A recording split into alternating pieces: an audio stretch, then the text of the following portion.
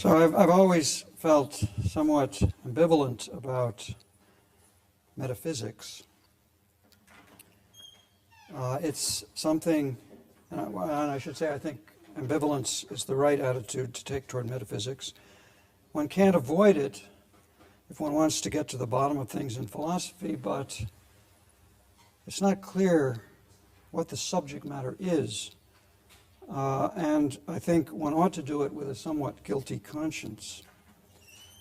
At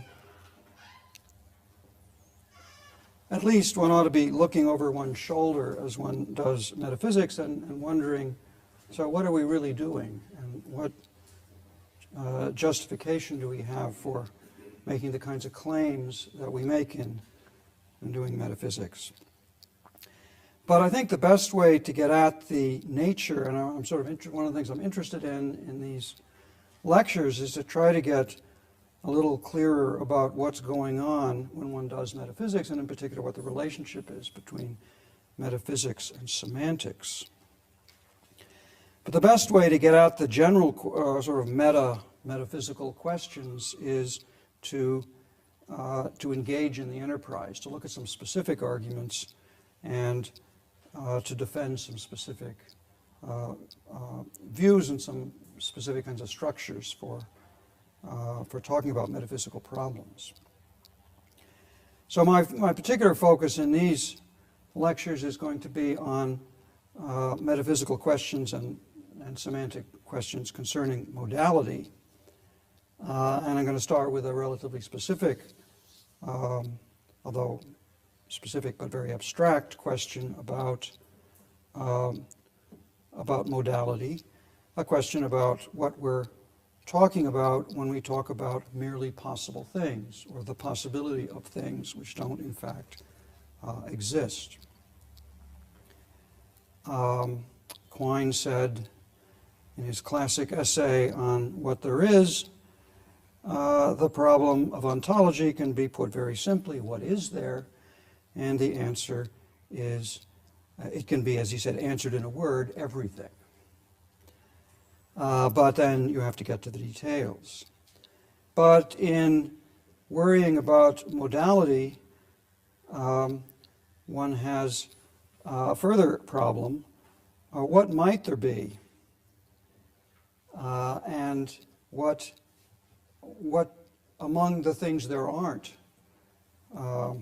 are things that might be. There are no things that might exist but don't, or so it seems, yet in a sense there might have been things other than those there are. So sort of understanding what is going on there is what I want to do. And in the first lecture I'm going to sort of try to motivate the general problem and to suggest a strategy for addressing it. In the second lecture I'm going to go into some more, try to develop the idea more systematically.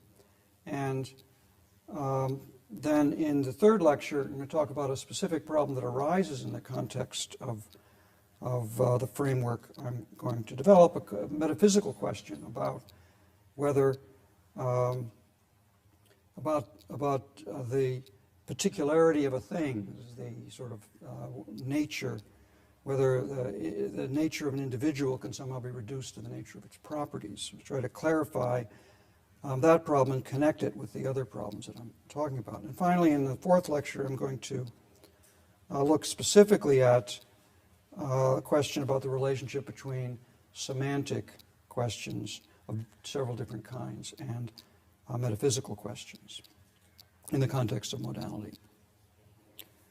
Now, the problem of merely possible, of possibilia, or merely possible things, is sufficiently daunting to have driven many philosophers in different ways to deny that there could have been anything other than what in fact exists, or that anything that exists could have failed to exist. I'll just give three examples of philosophers who developed this claim in very different ways. Wittgenstein in the Tractatus, the objects were, although you couldn't say this, you could only show it, but still the idea was that the objects are necessary existence. It's the arrangements of objects that determine contingency. David Lewis's modal realism is a kind of way of denying, saying that all the things that might exist do exist. And finally, Timothy Williamson has straight out defended the view that everything that might exist does exist, and everything that does exist exists necessarily.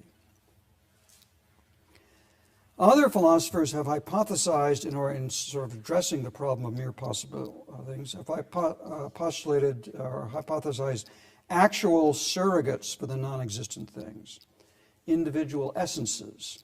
And here I'm thinking of Alvin Plantinga's metaphysical theory. There are individual essences which are themselves necessary existence, and they correspond one-one with all the things, as we're inclined to put it, that might exist. Still others think that because taking modality seriously forces us to such metaphysical extravagance, we should reject modal discourse as anything more than a façon de parler. But I think modal concepts are central to our understanding of the world, the actual world, and that understanding them should not require extravagant metaphysical commitments.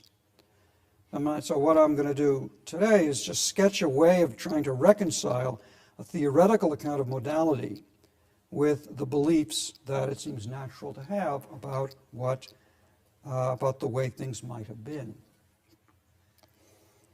Now, there's some philosophers who want to take modality seriously and seek some kind of theoretical account of modal discourse, but who still think that we can't take possible world semantics as an account of modality seriously without making extravagant metaphysical and untenable metaphysical commitments. So Christopher Peacock, for example, said, quote, let me see, did I put this on the handout? Yeah, the first thing on the handout.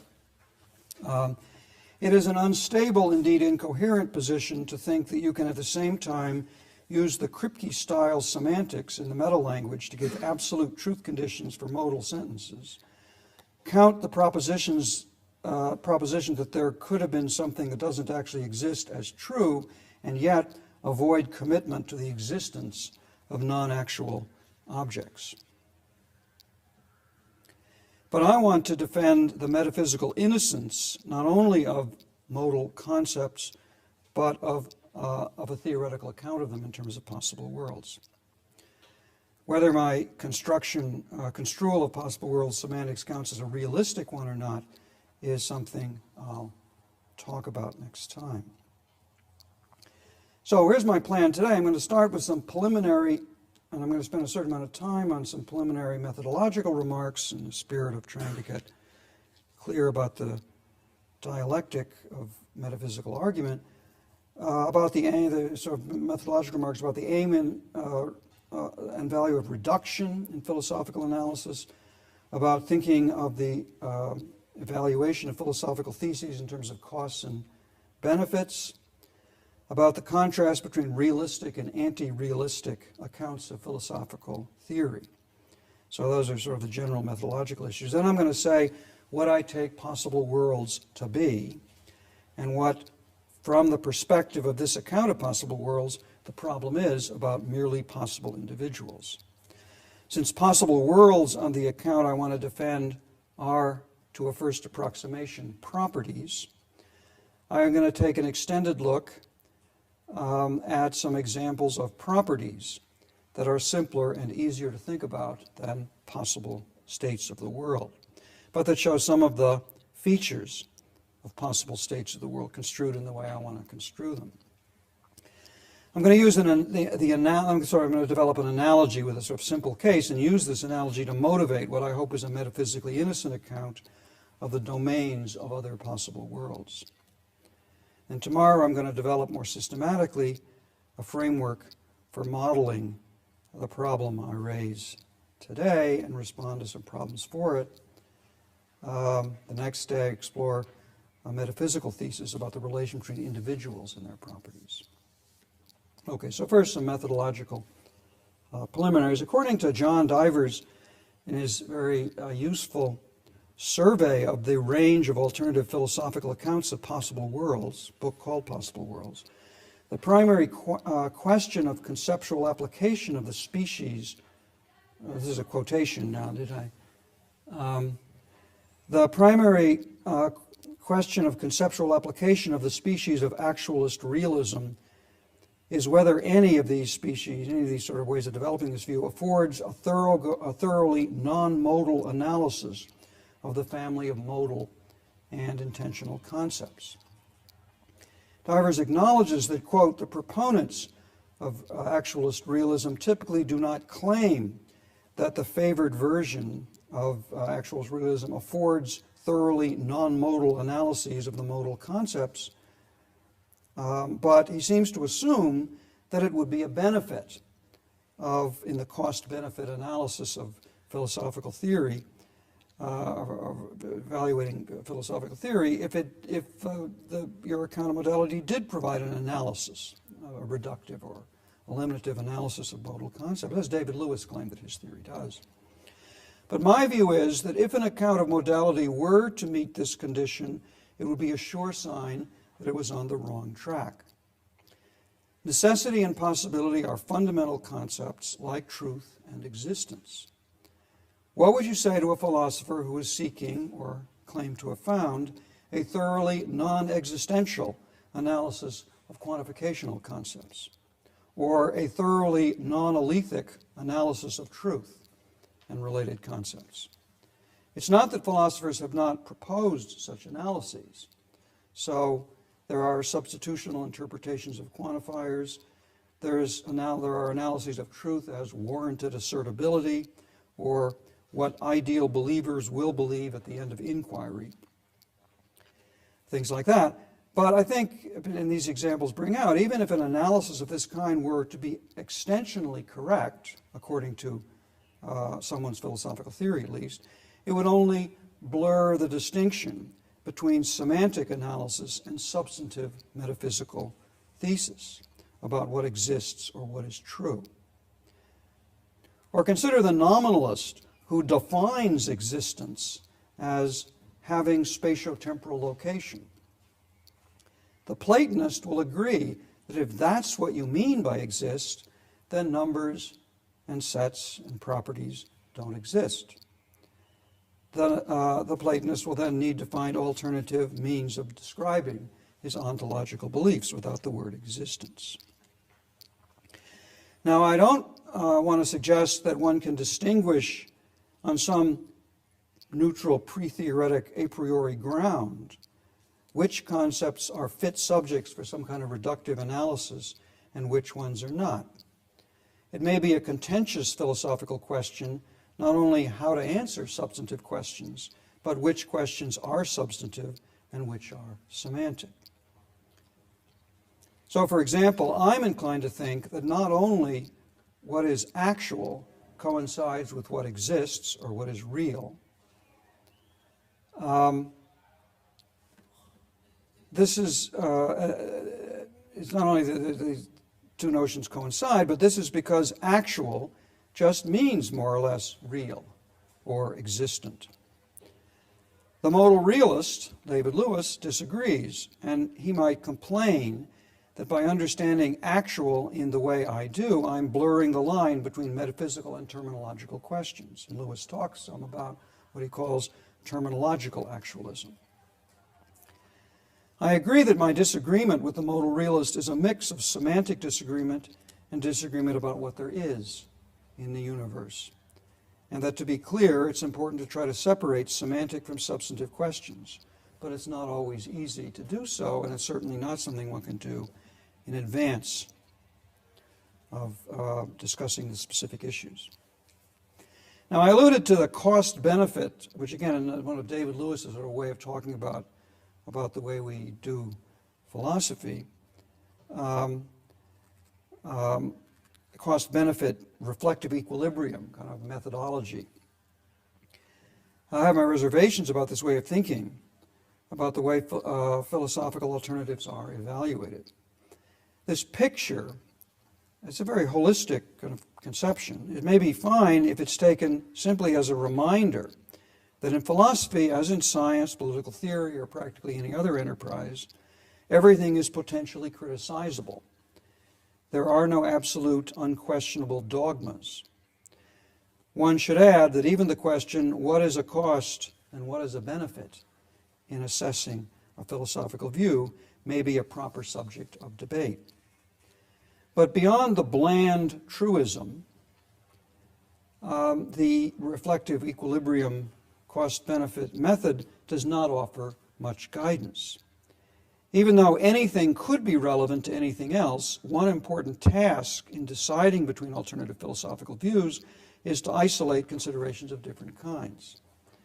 There may be no absolutely neutral conceptual standpoint, but it's a virtue of a theoretical account of some concept or family of concepts. It's a benefit in the cost-benefit analysis if one is able to fashion some tools that manage to remain neutral on issues in dispute. That is, to provide resources to formulate alternative substantive views as coherently as possible. A more neutral account, say, of truth or existence or properties and relations or modality, may be disappointing. It would be nice to have an account of truth that gave us a lot of information about what's true. But I think we should be suspicious of an account of modality as of truth that tells us too much about what there is or about what there might have been. So consider this parody of the cost-benefit methodology. Run amok. X says, I have a beautiful, austere, and crystal clear theory of properties. And they are just sets, no more and no less. The relation between a property and its exemplifications or instantiations is just the relation between a set and its members. Y responds, yes, it's a beautiful theory, I agree, but unfortunately it's false. There are many obvious counterexamples. We don't need to consider exotic examples like renates and chordates, things with a kidney and things with a heart. Consider any two uninstantiated properties, like, say, being a talking donkey and being a philosophizing cat, two of David Lewis's favorite examples. It follows from your view, says Y, that these two properties are one, which is obviously wrong. X replies, some who like my theory, perhaps Aquinian, would reply by rejecting your intuition that there are distinct properties here. But I am a commonsensical chap, as David Lewis liked to describe himself, and I agree with you that the properties you have described are distinct.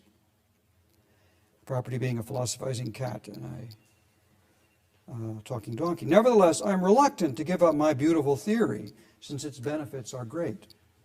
I prefer instead to give up the belief that there are no talking donkeys and no philosophizing cats.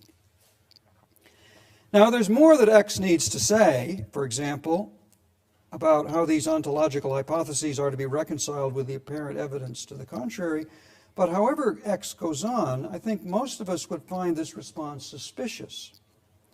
Not just because the benefits of the beautiful theory is outweighed, the benefit of the beautiful theory is outweighed by the cost of the ugly fact, but because there is something suspect about using this kind of theoretical, very abstract theoretical virtue to reach this kind of conclusion about what there is in the world. Now, this little story is a parody, but it can be argued that my story of X and Y is just an uncharitable spin on the kinds of considerations that motivate David Lewis's modal realism. Lewis does hold this theory of properties, and getting the identity conditions for properties right is a prime motivation for his hypothesis of a plurality of worlds, which involves the existence of philosophizing cats and talking donkeys, although not the actual existence of such things. And it is the identification of properties with sets that rules out for him an actualist account of possible worlds. And we'll come back to some of those issues about modal realism later. So one final methodological remark before getting down to substance. It's common to distinguish between ontologically serious applications of modal semantics and purely instrumental uses, the latter including purely mathematical uses, that is, the construction of models to show the satisfiability in a technical sense of certain sets of sentences in a formal language. I mean, really just to use possible worlds as a way of mathematically precisely picking out a class of sentences, the valid or satisfiable sentences. So that's one kind of non-serious use or non-metaphysically serious use. Another is purely heuristic uses that treat possible worlds discourse as, to quote Ted Sider, quote, a vivid shorthand for sentences containing modal operators. It's often suggested that if we take possible worlds seriously, possible world semantics to be a theory that contributes to a project of philosophical explanation of modality, then we must specify a particular model, the intended model of metaphysical possibility. So John Perry and John Barwise and John Perry quotation, second quotation on the handout, if possible worlds are supposed to be a model of something, say super reality, under some correspondence or other, then it ought to be there ought to be one that is the intended or standard model, the one that really corresponds to super reality. Now, I think this contrast between the serious and the unserious uses of modality is oversimplified.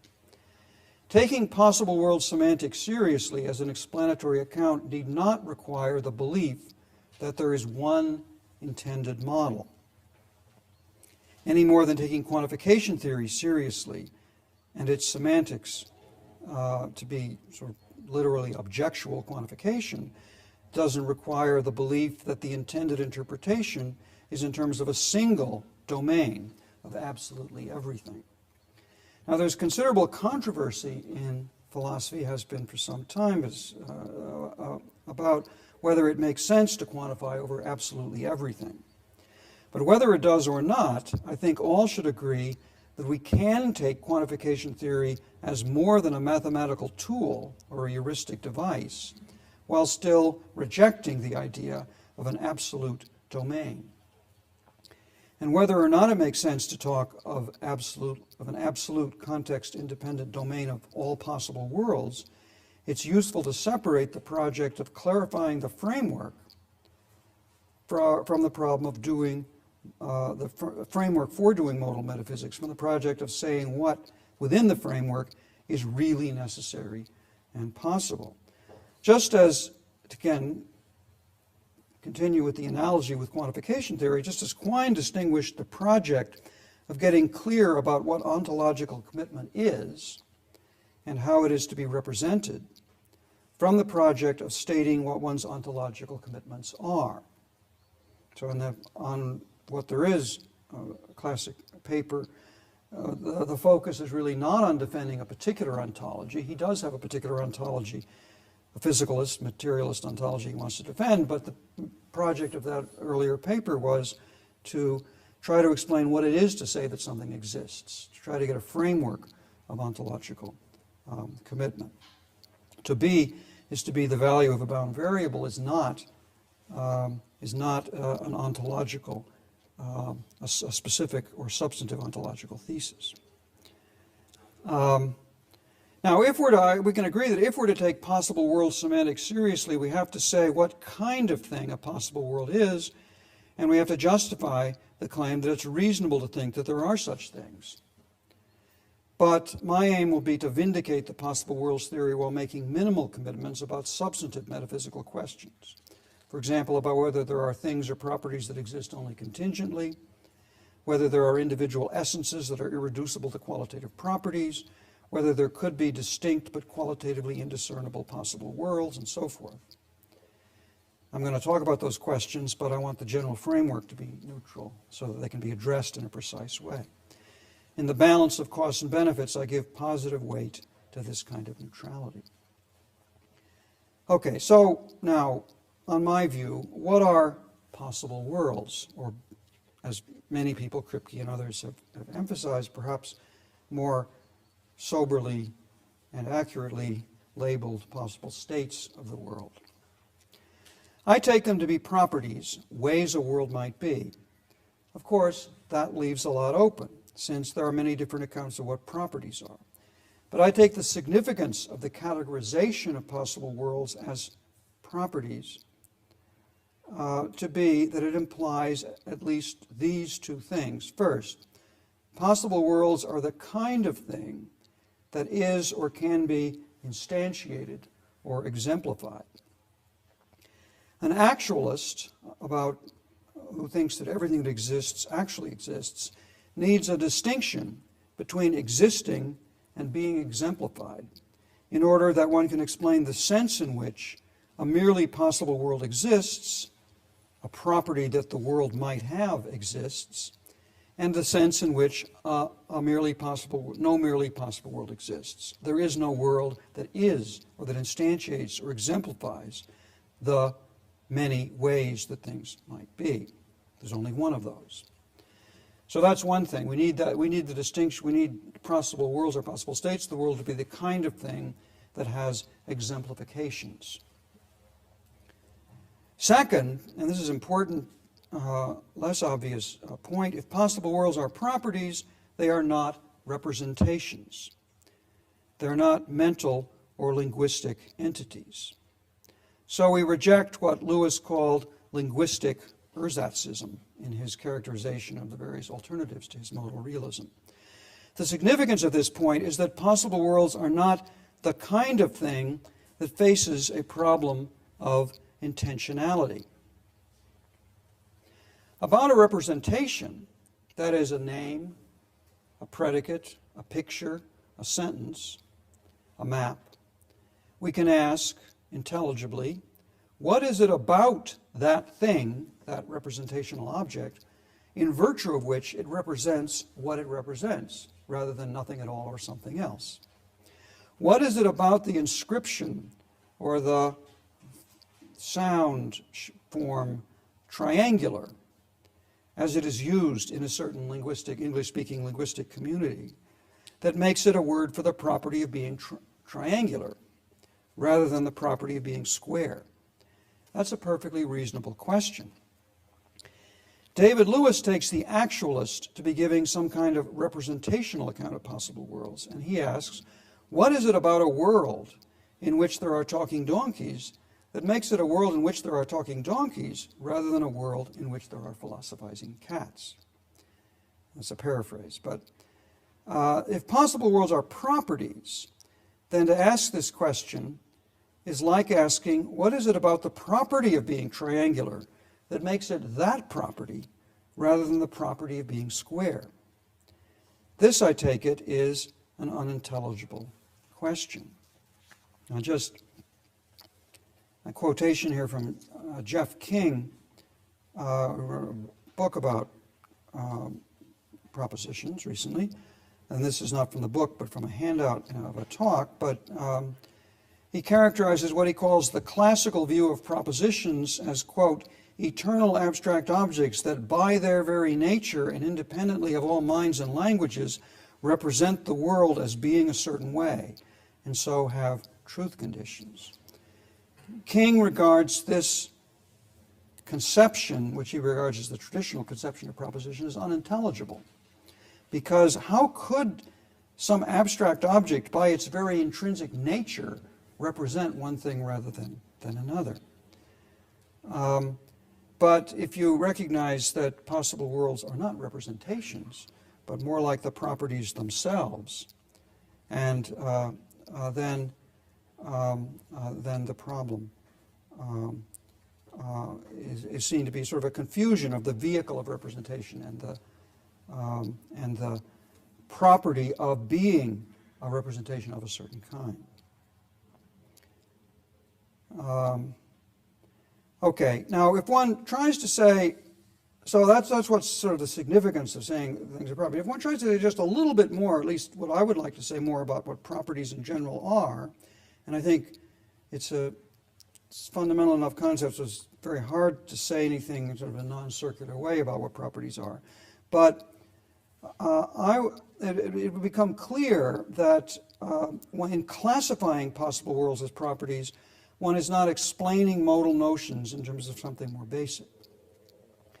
So I take the notion of property and relation to be themselves modal notions.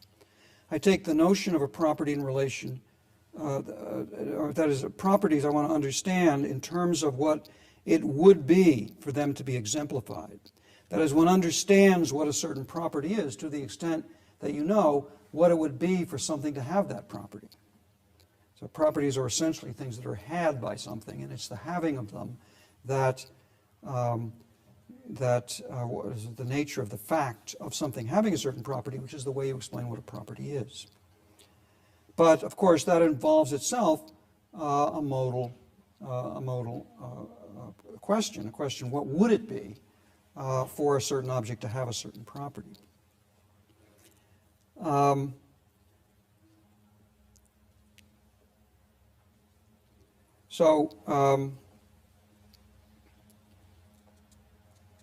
Properties themselves, I'm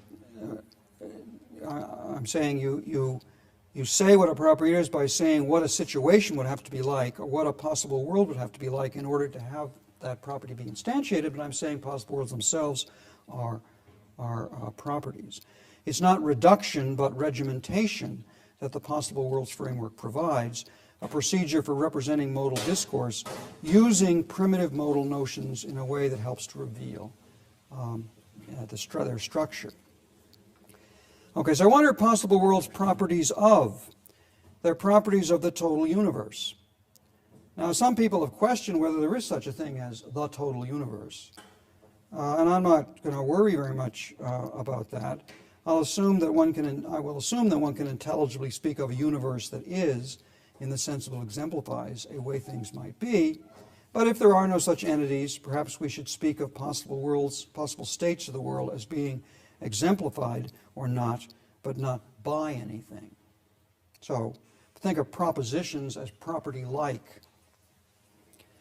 Possible worlds on the actualist construal are usually said to be complete or maximal, maximally specific in some sense.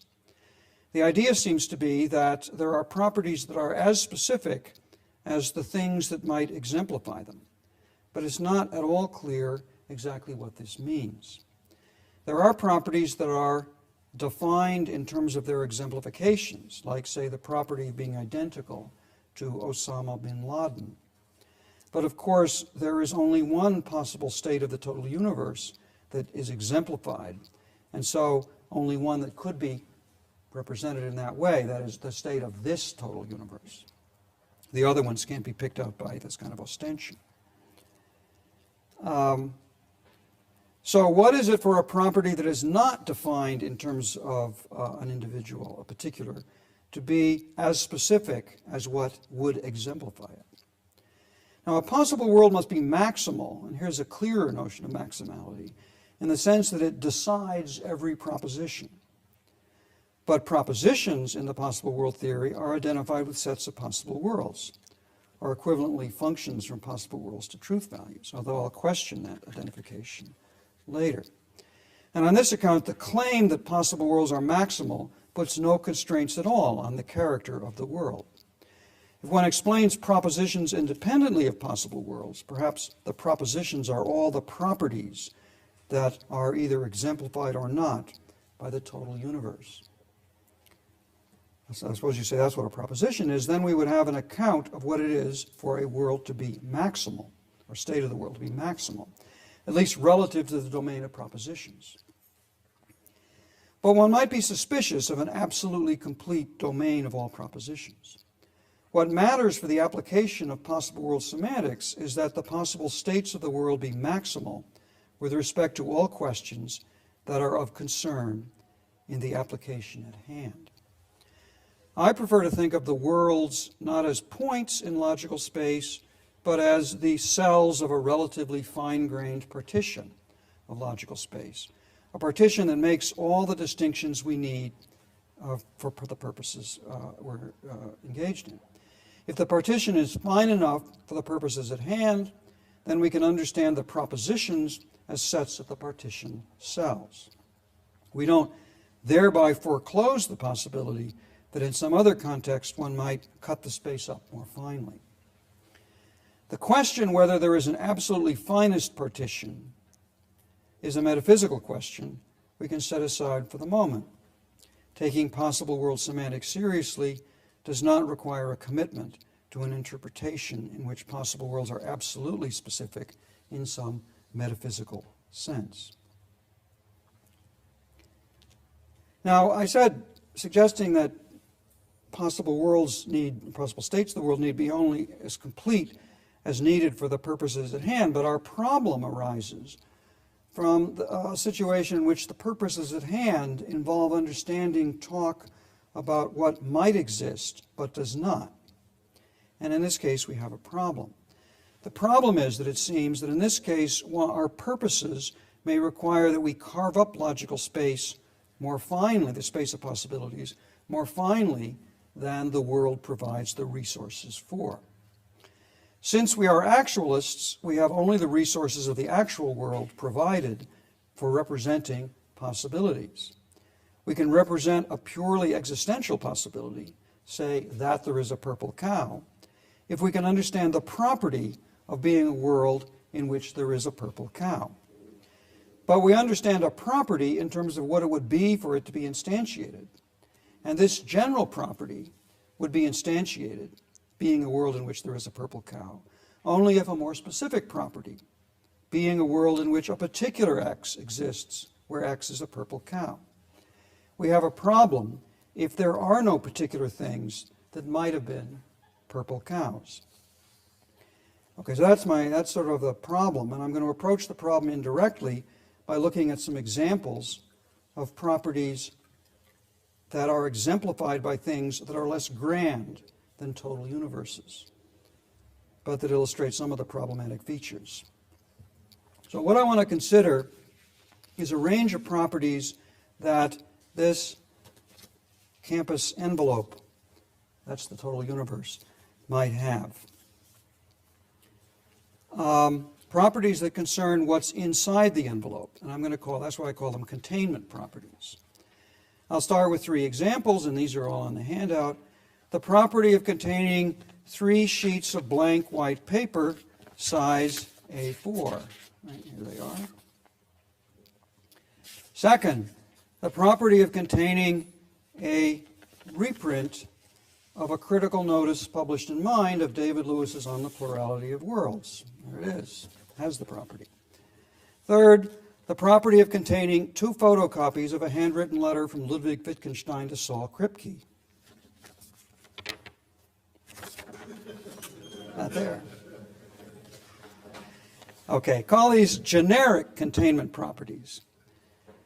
One might also define specific containment properties, such as containing 3 particular sheets of blank white paper, these 3, in this order, one on top of the other, in this order.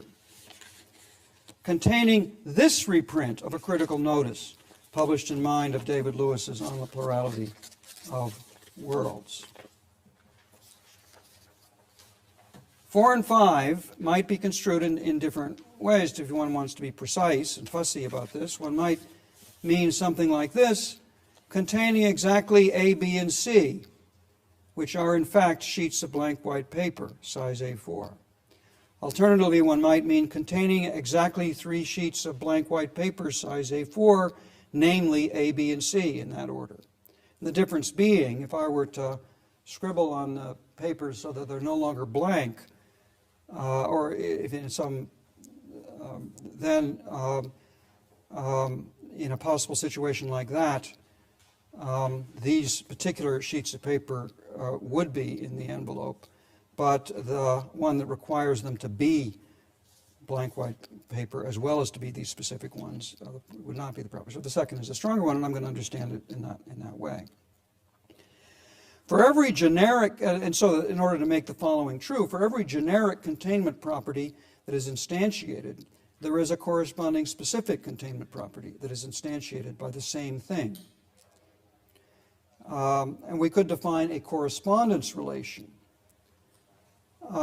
which would be a second-order relation, a binary relation that relates to properties, relates the specific containment property to a corresponding generic containment property. Now, Saul Kripke was about 12 years old when Ludwig Wittgenstein died. And we know that Kripke was a precocious child, but I'm going to assume, as a matter of fact, these two philosophers never exchanged letters. And so that there are no photocopies, and I'm going to also assume, which is perhaps metaphysically contentious, but will do for the example, that there are no things that might have been photocopies of a handwritten letter from Wittgenstein to Kripke. If this is right, then it seems also reasonable to assume, and I will assume for the purposes here, that there are no specific properties corresponding to our third example of a generic containment property. That is, we have a generic containment property, which is a perfectly good property. We have a correspondence relation, which is a perfectly good relation between, which holds, in some cases, between generic and specific properties. But there are no specific properties of the kind that would correspond to this generic property. Still, the general claim we made about correspondence still holds. Generic property 3 would be exemplified by the envelope only if a corresponding specific property were exemplified by the very same envelope. In terms of this second-order correspondence relation, we can define a second-order property of properties being a specific containment property corresponding to the particular generic containment property in question 3.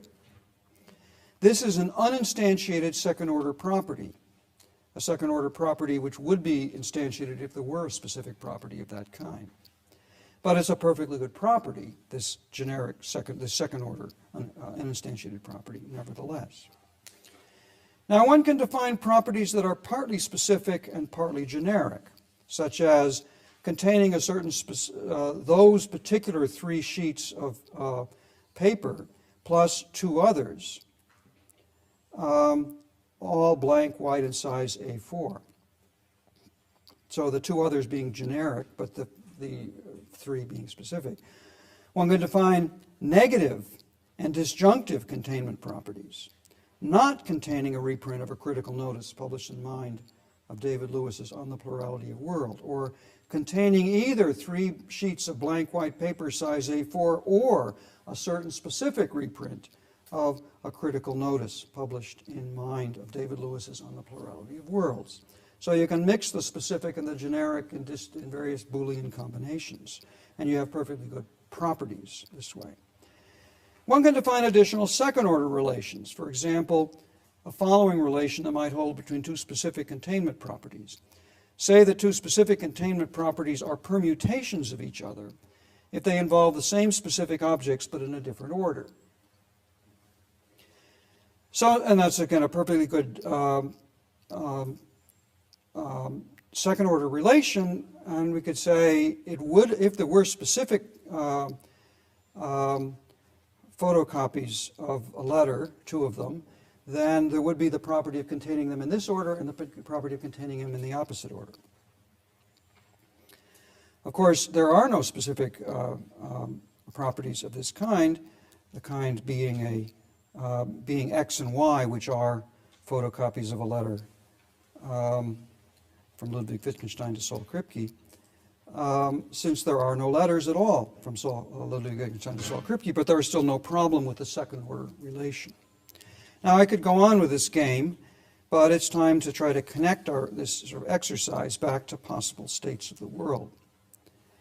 But before doing this, let me just point to one general fact about negative, generic, and specific properties. I noted that if a generic positive containment property is exemplified, such as containing 3 white sheets of paper and so on, then there must be some corresponding specific property which is also exemplified by the same thing, the envelope. So if there are no specific properties corresponding to the generic property, it follows that the generic property is uninstantiated. It also can see that if a negative generic property is exemplified by something, then every corresponding negative specific property is exemplified by that thing as well. That is, if the envelope does not contain 3 sheets of white blank paper, then every specific property of the form doesn't contain these specific properties is also instantiated by the envelope.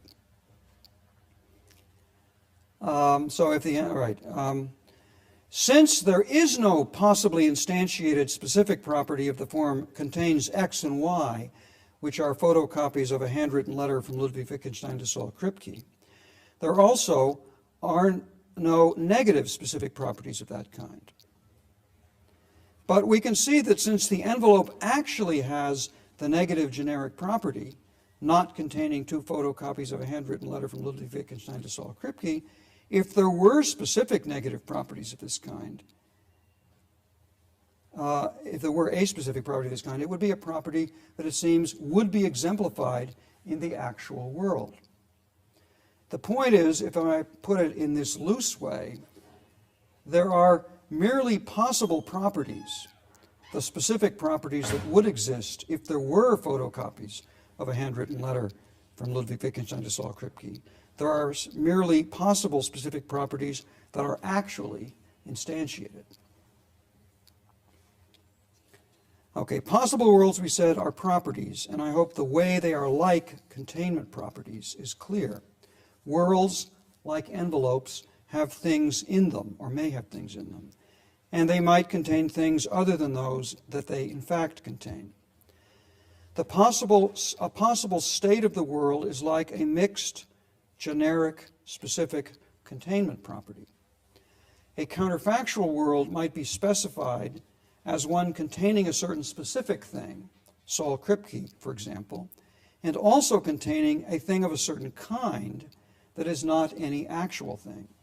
For example, Saul Kripke's 7th son.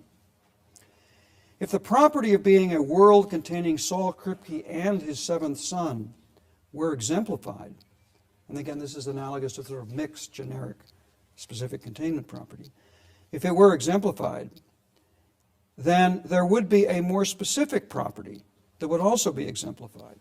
The property of the form Saul Kripke and X, X being his 7th son, containing Saul Kripke and X, X being Saul Kripke's 7th son. That's the specific property. There are no specific properties of that form, but if the generic property were instantiated, there would be such properties and they would be exemplified. There are, it seems reasonable to believe, no persons who might have been Saul Kripke's 7th son, or anything that might have been a person who was Saul Kripke's 7th son, and so no properties of this kind that might be exemplified. But we can still generalize using second-order properties and relations about properties of this kind that involve specific individuals. Okay, now let me just quickly use an example that Saul Kripke himself used, slightly modified for my purposes, to expand on this point. Kripke, in order to underline the modest and commonsensical character of his conception of possible worlds and to help dissolve what he regarded as a pseudo-problem about the identification of individuals across possible world, in an introduction to Naming Necessity, asks us to consider a simple school probability exercise, a problem about a pair of dice and the 36 possible ways that the dice might land, or might have landed. Kripke tells us that, quote, one of these mini-worlds, the one corresponding to the way the dice in fact come up, is the actual world. So Kripke is assuming, fictively I assume, that we're talking here about an actual pair of dice that were flipped, that were tossed and landed up one particular way. And he labels them die A and die B. His main point was that it would be silly to ask, what is it about the possibility in which A lands 6 and B 5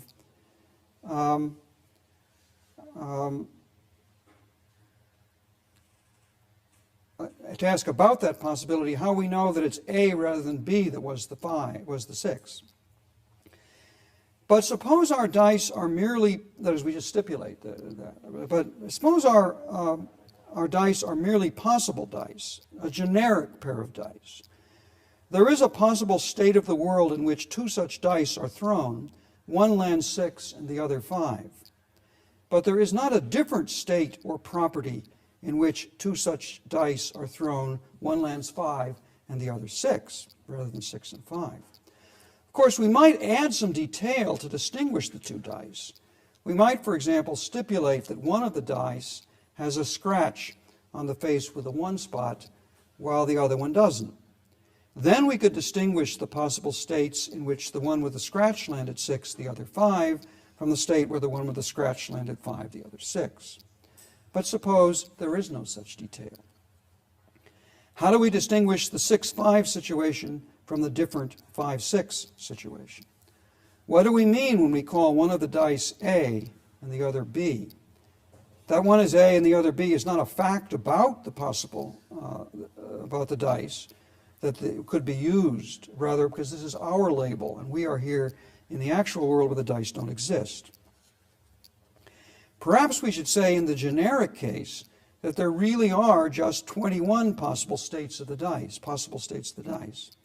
But if one of them had been realized, that is, if the dice had been real and had been thrown, then there would have been 36 possible states of the specific dice that would have then existed. We cannot distinguish specific die A from specific die B from the perspective of the actual world where neither exists, and they are indistinguishable, except for the way they land, but they could have landed any of those ways. But we can talk in a general way about specific properties of the form A lands 5 and B 6. And we can use the second order permutation relation that I talked about in the context of the containment properties to talk about pairs of specific properties which have this form, but with the A and the B reversed. There are no such properties, but there is a second order relation between properties. If we need to talk in a general way, we need to talk in a general way about the possible specific properties in order to represent facts about the generic situation, such as the fact that in the possible situation in which the one lands 5 and the other 6, it's also true of the one that landed 6 that it might have landed 5, while the one that landed 5 landed 6. That is, there's an iterated modal claim. There exists an x and there exists a y, such that x lands 6 and y 5, and possibly x lands 5 and y lands 6. That's a purely generic property itself, but it involves the requirement that one talk in a general way about possible specific properties. Okay, so I'm going to just finish up now by summing up the general idea and pointing to some problems with it that I'm going to develop and respond to tomorrow. Possible worlds are maximal properties that a universe might have, or equivalently, maximal consistent propositions. They're maximal in the sense that for every proposition, either it or its contradictory is entailed by the maximal proposition. That is, a proposition is maximal if for every proposition, either that proposition or its negation is entailed by it. But a proposition might be maximal in this sense while failing to be fully specific, where a property is fully specific only if for every existential proposition that it entails, it also entails a singular proposition that is a witness to the existential proposition. Just saying this much is a step toward reconciling simple modal claims about merely possible things with actualism. We can give truth conditions for statements such as, Saul Kripke might have had 7 sons, without committing ourselves to the existence of anything that might have been one of Saul Kripke's 7 sons. The statement is true if and only if there is a maximal consistent proposition that entails the existential proposition that Saul Kripke had 7 sons. And there are such maximal propositions, presumably. This gives truth conditions for the possibility statement as a function of the inner proposition that is said to be possible. But we need our recursive semantics also to give the conditions under which the clause that expresses this inner proposition would be true, relative to a non-actual possible world. It seems, however, that Saul Kripke has 7 sons can be true relative to a given possible world only if 7 singular propositions of the form, 7 distinct singular propositions of the form X is Saul Kripke's son, were all true with respect to that world. Which is to say, only if 7 singular propositions of this form are entailed by the maximal proposition that is that possible state of the world. But if maximal propositions can fail to be maximally specific, then this condition will not be met. Now, Alan McMichael, in a classic criticism of possible world possible world semantics in the 1980s, made the problem clear and precise by focusing on the problem of iterated modal propositions. For example, that Saul Kripke might have had 7 sons, the last of which was a plumber, who instead might have been a lawyer and not a plumber. McMichael proved, using premises that he argued the actualist should accept, that an iterated modal claim such as this cannot be true, assuming that no actual thing could have been Saul Kripke's 7th son. But that is, to have essentially contingent objects, or merely the mere possibility of objects that correspond to nothing in the actual world, you can't have iterated modal claims about them. But as McMichael emphasized, he was very clear about what are the contentious assumptions that he used to derive this result.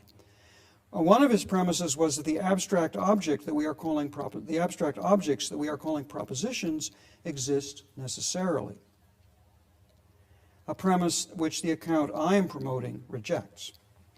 So in response to this way out of the problem, McMichael addresses this kind of response. He says, to acknowledge that the possible worlds which exist from the point of view of one world are distinct from those that exist from the point of view of another.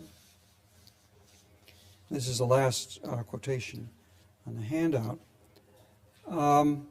Is to give up the extensionality of possible world semantics.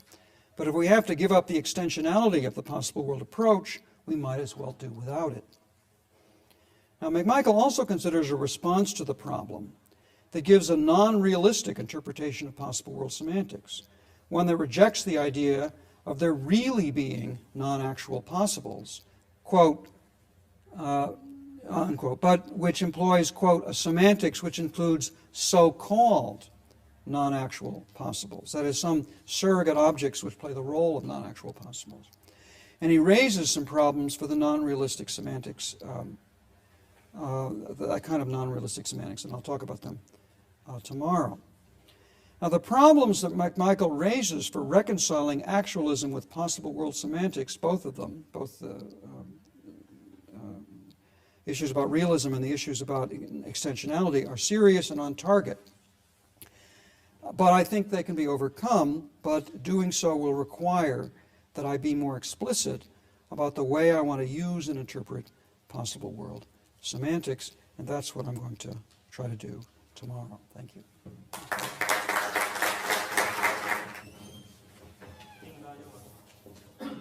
Do you regard your containment properties as being properties of exactly the same kind as properties like being round, being square, being yellow, and so on?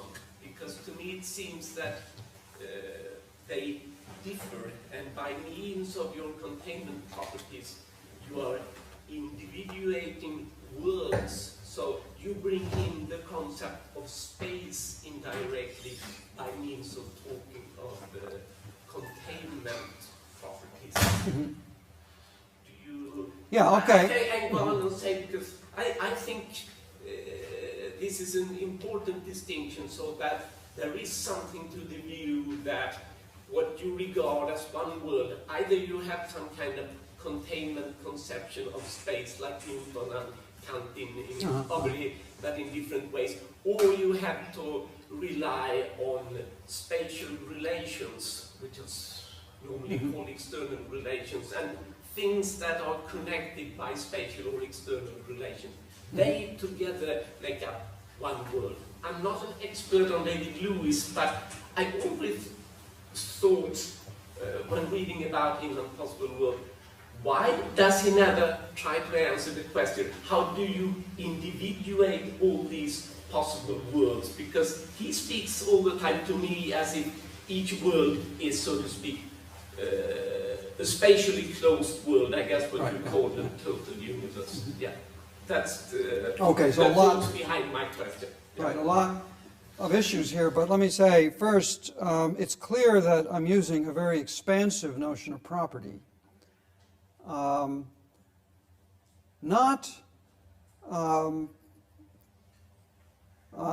think there's room for various looser and tighter notions of property, but at least the most expansive notion is just some way of something about the situation that a thing is in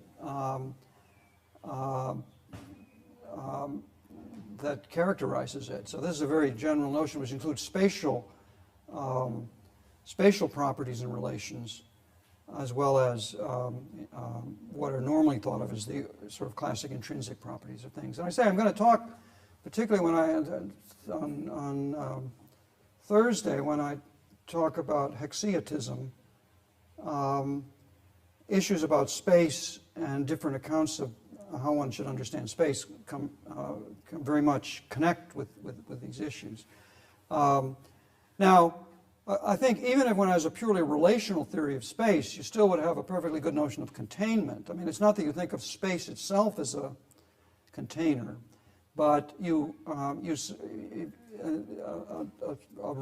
relationist about space could perfectly well talk about objects being inside other objects. So, and of course, the containment properties was just supposed to be a little homey analogy, so I don't want to push too hard on the notion of containment. But to the extent that the analogy went, it was that the analogy then, thinking of a world as containing objects, as just being an actual object, right, relative to that world. Now, to say something about David Lewis's way of, I mean, he does address the question, how should possible worlds be individuated? In some ways, the actualist doesn't have this problem, at least not quite the same problem, because the way there's, for the actualist, possible states of the world are just properties that a world might have, and the world itself is something that instantiates that. Right? It's the total universe. It's everything. If there are spatially disconnected parts of the world, then for the actualist, those are parts of the actual world. But for Lewis, who wants to take a different view, wants to take possible worlds as all concrete particulars of a certain kind, then he does face the question, so how do you individuate these things? That what makes something some talking or non-talking donkey, a part of this world, or not a part of this world, a part of some other world? How are worlds individuated? And the answer is, that Lewis gives, is to put a heavy weight on, a load on the notion of spatial and temporal, spatial-temporal properties. So if two objects stand in spatio-temporal relations to each other, one is before the other, one is a certain distance from the other, or whatever, then they are world mates, to use his terminology. That is, then they are parts of the same possible world. So the actual world is constituted by us, It's a very indexical notion. It's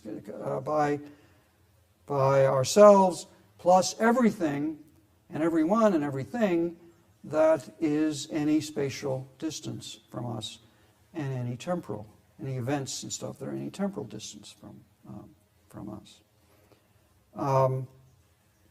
There may be counterparts between places in this world and places in another, or times in this world and times in another, but they're distinct objects. Now, in response to that, Lewis, one may be pressed on the question, but might there be possible worlds that aren't spatial temporal at all, or might there be worlds that have quite different structures of space and time than ours? And the answer is grants that there might be, but we must have some sort of notion of a family or structure of relations which plays the role or is analogous to the role of spatial temporal relations in order for something to be individuated as a possible world. So he has an answer of a sort to the question, and it does rest on, it does put a heavy load on the notion of a metaphysical load on the notion of space and time. Thank you for a very interesting talk. I have two questions. So one is about this notion of containment. You talk sometimes of notion of involving some individuals. What does it? Of course, I understand what it means in the case of an envelope that it contains this and that. But then when one talks about properties, like possible worlds, well, then we do intuitively talk about that this property involves a certain individual, a certain object, so contains. Yes, but is there some way of making this notion clear? What this containment would be as a relation between properties and objects that sort of have to exist if there is to be this correspondence relation. Right, yeah. Good. But then my second question has to do with this very exciting idea you have that actually we don't have that many possible worlds, because so let's suppose that Sol Kripke actually has 6 sons, right, to make the examples more simpler. And then we consider this possible world in which he would have 7 sons, right? And the problem, of course, is that there's no such thing here that could have been this 7th son. And so what you are saying is that it's not really the case that we have lots and lots of different possible worlds with different individuals who are the 7th son of the Sol Kripke. There is just one such, if I understand it, from our point of view. There's just one such world, right? Which is maximal but non-specific, right?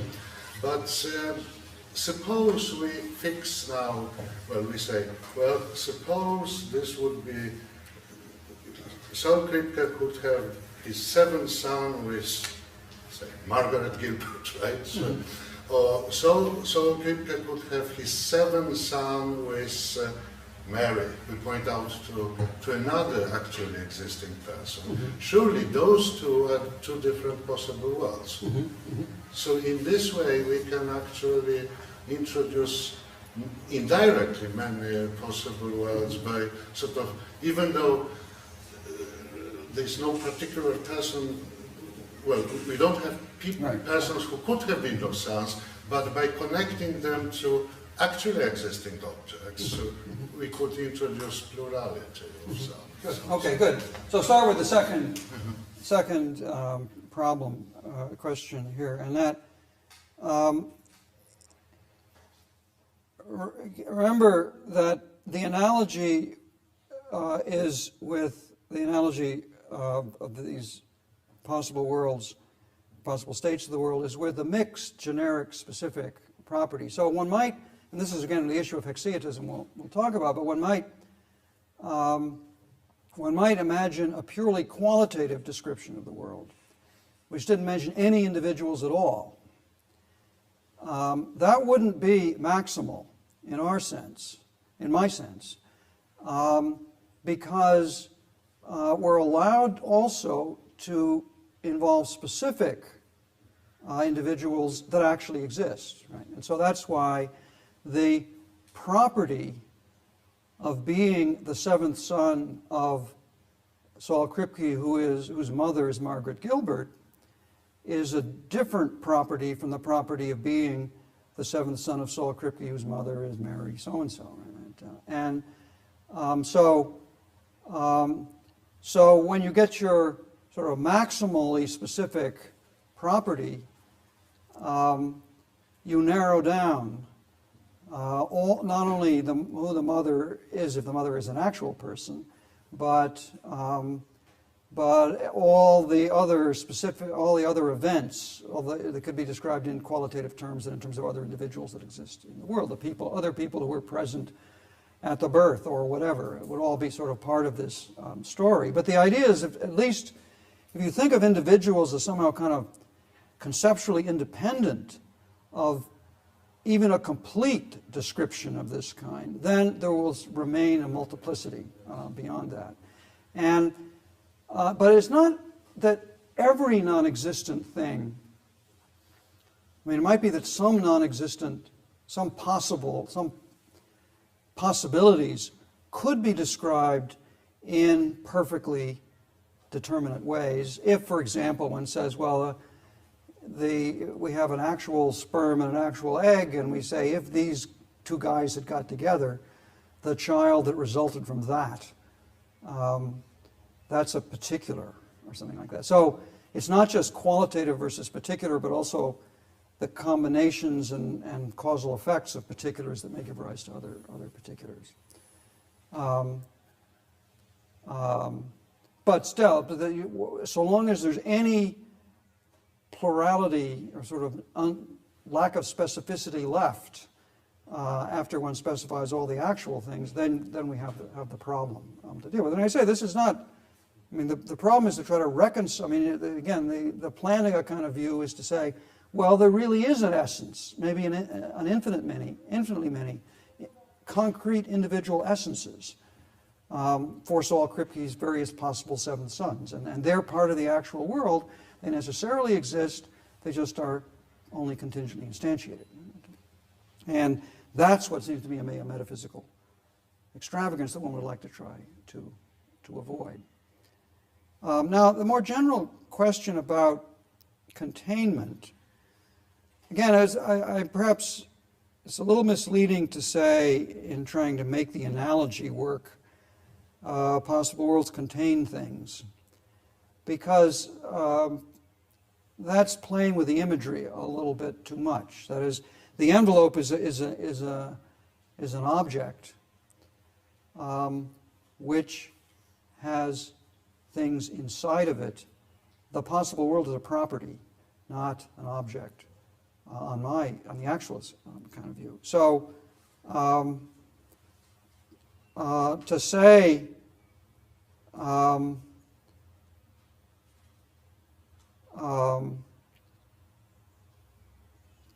to make the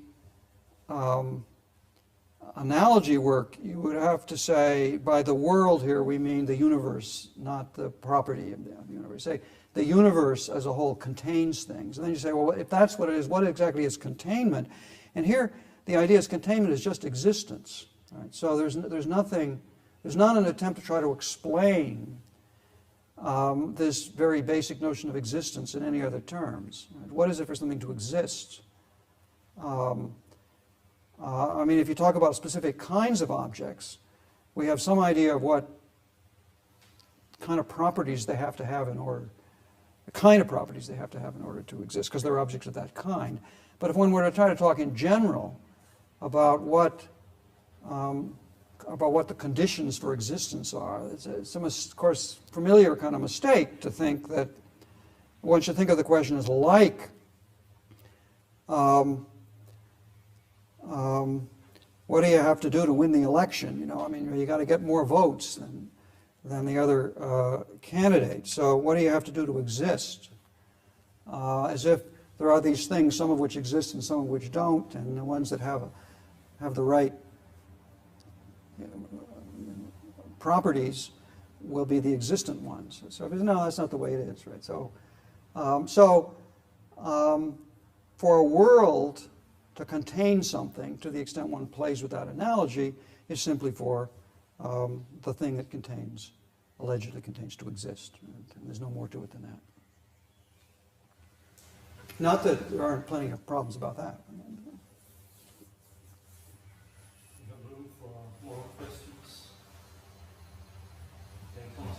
Just ask you to repeat something which I didn't quite follow, namely the second order possibilities. For example, this room might have contained a professor who might have been at Princeton. What would be what's the problem, the point you made? You said something about the seventh son who might have been. Right, yeah. Could you just repeat the point you want to Yeah. make from that example? Yeah, I mean, the problem here is that if we just deal with the first level, no iterated modalities, then we can say there's a perfectly good proposition, a generic proposition. Saul Kripke had 7 sons. The possibility operator is an operator on propositions, or possibility is a property of proposition. So we can say this perfectly good proposition has the property of being entailed by some possible state of the world. And that's what it is for it to be possible. And then you say, but wait a minute. In a recursive semantics, we not only want to say what it is for this proposition to be possibly true, but what is it for the possibility statement to be true in another possible world? And so for the iterated modality, we need to say not just whether this non-modal proposition is true in another possible world, but whether a modal proposition is true in another possible world. And there it looks like we have to go from that world to another one, and we need the specific individual, Saul Kripke's 7th son, in that world to be, because he's going to play a role in the modal, because it's going to be a modal proposition about him. So if we say, take the particular A, the particular X, who would have been Saul Kripke's 7th son, and it's that one who had one property but could have had another one. So it looks like we need the specific individual in the counterfactual possible world in order to go from that world to still another one. So that's sort of the problem of iterated modality. So the first step we can make, we sort of go from specific to merely generic, not fully specific. And if we stop there, we're fine. But if we want to go further, we need something specific from where we start in order to get to the next point. And that's, I mean, to put it a little differently, because pointing a little bit to what I want to, sort of machinery to deal with this, is there are no de re or sort of specific facts, modal facts, about merely possible things. But there are links between individuals. So the generic, we need a link between the thing that instantiates Saul Kripke's 7th son in one possible world and that very same person in some other possible world. So we need a link between merely counterfactual possibilities, which isn't, I mean, if we're talking about actual things, it's the actual thing that does the linking. So if Kripke says we can just stipulate that it's Kripke in this counterfactual world. And so that we get the link between the, and that, which allows us to talk about the de re properties of Kripke. But what about the de re properties, that is the modal potentialities of merely possible things? For that we need to be able to link them from the world in which they're realized, in which they exist, to other worlds which are counterfactual with respect to them. And so it looks like to try to escape this by saying we're going to have these merely generic possibilities as our possible worlds, not giving us the machinery to do this linking. So that's really where the problem is going to come. Could this be construed as an argument for modal realism, Lewis? For some kind of modal realism, I mean, it could be an argument for the sort of planning-alike theory. We've got to have these individual essences. So the essences could do the linking, and they could say, well, they all exist in the actual world. Or you could be a modal realist. Although the modal realist has other problems with this line, because for the modal realists, you know, these are really people, concrete people in the different possible worlds. So it can't be the same one literally, right? Because we're here, we're not there, right, in that other possible world. So both the modal realist and the modal actualist has a problem with identifying merely possible things across possible worlds. Could I sort of continue on this line? But supposing in maths we sometimes do this sort of thing. Suppose we prove the existence of a certain number with certain properties, but we don't know what number, right? But then we say, well, so take some number of this kind, right, and call it A, and then we continue sort of and reason about this A that we have in a way introduced by a stipulation, right? But and now the question is that it seems that we could do the same thing with possible worlds as well, because we could say, okay, think of this possible world in which Kripke has the seventh son, right? So there is a particular individual that is the seventh son, in that world, that is the seventh son of Kripke. So call him A, and then surely he could have been at Princeton, and then you sort of continue on your journey, right? But so I gathered that you would say, no, that's a no, you cannot do this sort of pick out this individual by stipulation and then continue linking using that individual. But can you sort of explain why? Yeah, no, I mean, that's good. I mean, one of the ways you get to the problems, that is the iterated modalities, is you have an existential claim, and we say, okay, let's call the witness to it A, and then we reason some about A, and maybe we get some internal stuff, some modal stuff going on in our reasoning, and then we put our quantifier back on again, the way you do in the kind of natural deduction quantificational reasoning of the kind you were describing. So, and of course, arguments like that in a modal quantification theory are going to go on, right? But then one says, we need a semantics for this language. In an extensional quantification theory, we can explain the validity of the reasoning semantically by saying, okay, you got an existential claim, we know that there exists a witness for that. And so as long as we don't assume anything about that witness, which we haven't built into our existential claim, then we're safe in reasoning about it, and then so long as we go back to saying, I'm only saying there is one that meets those further conditions. So we have our kind of background semantics that tells us that if we're really talking about sentences that say things, not just mathematical formulas, then the existential one will be true only if a witness is true. You say, but it looks like when you have an existential within a modal operator, that your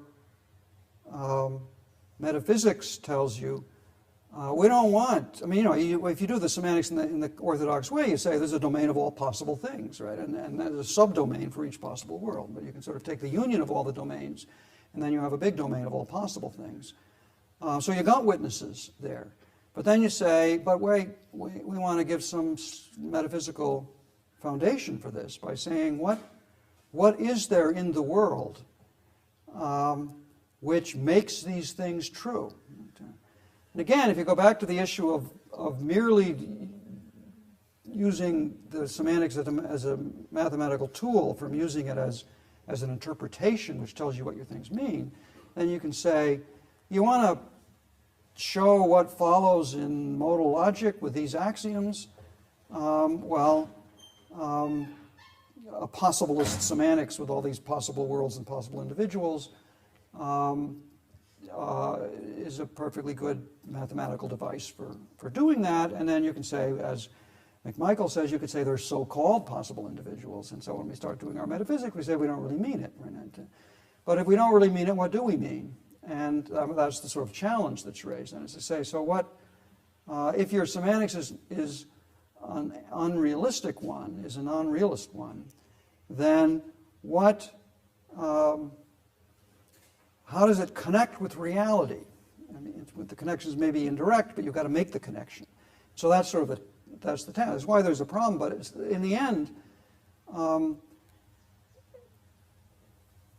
the lesson of the kind of reasoning you're talking about is that there are some relational structures here, just as there are in a spatial case. Maybe relational structures which aren't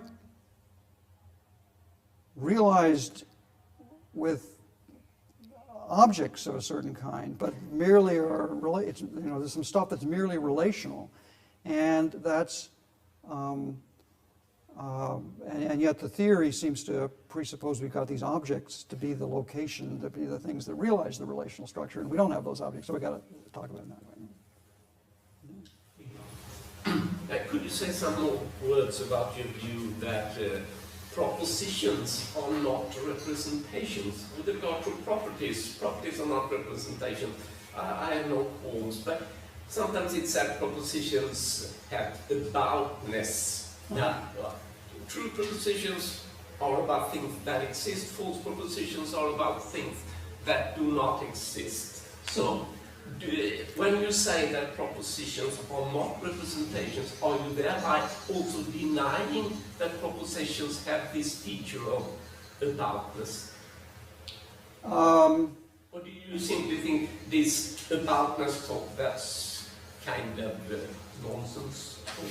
Oh, no. I mean, actually, I think that the problem of explaining aboutness is one of the central problems that I've worried most about in all of my work. But I think of propositions as part of, I mean, wants to say exactly what is the aboutness relation which you're trying to explain when you're dealing with the problem of intentionality. And I think of propositions as part of a way of stating that problem. That is, one way to put the problem of intentionality is how can something have propositional content? So an aboutness, I mean, is just one of the words, but one of the ways to put it more generally. And of course, it's not all intentional relations are propositional, but on some views at least, they're all reducible to propositional relations. So if you think of representing things as being a certain way, what propositions are is something like the way they're represented as being.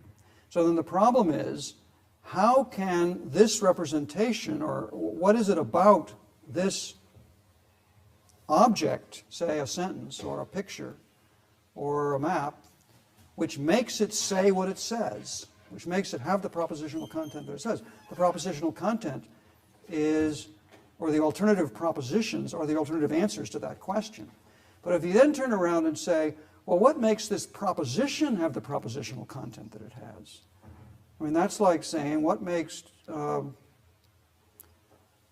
what makes Saul Kripke rather than David Lewis, right? He said, well, that's who he is, right? I mean, do you mean what makes him have that name, or what are, you know, what's his most central feature or something like that's one thing. But if it's sort of as if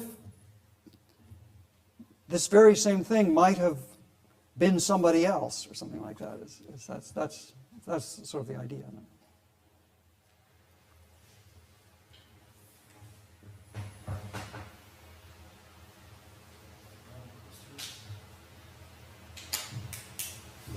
We will stop here and we'll see you tomorrow. Great, thank you.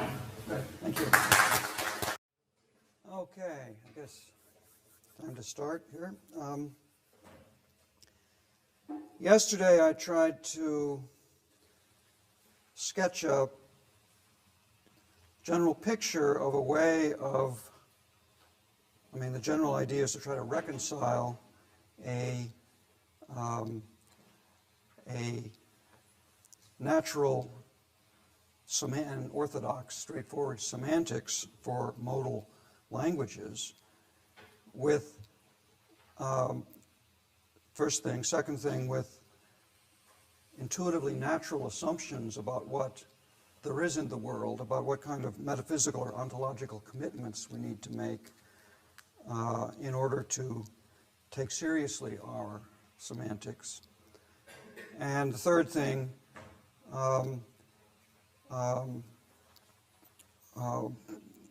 is to avoid, to avoid metaphysical commitments of a implausible kind. Doing that, I suggested, involved recognizing that propositions themselves, and maybe even possible worlds themselves, could be merely contingent objects. So there are merely possible worlds, where one understands possible worlds as properties or possible states of the world. Now, I start with a quotation from E.J. Lowe in a general discussion of ontology, a remark he makes really in passing, as if it were obvious.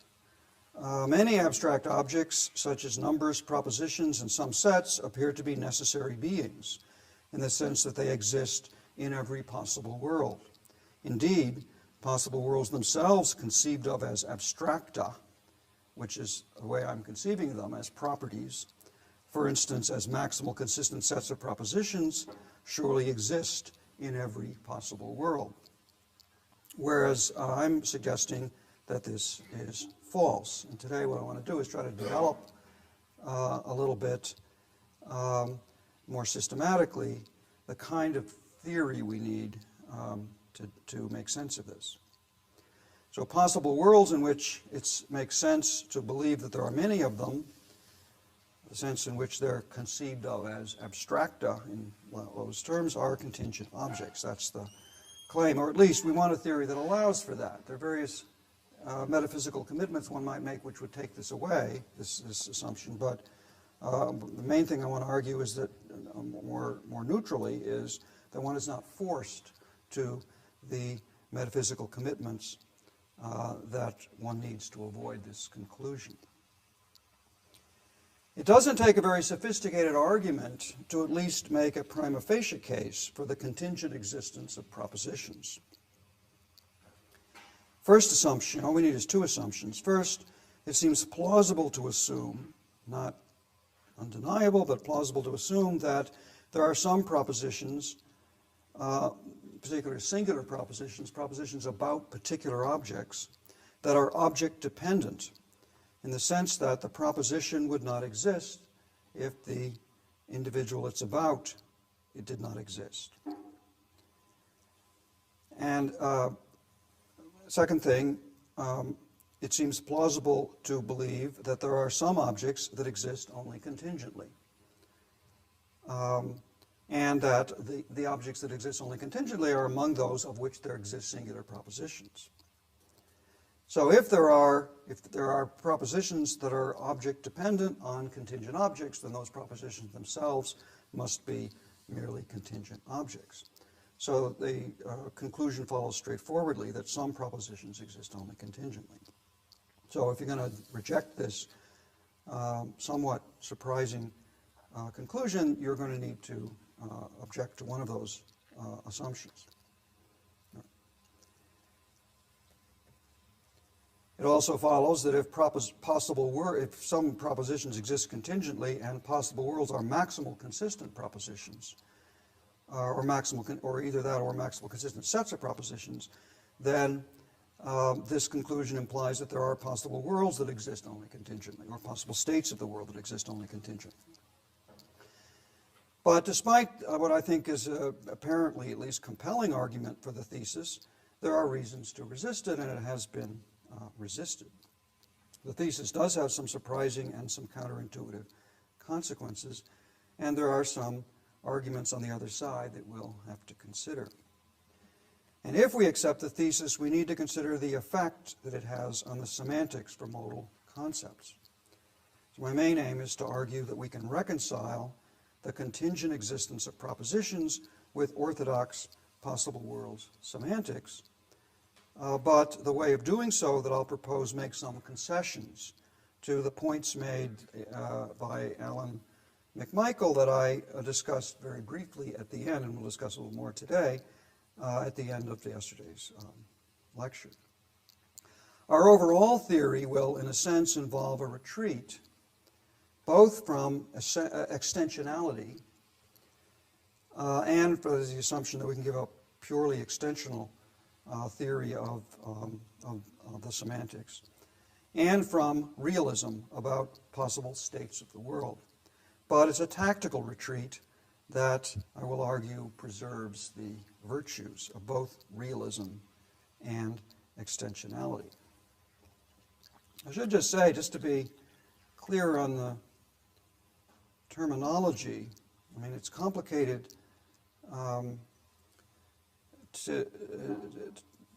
one can mean various different things by talking about realism, about possibility.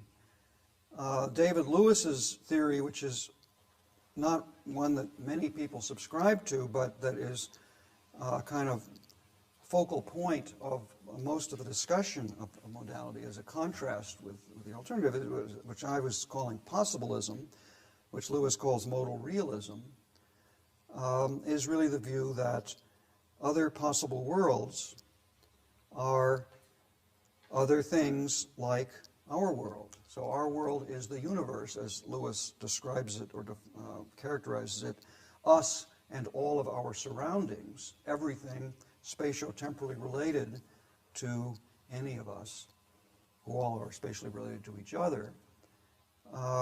That is the actual world. And the thesis of modal realism, as Lewis understands it, is the thesis that there are other things like that, like us and all our surroundings, other concrete particular universes, which are spatio-temporally disconnected from ours. And that's the sort of metaphysical side of the Lewis modal realism. The semantic side of the thesis is that when we use the term possible, we're quantifying over those other universes. So what it means to say that it's possible that there is a talking donkey is that there is a talking donkey in one of these universes, either the actual one or another one, in this case, only one of the other ones, talking donkey. So, again, the Lewis view having two parts, a metaphysical part that says there are these things, these universes, spatio-temporally parallel universes, spatio-temporally disconnected from ours, and the semantic part that that's what we're talking about when we talk about possibilities.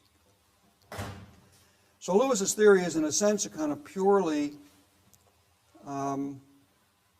extensional theory. It talks just about what there is, not what, and it analyzes or reduces what there might be to what there is. But what there actually is, on Lewis's view, is different than what there is. So actual is to be regarded as an indexical expression, something parallel or analogous to the word now. So just as you say, if you're, say, a realist about other times, you say the word now doesn't have any metaphysical status. It simply is a way of picking out the time of speech, the time you happen to be in at the time you use that expression. So other times are just as real as our time, but at each time one calls the time one is at now. Similarly, other possible worlds, other universes are as real as ours. We call ours actual because it's the one we're in. Other people in other places call their world actual just as truly as we do. In the same way as other people say it is now midnight, at midnight, they speak just as truly using the word now as we do when we say it is now 3:27.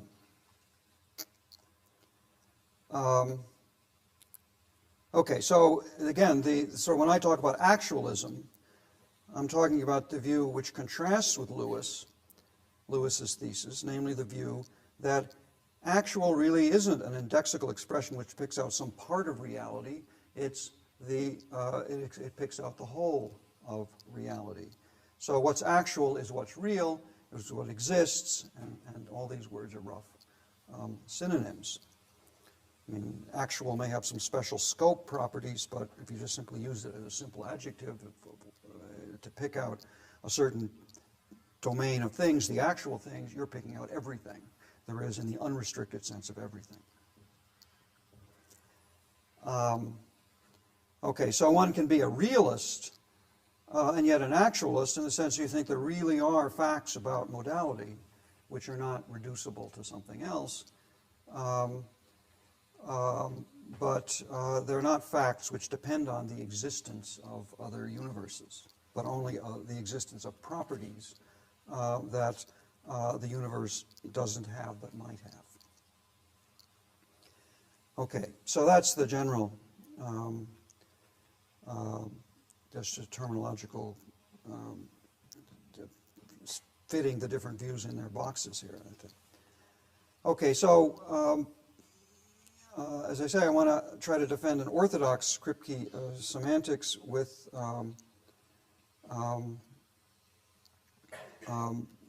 well, let me say in general what the plan is. I want to first I'm going to sketch a simple minimal theory of propositions. A theory which I want to suggest is pretty neutral.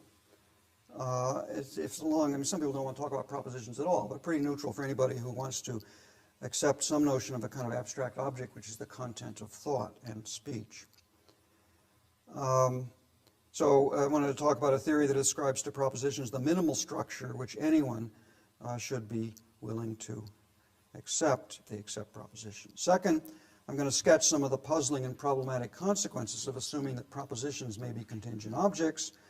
And third, I'm going to use an orthodox Kripkean semantic structure to provide a model for the theory of propositions that I sketch, and discuss the ways in which the model gives us a realistic semantics and the sense in which it does not. And finally, I'm going to look at some of the, look further at some of the consequences which some people have taken as reason to reject this kind of a picture. Okay, so what are propositions? Well, to start with, they're the contents of speech and thought, and they're the objects to which modal properties like necessity and possibility are ascribed. So when you say that something is necessary, it's a proposition you're saying is necessary. There are many theories about what propositions are, what are the things that play these roles, but all will agree about a certain structure of relations between propositions.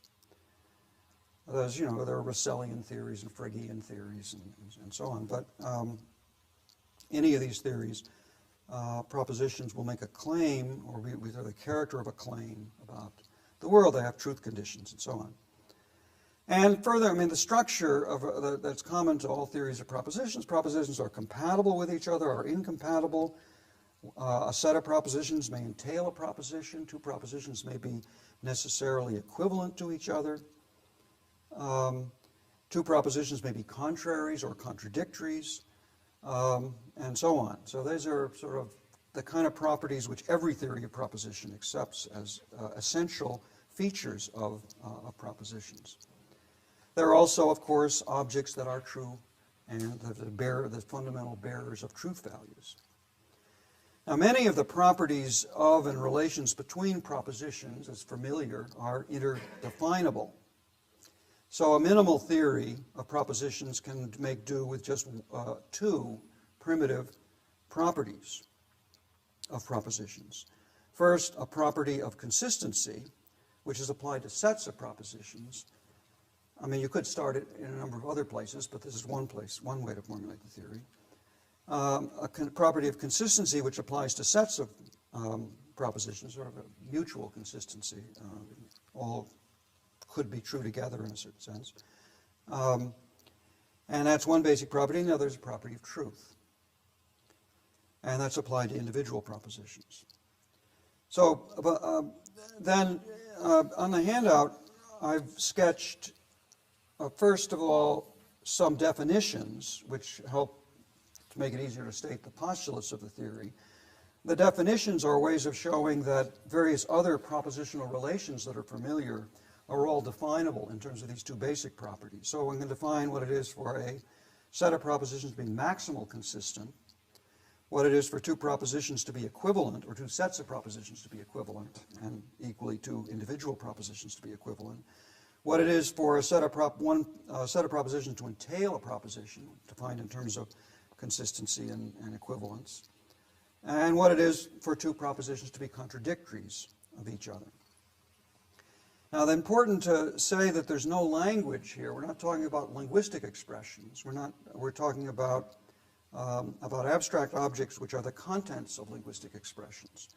So a contradictory is not defined in terms of some notion of negation as an operation performed on propositions, but rather is simply defined in terms of the entailment and consistency relationships between those propositions. So then, again, you can look at the definitions. There's nothing new here. This is a sort of familiar way of just formulating, one way of formulating what is a very standard kind of way of thinking about propositions.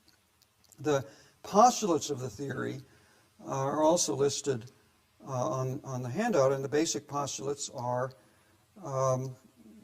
sufficient to give entailment all the right properties that everybody knows that it has. So you have things like every subset of a consistent set is consistent. The set of all true propositions is a maximal consistent set. Every proposition has a contradictory. For every set of propositions, this is one that perhaps not completely familiar, but for every set of propositions, there is a proposition which is equivalent to that set. And here the idea is that if you have a set of propositions, then if you think a proposition is sort of a condition on truth, and you say it's a perfectly good condition on truth to say every member of the set is true. And so there will be a proposition which is equivalent to the claim that every member of the set is true. So basically there's sort of a correspondence between sets and sets of propositions and propositions. Don't worry about paradoxes here. It's not that there's a 1-1 correspondence between propositions and sets of propositions. That would not be consistent. But for every set of propositions, there will be a proposition equivalent to it.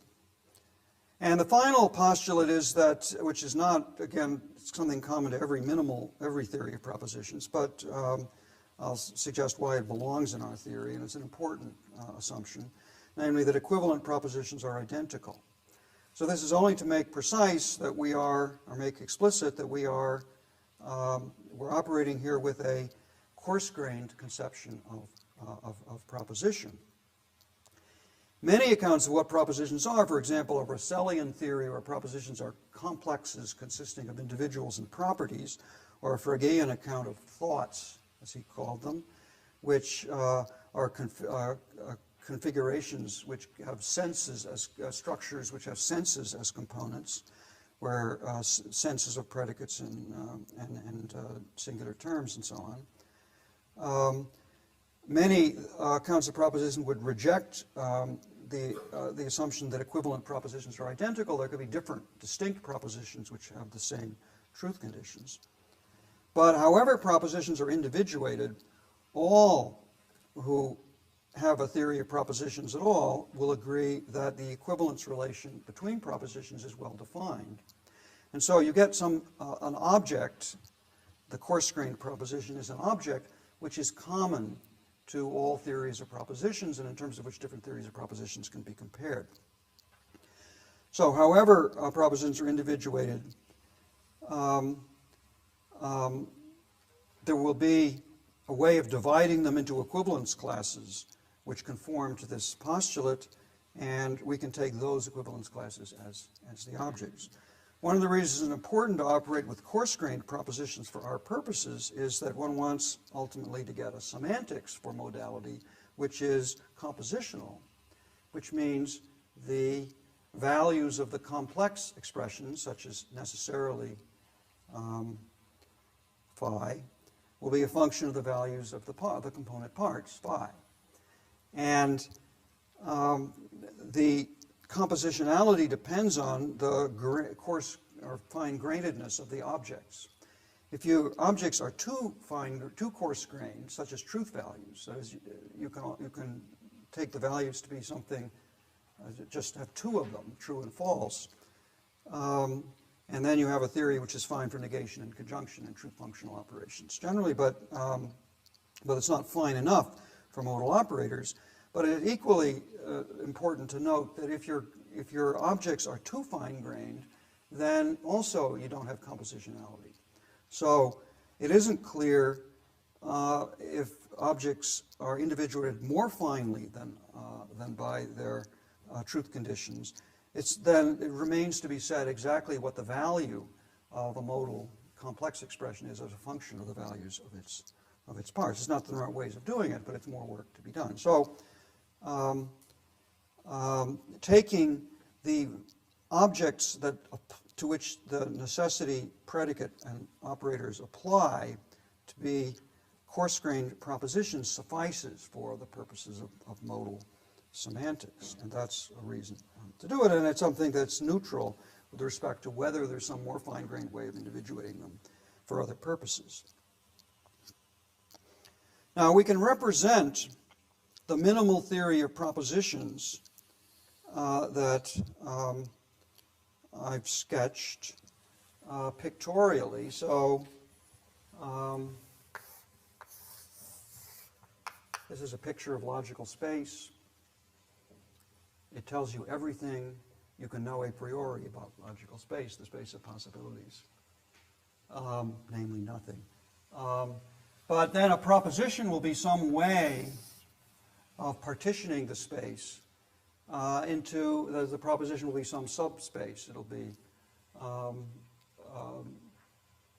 because our basic propositional relations are relations like compatibility and incompatibility, and sort of incompatibility can be represented by non-overlap of the region of the space. So a proposition can be represented as a subset of the space, and you can sort of draw in all the lines which give you the propositions, and when you're done, then what you will have done is partitioned the space into maximal consistent sets or subsets of the space. So that's sort of a pictorial representation of all the propositions.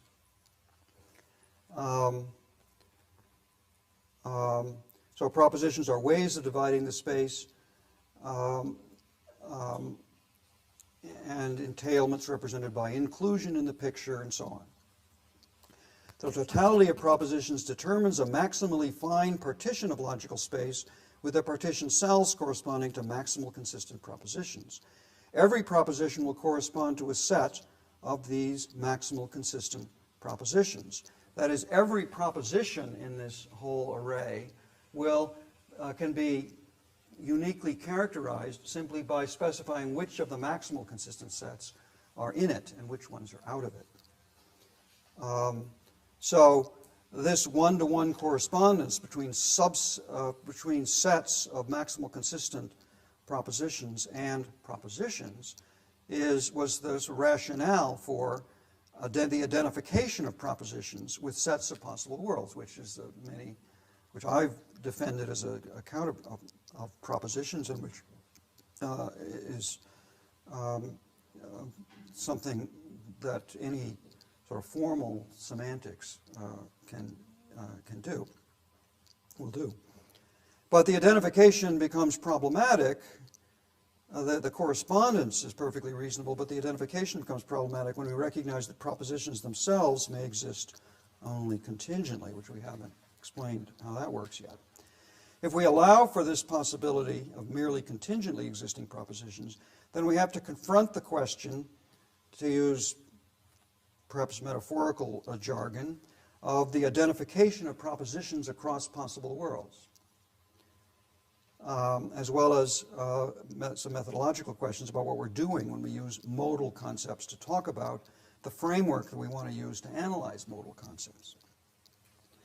Now, if we allow for contingently existing propositions and for the possibility of propositions that don't in fact exist, then there may be propositions that are maximal consistent in the sense defined. That is, they decide every proposition, every actual proposition, but that are only contingently maximal in the sense, and so that have the potential to be further refined. And that's what I talked about last time. When you have a maximal proposition which contains an existential, entails an existential proposition, but doesn't entail a witness for it, because the witness doesn't exist, then you have a maximal consistent proposition which has the potential to be further refined. Now, I used the example of Kripke's dice to give a toy illustration of this. Two indiscernible dice are thrown, one lands 6, the other 5. Had that happened, there would have been a different possibility in which the one that landed 6 landed 5 and the one that landed 5 landed 6. Given that the dice are merely possible and indistinguishable, except in terms of the way they land, which is different from possible world to possible world, no propositions that exist in the actual world can distinguish these two possible possibilities. There's therefore a maximal possibility that has, had it been realized, would not have been maximal. So, in terms of this picture, we could draw a picture that has 21 possible partition cells. The 6, 6, 6, 5, 4, 3, and 1, 1, 2, 2, 3, 3, 4, 4, and so on. All the different ways the two dice can land, but there's only one 6, 5 possibility.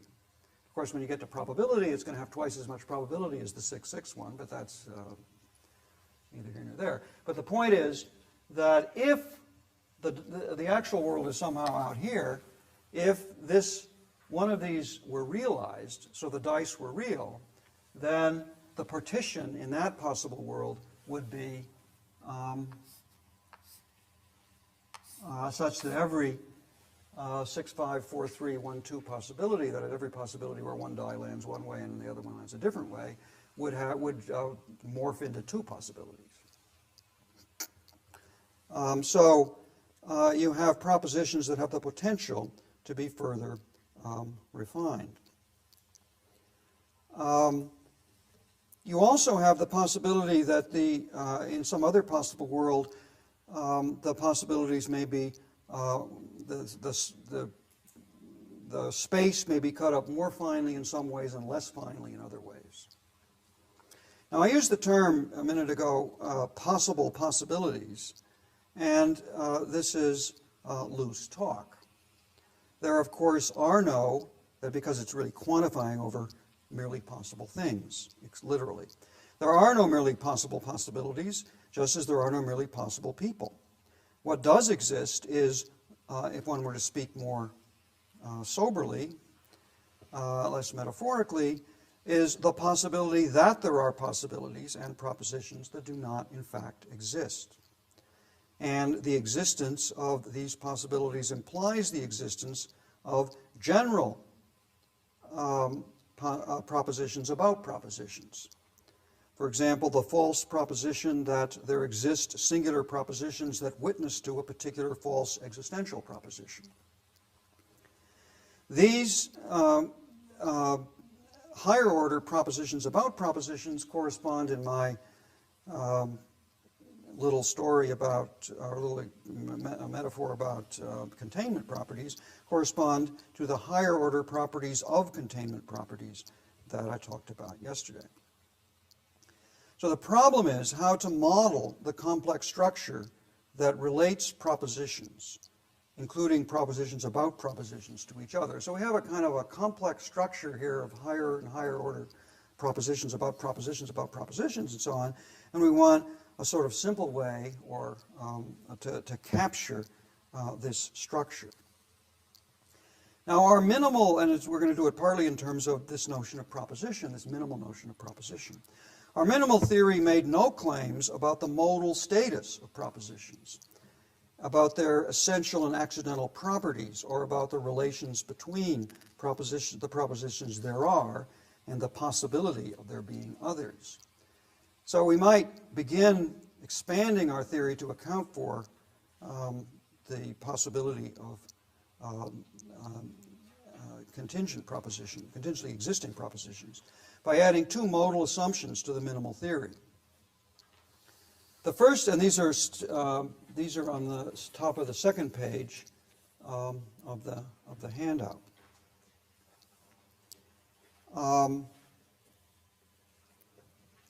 The first,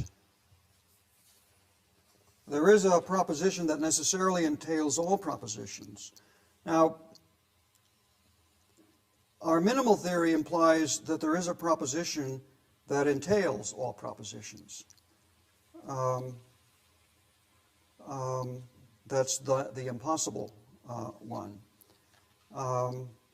There is a proposition that is entailed by all propositions. That's the necessary one. But what postulate P7 says is that this is there is a proposition which necessarily has this property. So basically the idea is it's the one that corresponds in the picture to the whole space, or the one that corresponds to the empty space.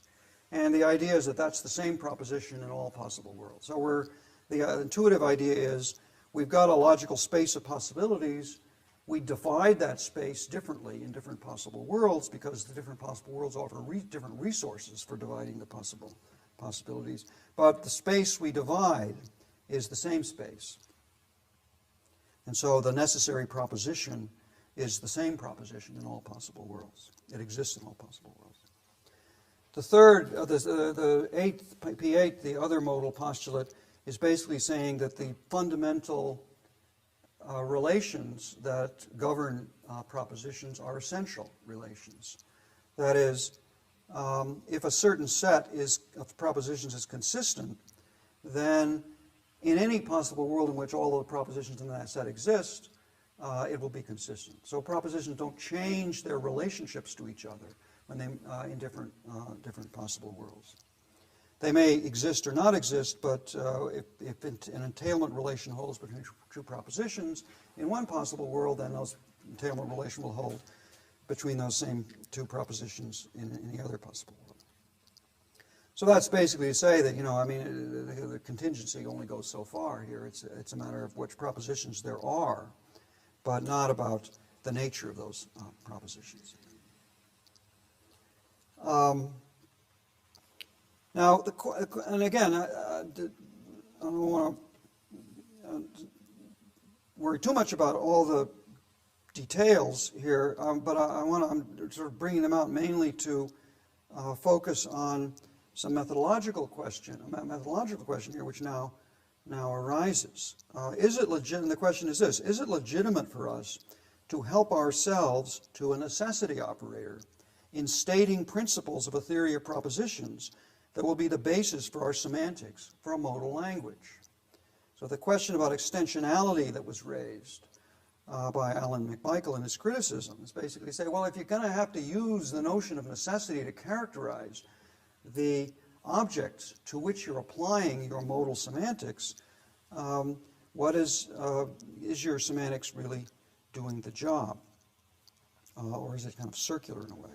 Now, I've disclaimed any pretense to be reducing the modal to the non-modal. I even claimed it's a virtue yesterday in its methodological remarks, that it's a virtue of a theory that it avoids such a reduction. But I also promised a vindication of possible world semantics, a semantic theory that is presumed to get its explanatory power partly from its extensionality. As McMichael argued, if we have to give up extensionality, and I quoted this yesterday, of the possible world approach, then we might as well do without it, unquote. But I hope to provide an interpretation of the orthodox semantics that retains the virtues of extensionality while also making use of primitive modality in the theory of propositions. But let me say a little bit more to try to justify that maneuver. Kit Fine, following Arthur Pryor, defended a thesis that he called modalism. He also defended actualism, but he distinguished it from modalism. And the modalism was the view, to quote Fine quoting Pryor, the ordinary modal idioms necessarily possibly are primitive. That is, they're not to be reduced or explained or analyzed in other terms. Fine takes modalism to be incompatible with the possible world's analysis of modal concepts, which, while he grants that possible world semantics might have some use, if it's not regarded as providing an analysis. Now, if by analysis Fine means an eliminative reduction, then everybody, I think, among possible worlds theorists, David Lewis aside, will agree with modalism. But one may still hold that possible world semantics provides a genuine explanation, in some sense, of the meanings of modal expressions. And this is sort of the interesting question, is what, if you're not doing reduction when you're giving a philosophical explanation, what are you doing? That is, what makes some philosophical project explanatory rather than simply a rephrasing of the problem? But I don't have a general answer to that question, but I want to appeal to an analogy here, an analogy which I've appealed to before and will again, with quantification theory and the semantics for first-order quantification theory, extensional quantification theory. There are quantifiers in the semantical meta-language of first-order quantification theory, in which quantification is explained in terms of domains of discourse and variable binding and sequence functions and so on. The Tarski, classic Tarski theory. There are quantifiers in the semantic meta-language, and of course the semantic analysis of quantifiers provided by Tarskian semantics does not provide any kind of reduction of the concepts of existence or universality to anything more basic. But the theory still gives us a compositional semantics that sharpens and clarifies the structure of quantificational discourse. The way that quantifiers interact with each other, the way they interact with names, predicates, and other logical operators. The project of reconciling possible world semantics with intuitively plausible metaphysical commitments faces some special problems not present in the case of extensional quantification theory, but the fact that we need to use modal concepts to explain our the primitive notions of our semantics is not itself a problem, I think, any more than it is a problem for quantification theory, that it presupposes quantificational concepts. Okay, back to our picture of logical space, partitioned by the maximal propositions. The idea is the way the space is partitioned is a contingent matter, depending on the resources available in the actual world, the world in which our theory of propositions is being stated. If one of the maximal, and this is part of the actualist idea, is that we're not standing outside of the world when we do modal semantics. We are in one of the possible worlds, the actual one, and that's the only one there is, the only world that is realized or actualized. So our theory is itself a theory which can't be removed from the world in which the theory is given in a certain way. The way, so we have certain resources in the world, and we use those resources to partition the space, including there exist certain individuals which give rise to certain singular propositions, which are then used to partition the space. If those individuals didn't exist, we wouldn't have the resources in the world to divide the logical space in that particular way. In other possible worlds, the same logical space may be divided or partitioned in a different way, perhaps more finely in some respects and more coarsely in other respects. So you have a picture in one possible world of the space is divided this way, the very same space in this world, but in this world here, maybe it's divided this way. So this proposition, which corresponds to this set of maximal propositions, will not exist in this possible world, but on other propositions will, which overlap some of that proposition. So that's the rough picture. Okay, but now the pictures are fine, but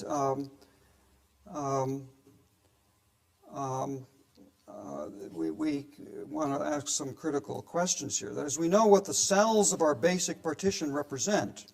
They represent maximal consistent propositions, and we sort of have an intuitive grasp of what a proposition is, roughly at least. But what do the points of our space represent? The points that are in the member, or the sort of members of the, or the elements of a partition cell.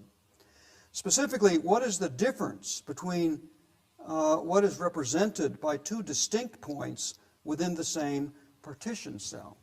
That is, what is the meaning or significance, representational significance of, in the model, of why do we need 2 points, and what is the representational role of the difference between these 2 points? The answer is that the points within the same partition cell all have exactly the same representational significance. That is, in the case of the 5-6 and the 6-5 possibilities, there's only one possibility where the die lands 6-5, but there may be 2 points in your space, and those 2 points have the exact same representational significance. The only difference is that they're different points. Why do we need more than one? We need many of them in order to represent the way in which maximal propositions have the potential to be further refined. This potential is reflected in higher order propositions about propositions, and in the iterated modal propositions that were the basis of McMichael's challenge to what he called atomistic actualism. Intuitively, one may think of the points as representations of possibilities that are maximal in the full sense that they not only decide all actual propositions, but also are fully specific, deciding all propositions that would exist if that possibility were realized. Now, since a maximal consistent proposition will by definition decide all actual propositions, including the higher order ones, about what kind of propositions would exist if the maximal proposition were realized, our framework must impose some structural constraints on the family of equivalence relations. So there's a very nice and somewhat intricate structure, and it's spelled out. I'm not going to go into the details here, but spelled out in principles 1 and 2 under logical space and maximal partitions of it. That is, there's an equivalence relation between points, and the equivalence relation has to sort of have a structure-preserving property so that these 2 points will be the same not only with respect to your sort of first-order modalities, but also with respect to your higher-order modalities. So in the case of the dice, there's the possibility that one lands 5 and the other 6, but that the one that landed 5 possibly landed 6, and the one that landed 6 possibly landed 5 together. So the proposition that there is an X and there is a Y such that X landed 5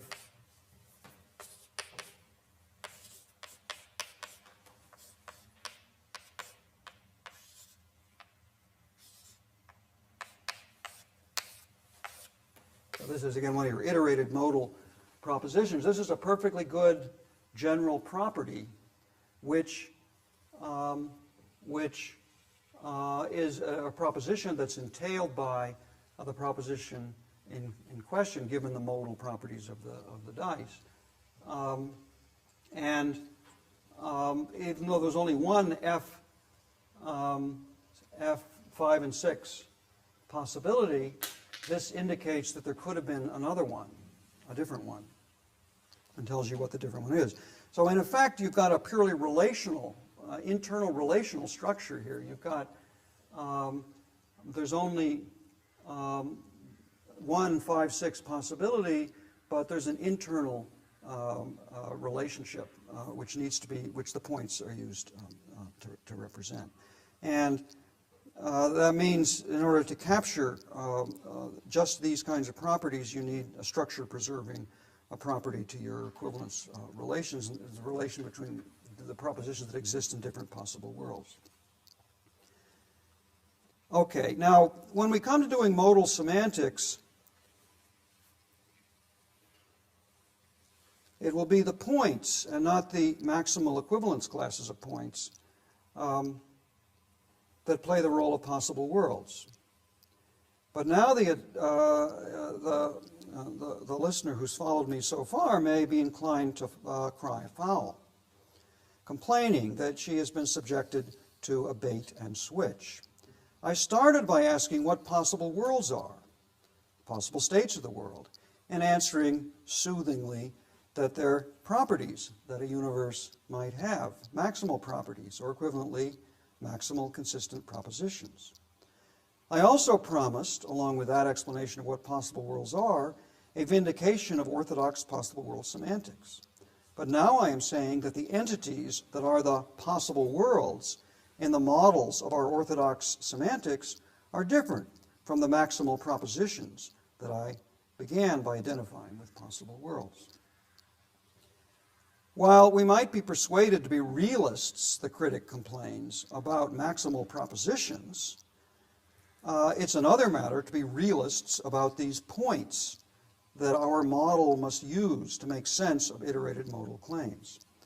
Here we have simply, so the question is, have we simply replaced the unacceptable non-actual possibles that the actualist is skeptical of with what McMichael called so-called non-actual possibles? Things that, such as numbers or sets, which we simply use to model non-actual possibles, but that are really something else. Now, this is a fair enough complaint, but I did warn you that there would be some concessions to the critics of actualist possible world semantics and a tactical retreat from a fully realistic interpretation of the framework. And I think the particular version of a non-realistic interpretation of the semantics that I'm suggesting can answer the criticisms that McMichael makes. And so I want to look a little bit at and this again sort of focuses the issue a little bit of how much of a realist one is in one's modal theory. Now, McMichael had two reasons for finding the non-realist strategy unsatisfactory. Again, I'm saying, these points, they're just artifacts of the model in a certain way. This is McMichael's first word, any semantics that, quote, contains non-realistic elements, for any semantics that contains non-realistic elements, the problem will arise of distinguishing what aspects of the semantics are of genuine significance and what aspects are purely artificial. We want a method for factoring out the artificial aspects, but a non-realistic semantics coupled with a method of factoring out the realistic part is just a realistic semantics. Now, this is quoted on the handout. But McMichael's own discussion points to a strategy for answering the challenge that he makes. And what he does is he makes an analogy, what I think is a very apt analogy, with a relational theory of space. According to the relationist, there really are no such things as spatial locations. There are just spatial relations between things. But the best way to model the structure of spatial relations is with a system of spatial points, so-called spatial locations. One factors out the artifacts of the model, one separates them from the realistic claims of the relational theory of space by adding to one's theory, which contains these artifactual objects, locations, by adding to one's theory an equivalence relation between models. That is, between models that differ in purely artificial ways, but agree in the realistic claims that they make. So in your relational theory of space, any transformation of the space of a certain kind, say a shift of all the points in any direction or rotation and so on, or anything that sort of preserves the relations in one control, spell out which transformations or transpositions of the space, which permutations of the points onto other points will just be representations of the same thing. So if you have a theory of space with spatial points plus an equivalence relation, distinguishing what's artificial from what's an artifact from what's part of the claim of a particular spatial representation, then one has a factoring out of the artifactual from the realistic of the theory. Another analogy that might have been used is with utility theory.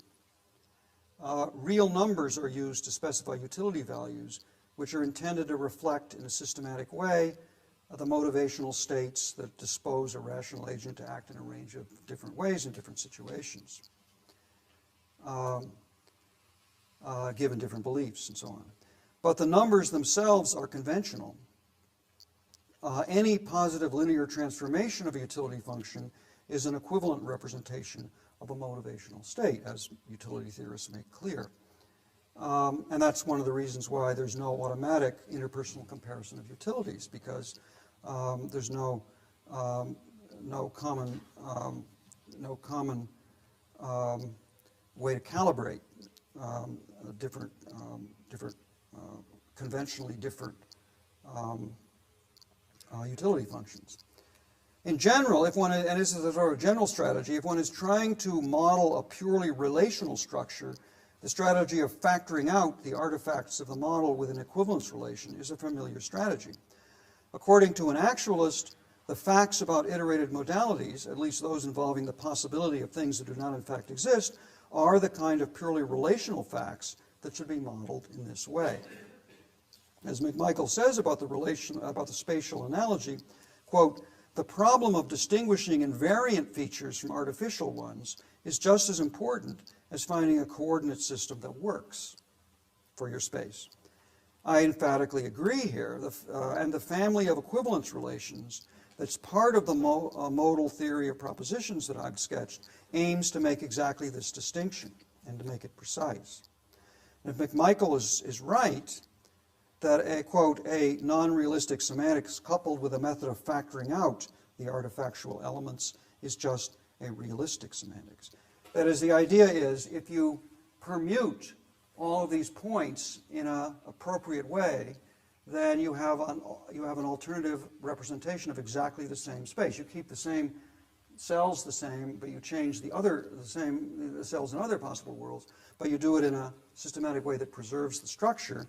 Then you have a merely conventional difference in the representation. And that's what's made precise by the equivalence relation with its constraints. Now, McMichael's other worry about non-realistic semantics is a more general concern that brings out questions about the relationship between semantics and metaphysics. He concedes that a non-realistic semantics might be sufficient if our project is only to do semantics for modal logic, which he seems to take to mean be the project of investigating the purely mathematical properties of modal logic.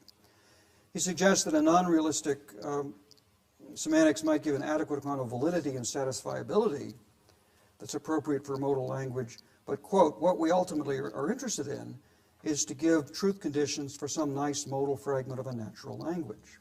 And a Kripke semantics does not supply conditions for truth, as contrasted with conditions for validity. Now, if what we're interested in is truth conditions, he claims, then we need to answer questions about, quote, the number and relationships of non-actual possible individuals. Now, there's some delicate issues in the vicinity of these worries, but I don't think the distinctions between natural language, semantics and semantics for formal language of modal logic are relevant to these issues. I don't think one can get a satisfactory account of validity except in terms of truth conditions.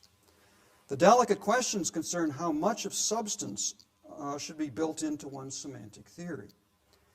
Being a good Quinean, I don't think that there are any sharp lines or deep lines to be drawn between semantic and substantive principles. But as I was suggesting yesterday, I think one should strive for neutrality with respect to contentious metaphysical or empirical questions. A genuine semantics should give truth conditions for modal language, but it shouldn't be expected to give truth conditions in such a way as to settle substantive questions of modal metaphysics. We don't expect a real semantics for the quantifiers, not just a façon de parler semantics, but a real semantics for the quantifiers to tell us how many things there are in the domain of the quantifier. If you press me on the question, how many points are there? How many points should there be in a model that represents the metaphysical possibilities, including the possibilities of things that might exist but don't, and their modal properties? I'm inclined to answer that you should have as many as you need to model the modal propositions that you want to model. The answer to the question, how many is that, will depend both on semantic questions about the expressive resources of a language you're using your models to interpret, and on one's metaphysical views about what is possible. And those are the questions I'm trying to remain neutral about, although we'll talk some about them tomorrow. I'm going to conclude today. I don't think I'm going to say very much about this, but let me just quickly remind you of the prima facie case for the thesis, which has bought us all the trouble that I've been talking about today. On the one hand, we have the thesis that Alvin Plantinga calls existentialism. That's the thesis that, quote, a singular proposition is ontologically dependent on the individuals it is directly about. This is the object dependence assumption. The second is the thesis that there are some things that exist only contingently. Alvin Plantinga denies the thesis of existentialism. Tim Williamson denies the second thesis, that there are some things that exist only contingently. And so we can talk some, and we will talk some more tomorrow about the, and also on Friday, about object dependence.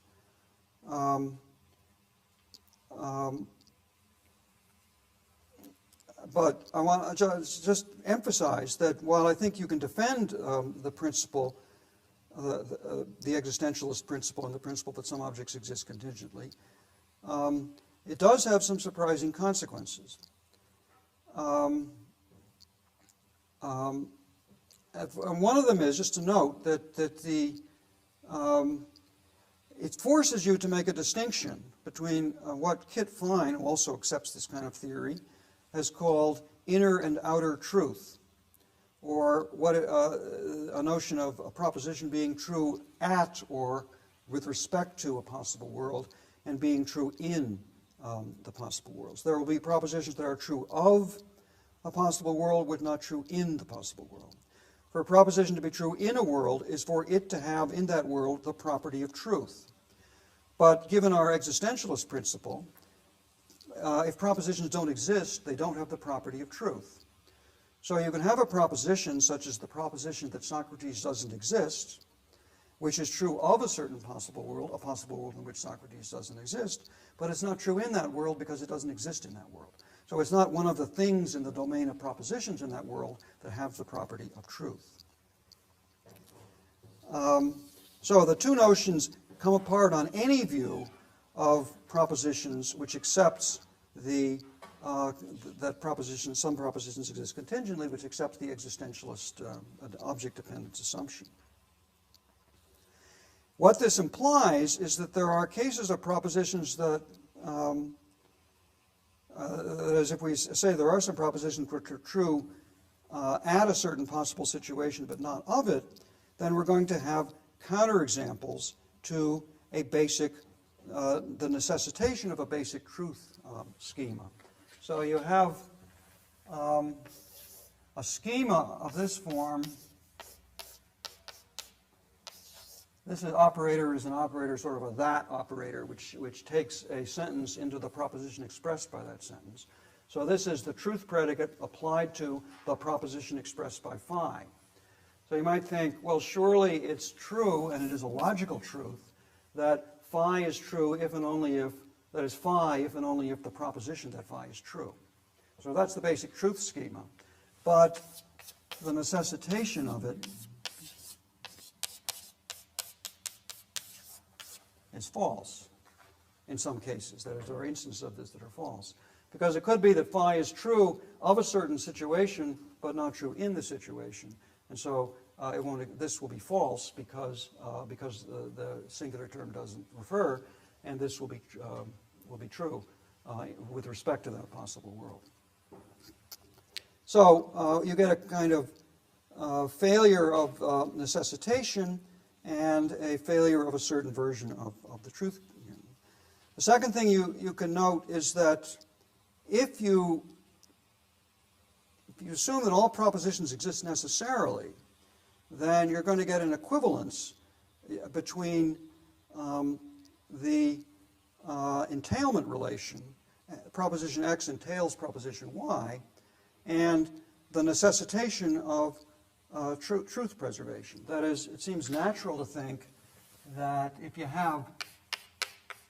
use I for implies or entails, so this says X entails Y, X and Y are names for propositions, it looks like natural to think that this is equivalent to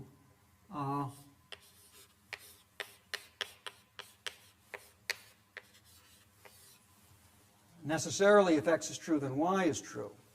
But there are counterexamples in one direction to that. Timothy Williamson points this out and finds this as one of the problems for this theory. If you had this equivalence, then you could have a more austere theory of propositions in which you didn't have any primitive relations at all except truth. You just used the modal operators to do all the work. Now, whether that makes the circle too tight is one question, but I argue that the equivalence doesn't hold in any case. We need a primitive notion of entailment, and we need a notion of proposition to which the notion of truth applies in any case. So if we don't even know what our propositions are, we don't have objects to which we can apply our notion of truth.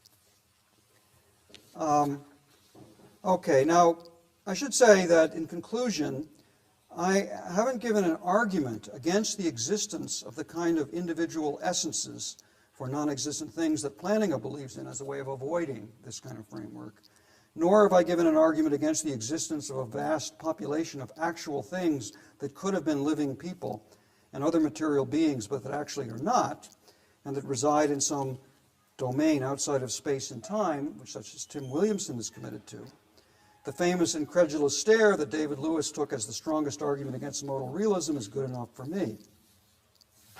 For not only for Lewis's realism, modal realism, but also for the metaphysical commitments of Plantinga and Williamson. My aim has been just to show that we can give at least a coherent account of modality that allows for an expansive view of what is possible, one that accords with our pre-theoretic modal beliefs, without committing oneself to an excessively extravagant view about what actually exists. The modal framework is supposed to be neutral, allowing for the kind of ontologies that Williamson and Planning endorse, as well as for those that accord more closely with common opinion. But if we succeed in rebutting some unsound arguments in support of such ontologies, I think the temptation to believe in them should go away.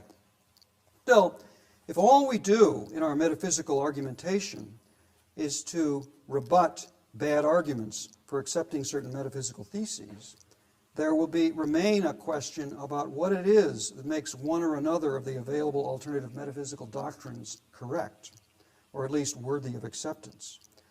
Now, I won't have an answer to that question, which continues to puzzle me, but tomorrow I'm going to try to get clearer about it by considering some of the arguments, looking for the dialectic of metaphysical argument, arguments for and against, some contrasting views about the relation between individuals and their properties. Right, thanks.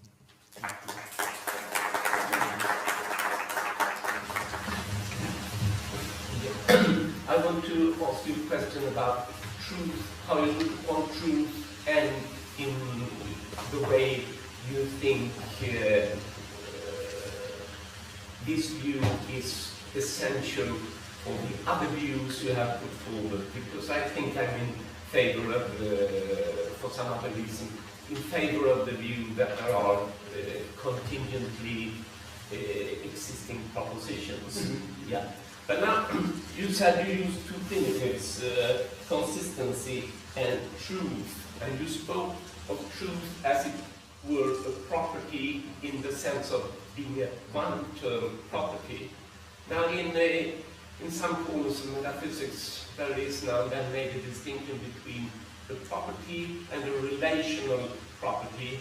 So, being a circle is a property for the same circle being different in shape from a square. That's a relational property. Yeah, you understand. Now, in my opinion, truth should be understood as being a relational property in this sense, and not a property in the one-term property sense. Now, if you immediately can see the difference between these two conceptions of truth, do you think that they make any difference to your thought, the other thoughts you put forward?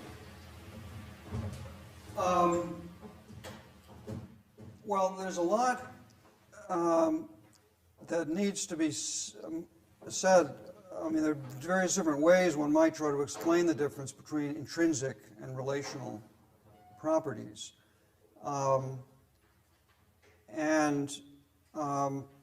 That's where the action is. And I think there's some ways of explaining it so the truth will be a relational property on my view. Now, of course, the relational properties are still monadic properties.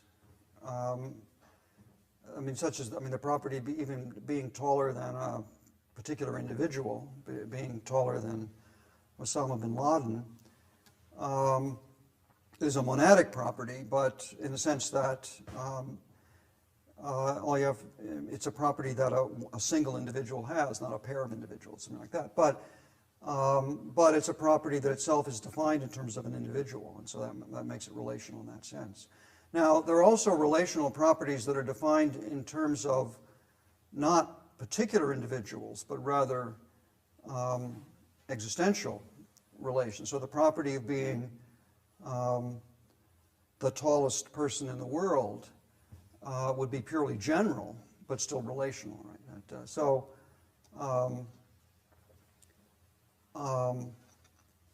Now, when you get to things like, let me take the property of having a mass of 100 kilograms.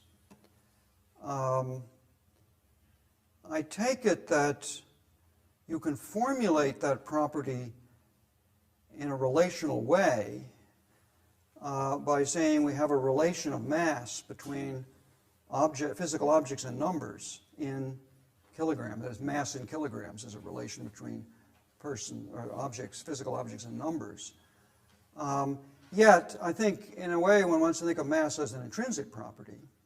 I mean, weight would be a relational property, but mass an intrinsic property. The number is a device for picking out that property, not sort of part of the property itself, something like that. And one of the issues is whether the thing,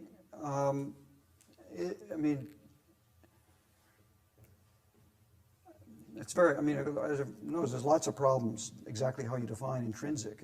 People have tried to do it, and it's difficult to do it in a non-circular way, but one does have a kind of grasp of what one's talking about here.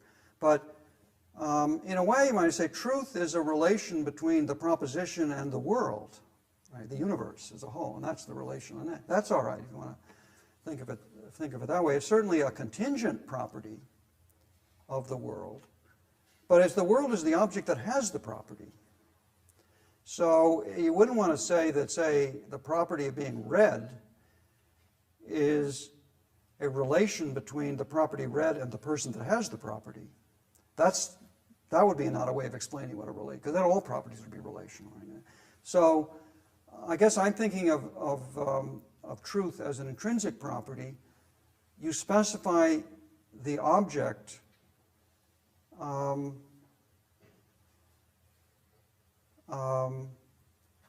which is the proposition,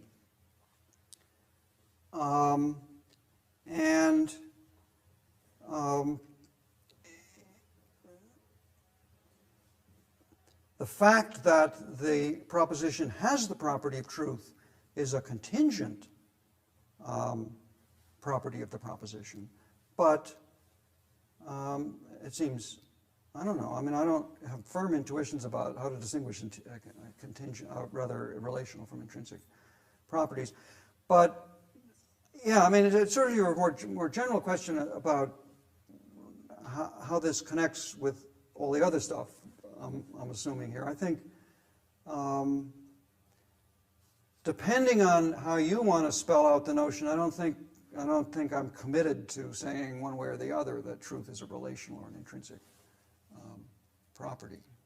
But I guess I'm sort of inclined to think of it as an intrinsic property. But I think it's particularly when you're talking about abstract objects, the distinction becomes very difficult to make in general. As if you sort of ask the question, what are the intrinsic properties of the number 7 as opposed to the relational properties? You might say, well, number 7 doesn't have any intrinsic properties. They're all relational.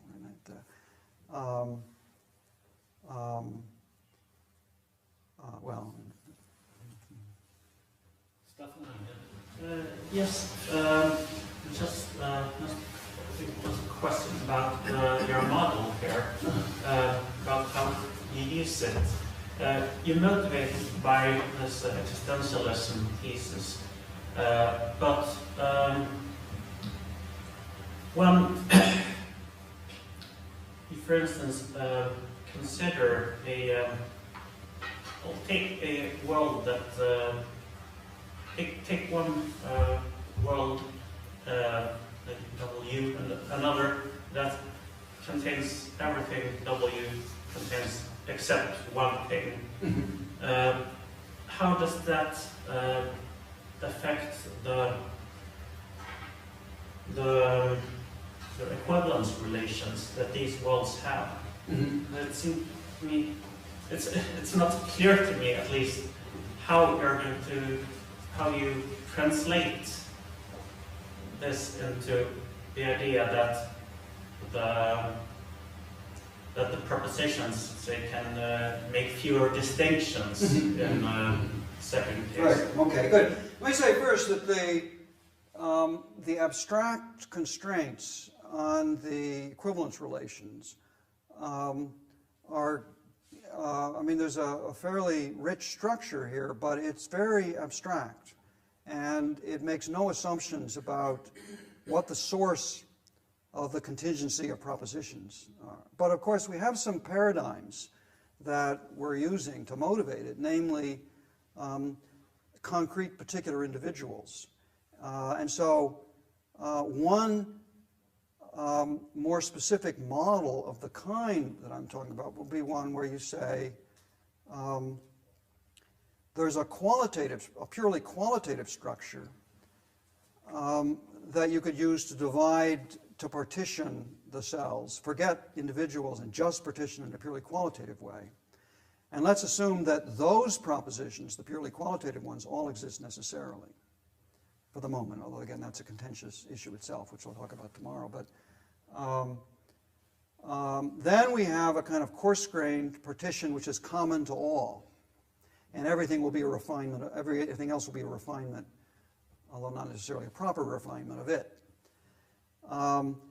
One of the things that any two equivalent in this kind of model possible points will have, that is, they will have the domain of the same size. So it's a qualitative fact that there are exactly n individual, k individuals for some k, right? So your domain size and the qualitative characterization of each of the individuals in that domain will be the same in all equivalent possibilities. So the rough idea would be two possible worlds or 2 points in your space are equivalent with respect to a given possible world if they agree on all the qualitative propositions and they also agree on all the propositions involving the individuals that actually exist in world X. So, the real propositions will be the qualitative ones plus the ones about the individuals in the actual domain. Then you move to a domain that has different individuals, some more and some less than X, and it will divide things by the propositions about the individuals that exist in that world. And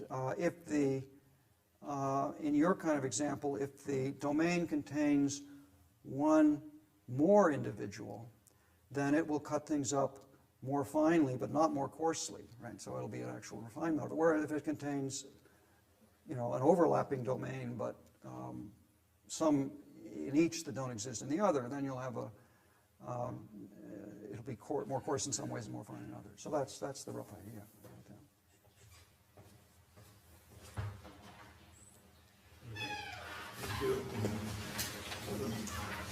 I just tried something from the beginning. Yes. So, if you have this postulate 7, there's a proposition that necessarily entails all propositions. So we can, I guess, write it like this: that there is some x such that necessarily for all y, and then using this x and xy, right? Right, yeah. Now, one could wonder about, it seems to me that there are 2 ways of interpreting the necessity operator, right? So one is sort of in accordance with the standard possible Y semantics. So this corresponds to quantification of a points, right? So points which in a way do not exist, but then you have the story that if the claims are invariant under certain acceptable interpretation, then it's okay. But the other way of interpreting necessity operator would be that it quantifies over possible worlds in the sense that you have originally introduced. That means the maximal consistent propositions. So this would mean, from this interpretation, that there is some proposition X such that all maximal consistent proposition entail that for all propositions Y, X entails Y.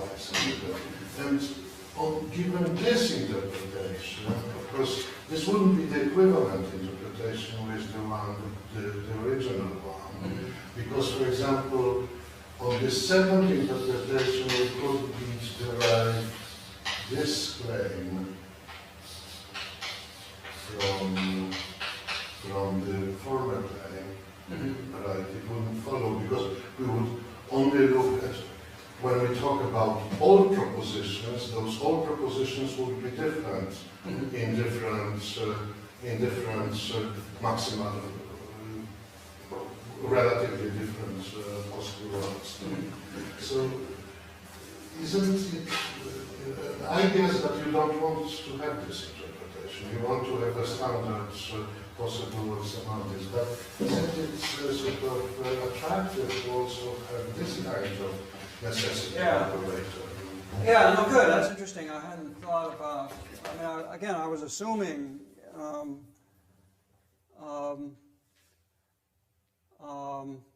that is, one's semantics for the modal operator is the orthodox semantics, which is with the points, and of course you have a kind of harmony between the notions you're using in your meta language and the notions you're using in the object language. If you could give in the meta language the same kind of semantics as you would give in the meta language for the same operator, right? It doesn't give you a reduction, but it gives you expect a common theory. And so that's the interpretation I guess I had implicitly in mind, but it's not clear to me that you don't get this in the other case as well. I mean, there may be some unclarity about exactly how it should be done when you have iterated modality in that case. But that if you do points, then you get S5. So yeah, right. But what I was thinking of that, if you do this other interpretation of the necessity operator, then you don't get S5, right? Because the worlds that are accessible from a given world are not do not have to be accessible. Right, I see. Yes, right. Yeah. So I think that it's a nice feature of your position that you actually have these two alternatives for the interpretation of modal operators. Yeah. You use just one, but why not use one? Well, it is. I mean, I think it's not clear to me exactly how it would work, but I mean, certainly a lot of people. Sort of reaction to the initial picture was, oh, well, you can't have S5 because iterated modality takes you to a different domain of possible worlds. And in fact, it's a wholly different domain in some cases, in most cases, right? But even if you don't have the S5 relation, if you have this being true in the sense I was meaning it, then you're going to get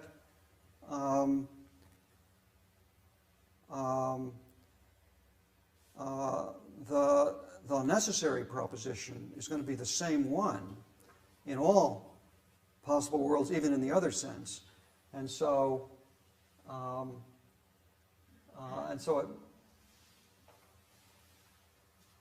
it seems to me you ought to be able to get this for that case anyway, and maybe in general. So I mean, exactly what the right modal logic is for this other thing is complicated.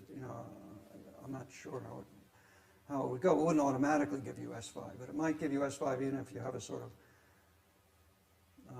different kind of more accessibility relation. But good, it's a good issue.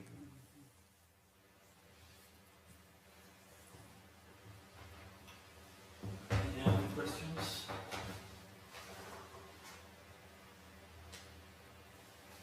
I guess we'll stop here and look forward to. Okay, thank you. Thank you.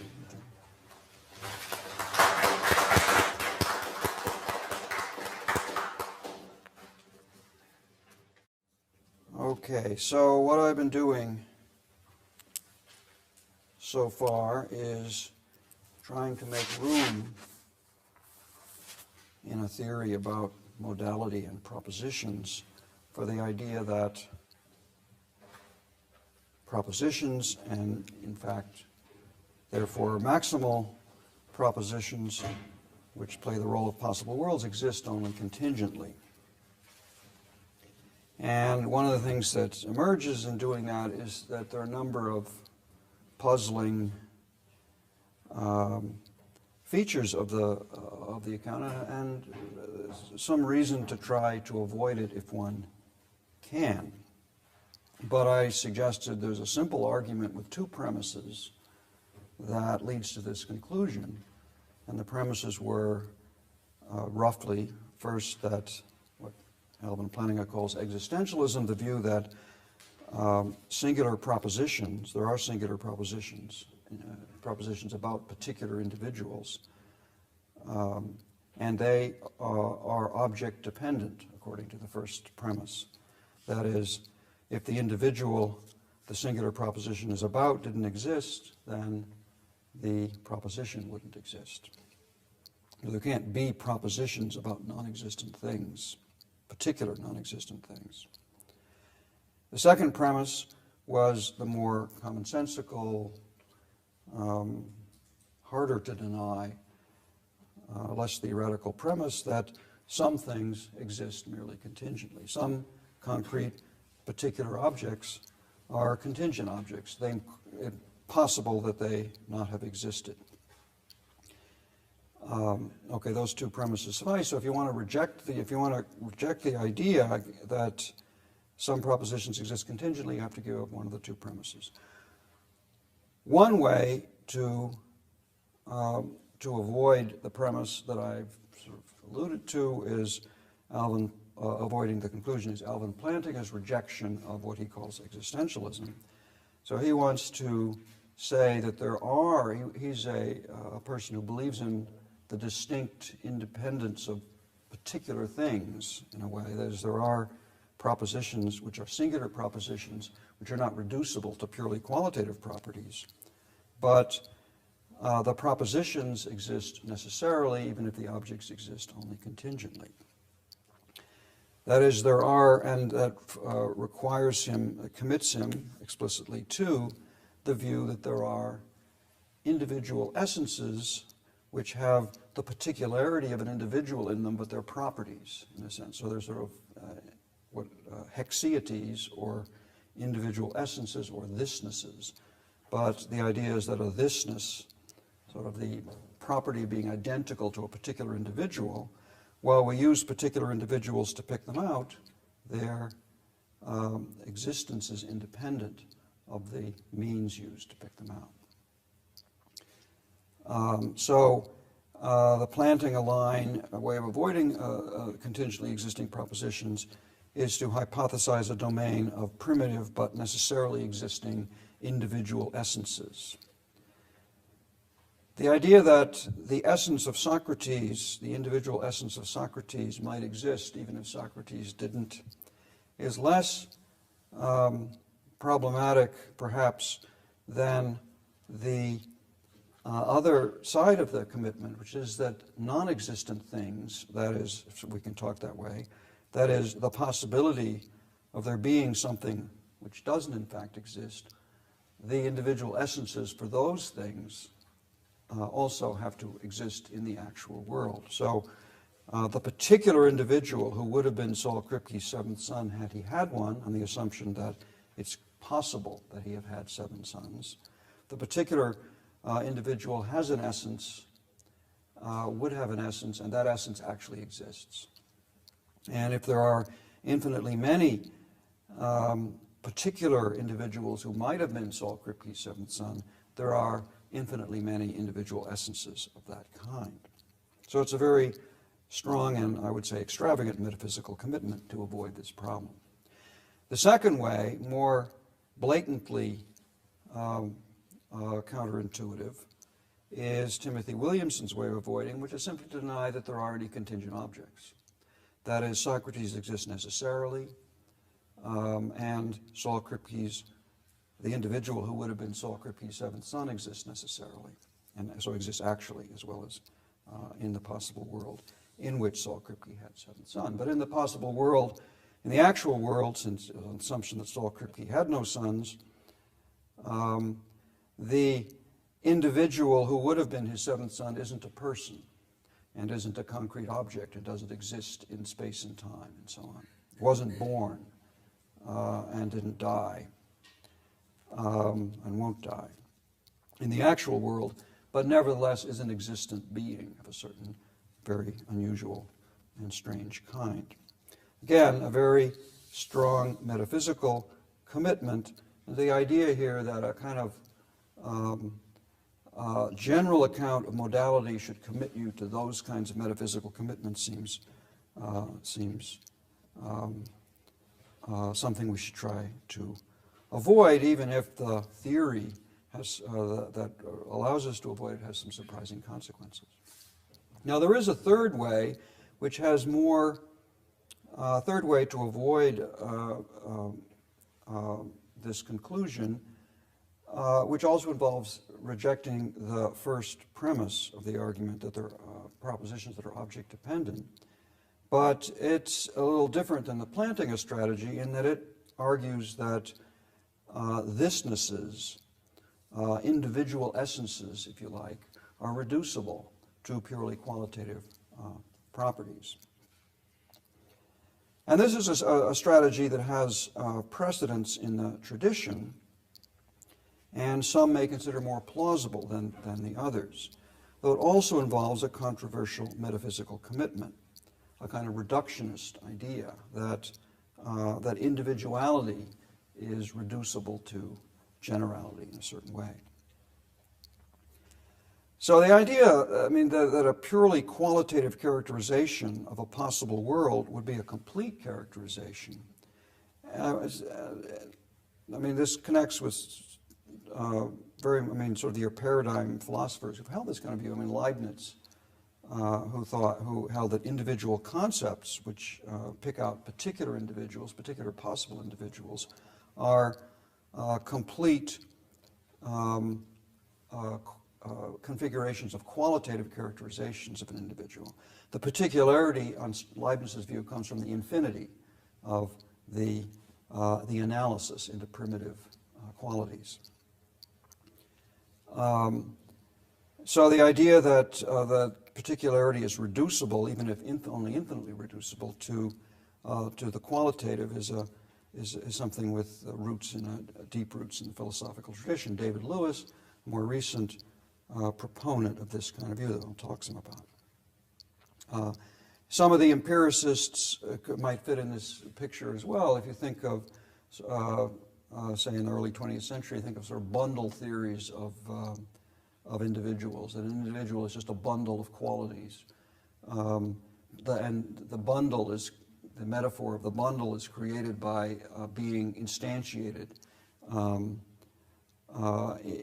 together, and together at a certain place and time and so on.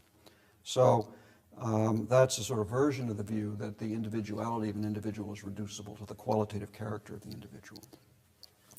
Now the picture, the general picture of that kind of view is clear enough, but when one looks more closely, it's not easy to see exactly how to pin it down. So what I want to do mainly today is to explore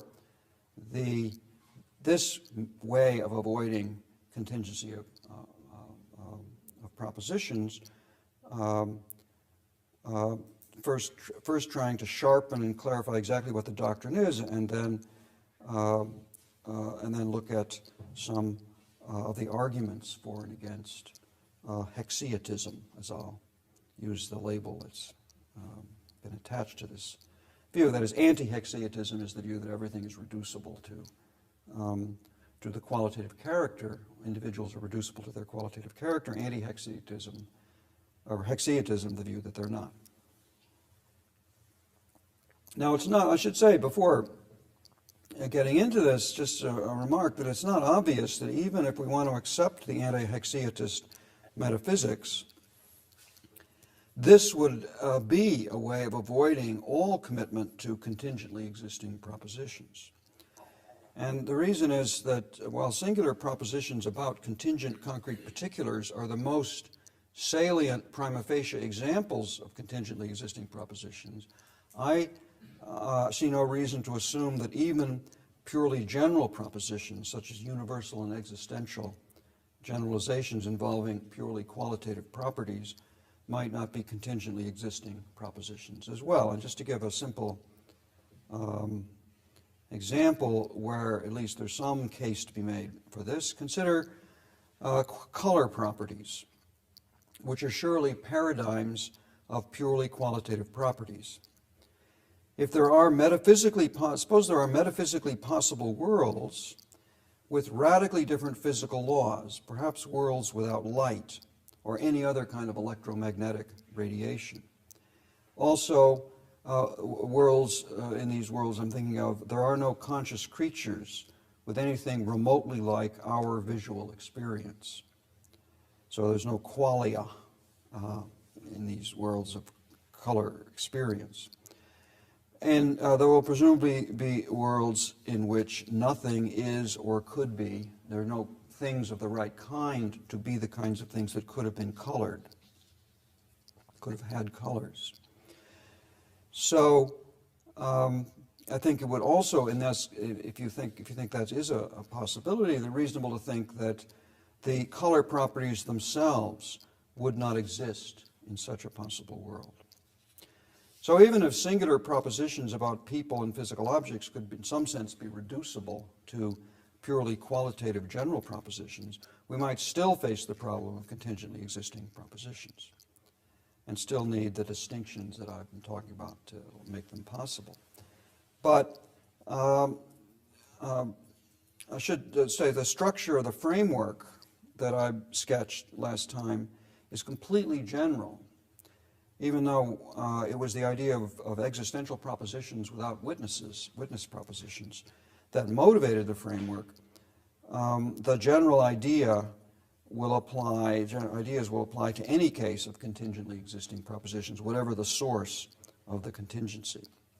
But I'm going to focus just on the relationship between individuals and their qualitative character today, because the issue of haecceitism is of interest in its own right as a metaphysical issue, and discussions of the pros and cons of haecceitism will provide us with a good illustration, a kind of test of the dialectic of metaphysical argument. So there's a general question, what are we doing when we do metaphysics? One can perhaps get a little light on that by doing some, or looking at some of the back and forth in arguments about both clarifying what the metaphysical issue is and saying how one decides it, or what are some considerations that are relevant to deciding it.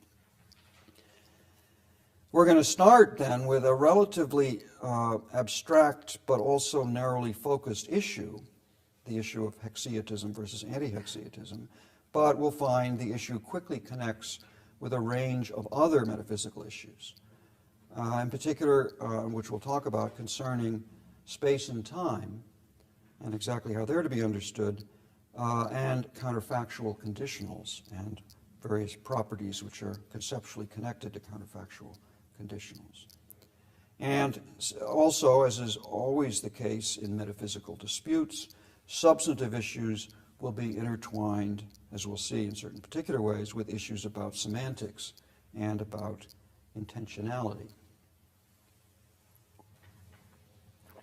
Okay, so I'm going to start with a preliminary attempt to characterize the contrast between these two metaphysical pictures, haecceitism, anti-haecceitism, and in particular quote three different ways to try to characterize the difference, which are quite different from each other, but we'll see they interconnect in interesting ways.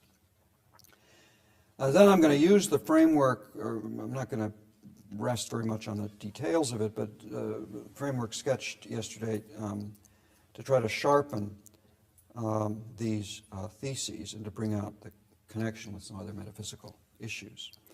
And I mean, it's clear from the beginning that the contrast between haecceitism and anti-haecceitism presupposes and depends heavily on a distinction between properties and relations that are purely qualitative and those that are not. And I will argue that the arguments for and against this thesis depend on exactly how we spell out this problematic distinction, which I'm going to suggest is not as clear or as sort of one-dimensional as one sometimes supposes in talking about the general issue. Now, the jargon is, of course, medieval in its origin, but the term haecceitism was introduced into the contemporary discussion of modal metaphysics by David Kaplan, noted medieval historian. David Kaplan in 1975.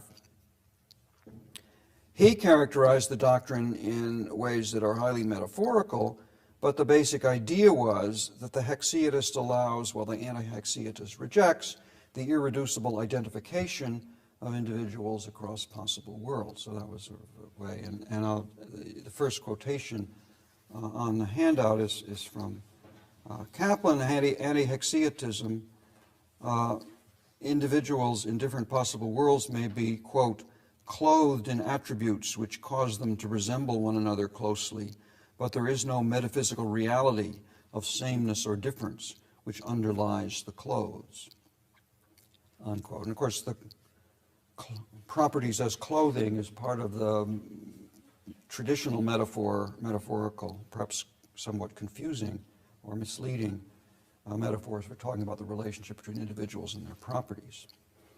So bare particulars are the individuals that are left after you take all the clothes off.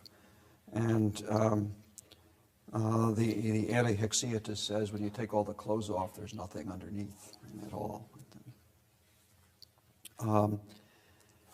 But anyway, the idea is that there is no, if you were to ask what links one individual to another in another possible world, the answer is there's no sort of metaphysical fact to the matter about that. The haecceitist, in contrast, according to Kaplan's way of thinking about this, holds that for individuals in different possible worlds, quote, a common thisness may underlie extreme dissimilarity, or distinct thisness may underlie great resemblance. So it's an independent, the identity of individuals is independent of the, not necessarily wholly independent, but more or less independent of the qualitative characterization of the individual. So that's the way Kaplan is going to make the distinction. Now, Robert Adams, who was a colleague of Kaplan at the time, and probably is where Kaplan got the medieval terminology, Adams characterizes the doctrine without relying on the imagery of possible worlds and without talking about identification of individuals across possible worlds. So Adams begins with the idea of a thisness, where thisness, very simply, is a monadic property that's defined in terms of the identity relation. So if we use the lambda abstraction notation for complex predicates, if A is a proper name for an individual, a rigid designator in Kaplan's terms, then the property of being identical to A is a property which is a thisness.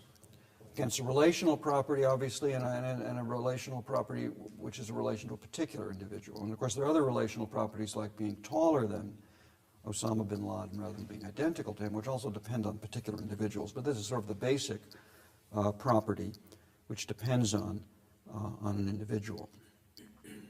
So for any individual, we can define the property of being identical to that individual, and it'll be a property that necessarily that individual has, and necessarily only that individual has it. So haecceitism on Adams' characterization is the thesis that thisnesses are not purely qualitative properties and are not reducible to purely qualitative properties. So that's a thisness is an identity property, the property being identical to a particular individual. Haecceitism is the doctrine that thisnesses are not purely qualitative and not reducible to purely qualitative properties. That's a quotation in the handout.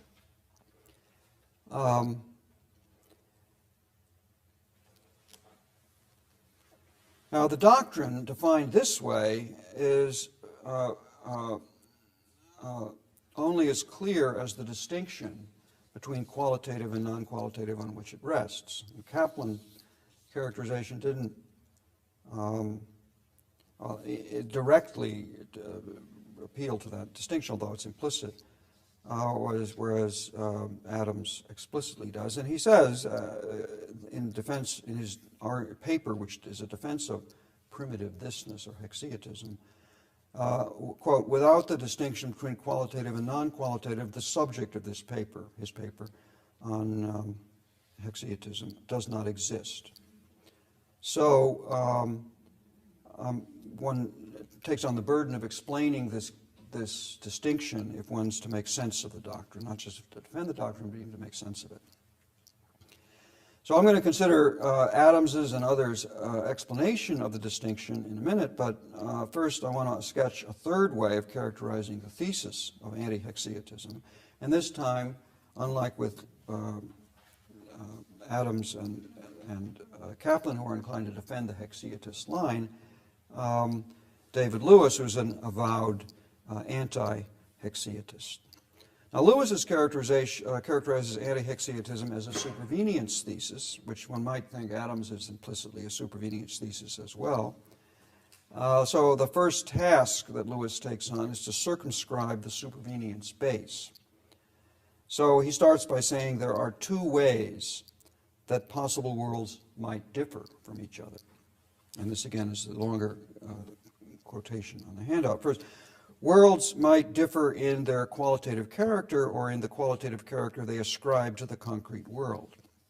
That's to say, they might exhibit or represent different patterns of instantiation of the natural intrinsic properties and external relations, and might thus disagree about just what kinds of things there are, or about how things of various kinds are spatio-temporally arranged and causally related. So all that's on the qualitative side. That's one way that two possible worlds might differ. Second, also, worlds might differ in what they represent de re, concerning some individual. This worldly individuals, at least, and other worldly individuals, if such there be. There are some possible worlds which represent de re of Humphrey, the Humphrey of our world, that he wins the presidency. And there are others that represent of him that he loses. So it's the de re, de dicto distinction that's playing a role here in distinguishing these two different ways that possible worlds might differ. The anti-haecceitist doctrine, according to Lewis, is the thesis that the second kind of difference between possible worlds supervenes on the first. Now, like Adams, Lewis relies on a distinction between properties and to make the distinction between the two doctrines, between relations that are qualitative and those that are not, properties and relations that are qualitative and those that are not. But what's distinctive about Lewis's characterization is the way he specifies what it is that, according to the anti-haecceitist, supervenes on the qualitative character of the world. For Lewis, the issue is not about the distinctions there are to be made between possible worlds. On his account, haecceitistic differences, if there are any such things, or if there were such things, would be differences between not differences between the possible worlds themselves, but rather differences in the way possible worlds are used to represent individuals in other possible worlds. One might have expected a more straightforward supervenience thesis, that all differences between possible worlds supervene on purely qualitative differences. But Lewis explicitly rejects the identification of his thesis with the simpler supervenience claim. And this is the last remark in the quotations under Lewis. Anti-haecceitism is neutral about whether there are qualitatively indiscernible possible worlds. So I think it's Lewis's modal realism that accounts for this idiosyncratic characterization of the thesis. Lewis's worlds are concrete particulars, with particular world-bound individuals, that is, individuals that exist only in one possible world, as their parts. In effect, Lewis's general metaphysical picture presupposes anti-haecceitism as Kaplan defines it, but he aims to reconstruct the distinction in a different way. Even though he ultimately wants to defend anti-haecceitism, he wants to make room for the doctrine, but has to do it in a different way than Kaplan does. But I think Lewis's way of characterizing the doctrine blurs the difference between metaphysical questions about what kind of distinctions there are to be made between the possibilities and questions about how we can and do talk about those possibilities.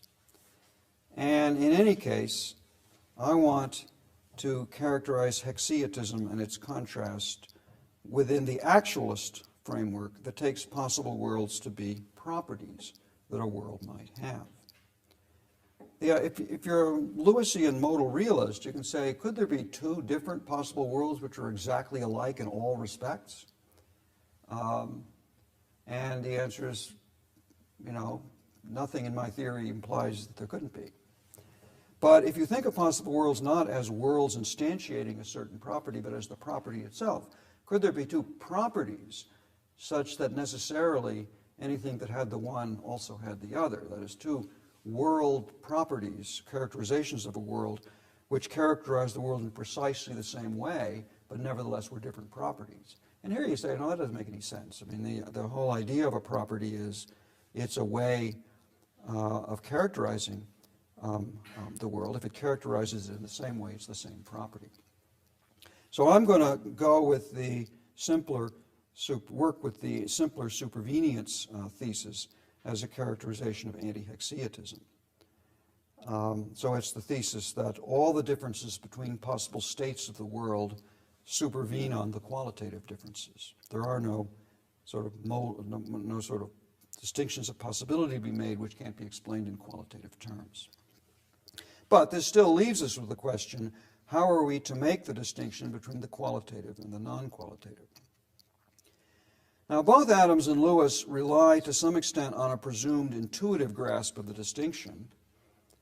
And before looking at what they have to say about it, let me emphasize the diversity of the properties. When we have some intuitive grasp of this qualitative, non-qualitative distinction, but I want to emphasize how diverse the qualitative is, and perhaps to suggest that we may not have as clear a grip on this distinction as we think we do.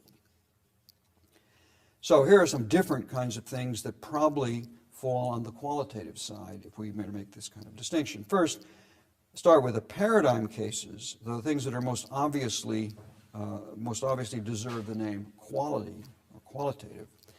And these are what empiricists called primary and secondary qualities.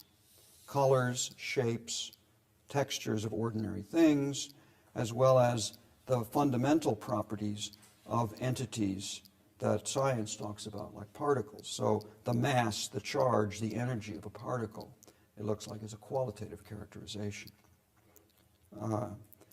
Okay, that's one kind of thing. But second, we should probably also assume that predicates saying what kind of thing something is also express properties that will be categorized in terms of this distinction as purely qualitative. Certainly when Lewis talks about kinds of things, in his characterization he assumes that. So being a lion or a flatworm or a lemon, being water, to use a mass term rather than a noun, being water or being aluminum, being a sofa or an internal combustion engine. All of these, it looks like, are qualitative characterizations of a thing. So the things that Aristotle called secondary substances, or Kripke talks about as and Putnam talk about as natural kinds, but also artifactual kinds of artifacts like sofa and internal combustion engine, which one uses to characterize what a thing is, also seem to fall on the qualitative rather than the particular kind. Now, with at least some of these, and perhaps, well, one could argue with all of them, the existence and identity of the kind is dependent on a concrete historical process. So certainly animal species, they arise the way individuals do in a concrete historical process. But they're not dependent, the way the property being taller than Osama bin Laden, they're not relational properties which are dependent on particular individuals, relations to particular individuals. So in some ways they fall in a kind of middle ground between the qualitative and the non-qualitative in terms of at least one way of thinking about that distinction. Okay, so there are kinds. Then third, there are dispositional properties, like being soluble or being brittle, being flexible, being observable, being vain, or courageous. Now, these kind of properties, which seem to be clearly qualitative, but they deserve special mention since they seem to be properties that have modal consequences. So if we think one of the ways of characterizing haecceitism, anti-haecceitism, was in terms of the non-metaphysical character of the identification of individuals across possible worlds, but it seems that having a property like being flexible has consequences for the property, conceptual consequences for the property that the individual that instantiates such properties would have in certain counterfactual circumstances. That is, the exact relation between a dispositional property and a counterfactual property is controversial in the literature on dispositions. It's not quite as simple and direct as some was originally supposed, but it's clear that, say, an object's being flexible has some conceptual connection with it being such that that very object, would flex under certain possible counterfactual conditions, the test conditions for the disposition. So if Kaplan's anti-haecceitist holds, quote, there is no metaphysical reality of sameness or difference of individuals in different possible worlds, perhaps that will imply that there will be no metaphysical fact of the matter about whether a thing has a dispositional property, such as being flexible.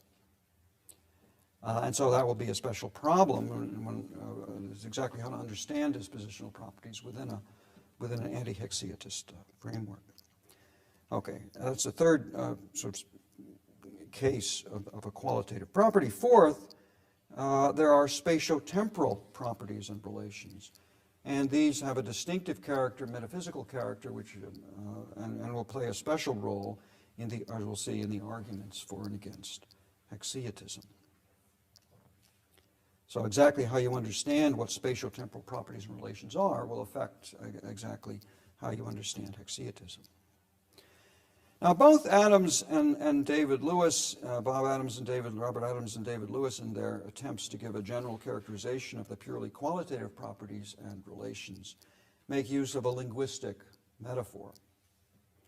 So, and this is the mighty language. So Lewis, on the handout of the quotations, Lewis, suppose we had a mighty language that lacked for nothing in the way of qualitative predicates and lacked for nothing in its resources for complex infinitary combinations, constructions, but was entirely devoid of proper names for things.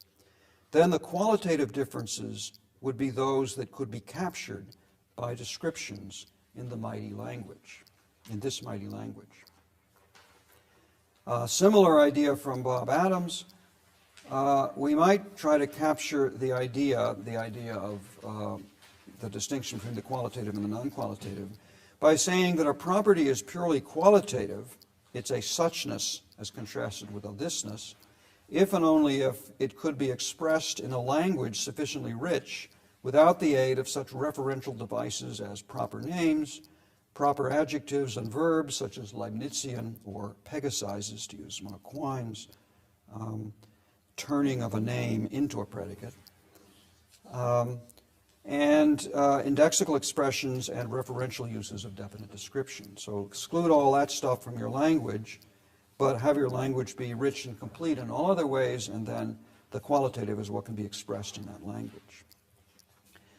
Now, Adams worries that this characterization of the notion of the qualitative might be circular, though he suggests that he thinks it really isn't, but it seems to me to be clear that it's circular. Since the adequacy of the notion requires assuming that the primitive predicates of your mighty language express purely qualitative properties. It doesn't offer any explanation of that constraint.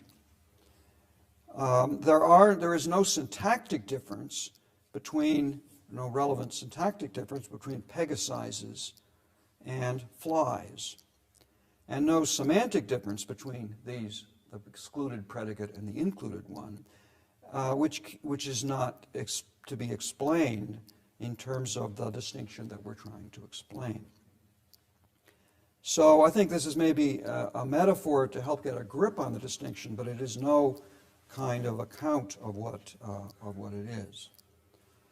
What the linguistic characterization does, however, is to what sort of substantive job it does is to put closure conditions on the purely qualitative propositions.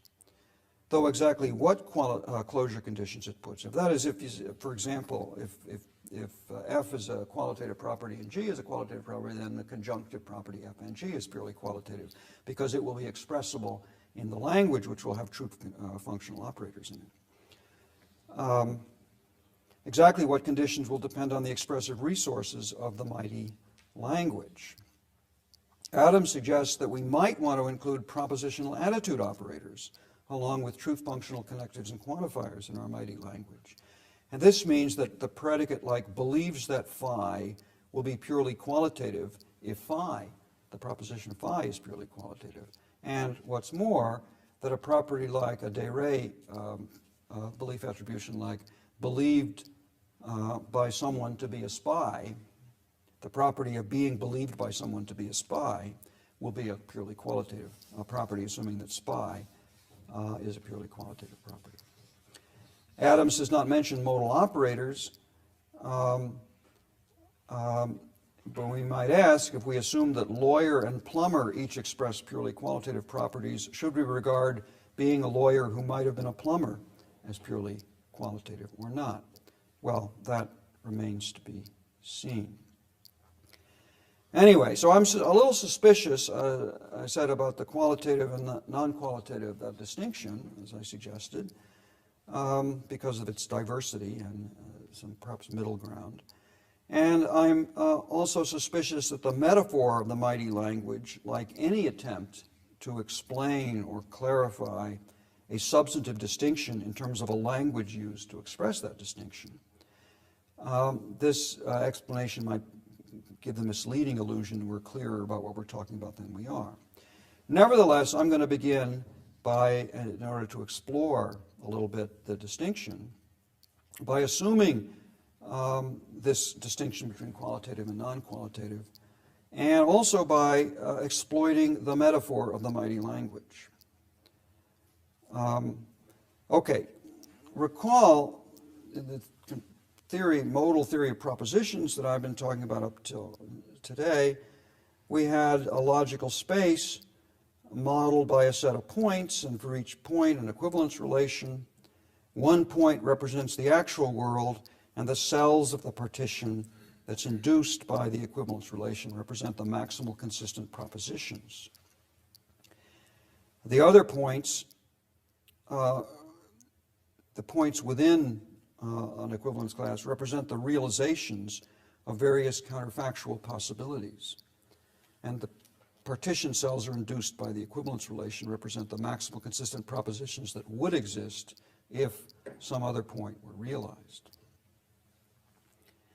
Now, let me start with that kind of general abstract framework, and it doesn't involve any language at this point, but now let's add a language, a mighty language, we're going to try to make it be, a standard first-order modal language with an orthodox Kripkean S5 semantics. And points in the logical space are the possible worlds in the sense of the Kripke model. So we need to add to our structure a domain of possible individuals.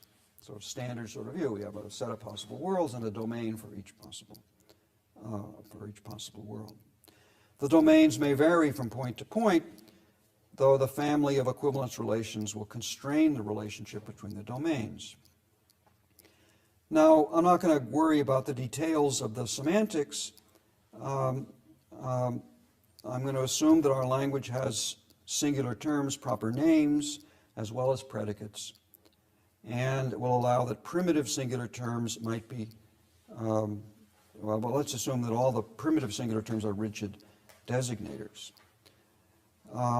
Just as with Lewis, we have a language that has proper names, but we're going to, in characterizing the purely qualitative, we're going to say what could be said in this language without any qualitative, without any names. So I'm going to assume, without being completely sure what this means, that all the primitive predicates of our language are purely qualitative. And I will also pretend, again without being sure exactly what I'm pretending, that our language is a mighty language, one that, to paraphrase Lewis, lacks for nothing in the way the predicates for representing our qualitative, any qualitative distinctions there are to be made. That is, there might be things that qualitative characterizations which could be expressed only with infinite sets of sentences, but every qualitative distinction can be made in terms of the language without any proper names. We don't at this point want to exclude the possibility that some propositions exist contingently. That's what we want to be neutral about, but in terms of, because we want to be able to characterize haecceitism as well as anti-haecceitism within this mighty language framework. But I'm going to make the simplifying assumption, despite what I said at the beginning about maybe other sources of contingency, I'm going to make the simplifying assumption that all purely qualitative properties and propositions exist necessarily. Okay, now we can define the purely qualitative propositions as those propositions that are expressible in our mighty language with sentences that contain no singular terms. So we can then consider the maximal partition induced by just not all propositions, but just those propositions which are purely qualitative. In the general case, this sort of partitioning of logical space may be more coarse-grained than the partition induced by all actual propositions. But whether we're haecceitists or not, we're going to assume that propositions determined by the qualitative partition will exist in all possible worlds. So all of the partitions will be refinements of the purely qualitative partition. Now, assume that our mighty language has a proper name for each individual in the domain of the actual world. Then we can express the thesis of, we can express the thisness of an individual with a predicate of this form, where A is the proper name of the individual. Now, the anti-haecceitist thesis is the thesis that thisnesses are reducible to suchnesses, or essentially equivalently, that all propositions will be supervenient on the qualitative ones. So we have these partition cells, but it turns out now in the anti-haecceitist model, there's only one point in each partition cell. And so that's why our worry about merely contingently existing propositions disappears if we accept the anti-haecceitist view. The anti-haecceitist, or in a model, in a framework that we've been using that meets the anti-haecceitist supervenience condition, the equivalence relations that are the bells and whistles we added to the standard theory all collapse into the identity relation. All propositions exist necessarily. Now, our first attempt to model the anti-haecceitist doctrine that I've just given now, that's sort of a way then, in terms of the sort of mighty language metaphor and certain assumptions, to characterize anti-haecceittism. This follows more closely Adams's characterization than it does Kaplan's, and in fact, it's striking that that the difference between Adams and a characterization and Kaplan's, even though they seem to be trying to capture the same intuitive idea, is really quite, I mean, it's not at all clear what they have to do with each other. Because in the way we have characterized, I have now characterized the anti-haecceitist doctrine, we've assumed, because we've assumed that our mighty language contains modal operators, and we have a classic assumption that individuals exist across possible worlds, our characterization does it all fit with David Kaplan's characterization of anti-haecceittism. And by using a mighty language that contains modal operators, we've perhaps let in too much into the domain of the qualitative. So the question is it right to think of general claims that involve iterated modal predications as purely qualitative? Consider the property discussed before of not having any sons, but possibly having 7 sons, the 7th of which is a lawyer, but a lawyer who might have not have been a lawyer, but a plumber instead. That complex property is purely qualitative in the sense that it makes no reference to any particular individuals. Or we can consider the proposition that some person or other, we're not saying who, again, a purely existential proposition, that some person has this property. Is this a purely general proposition that an anti-haecceitist should admit?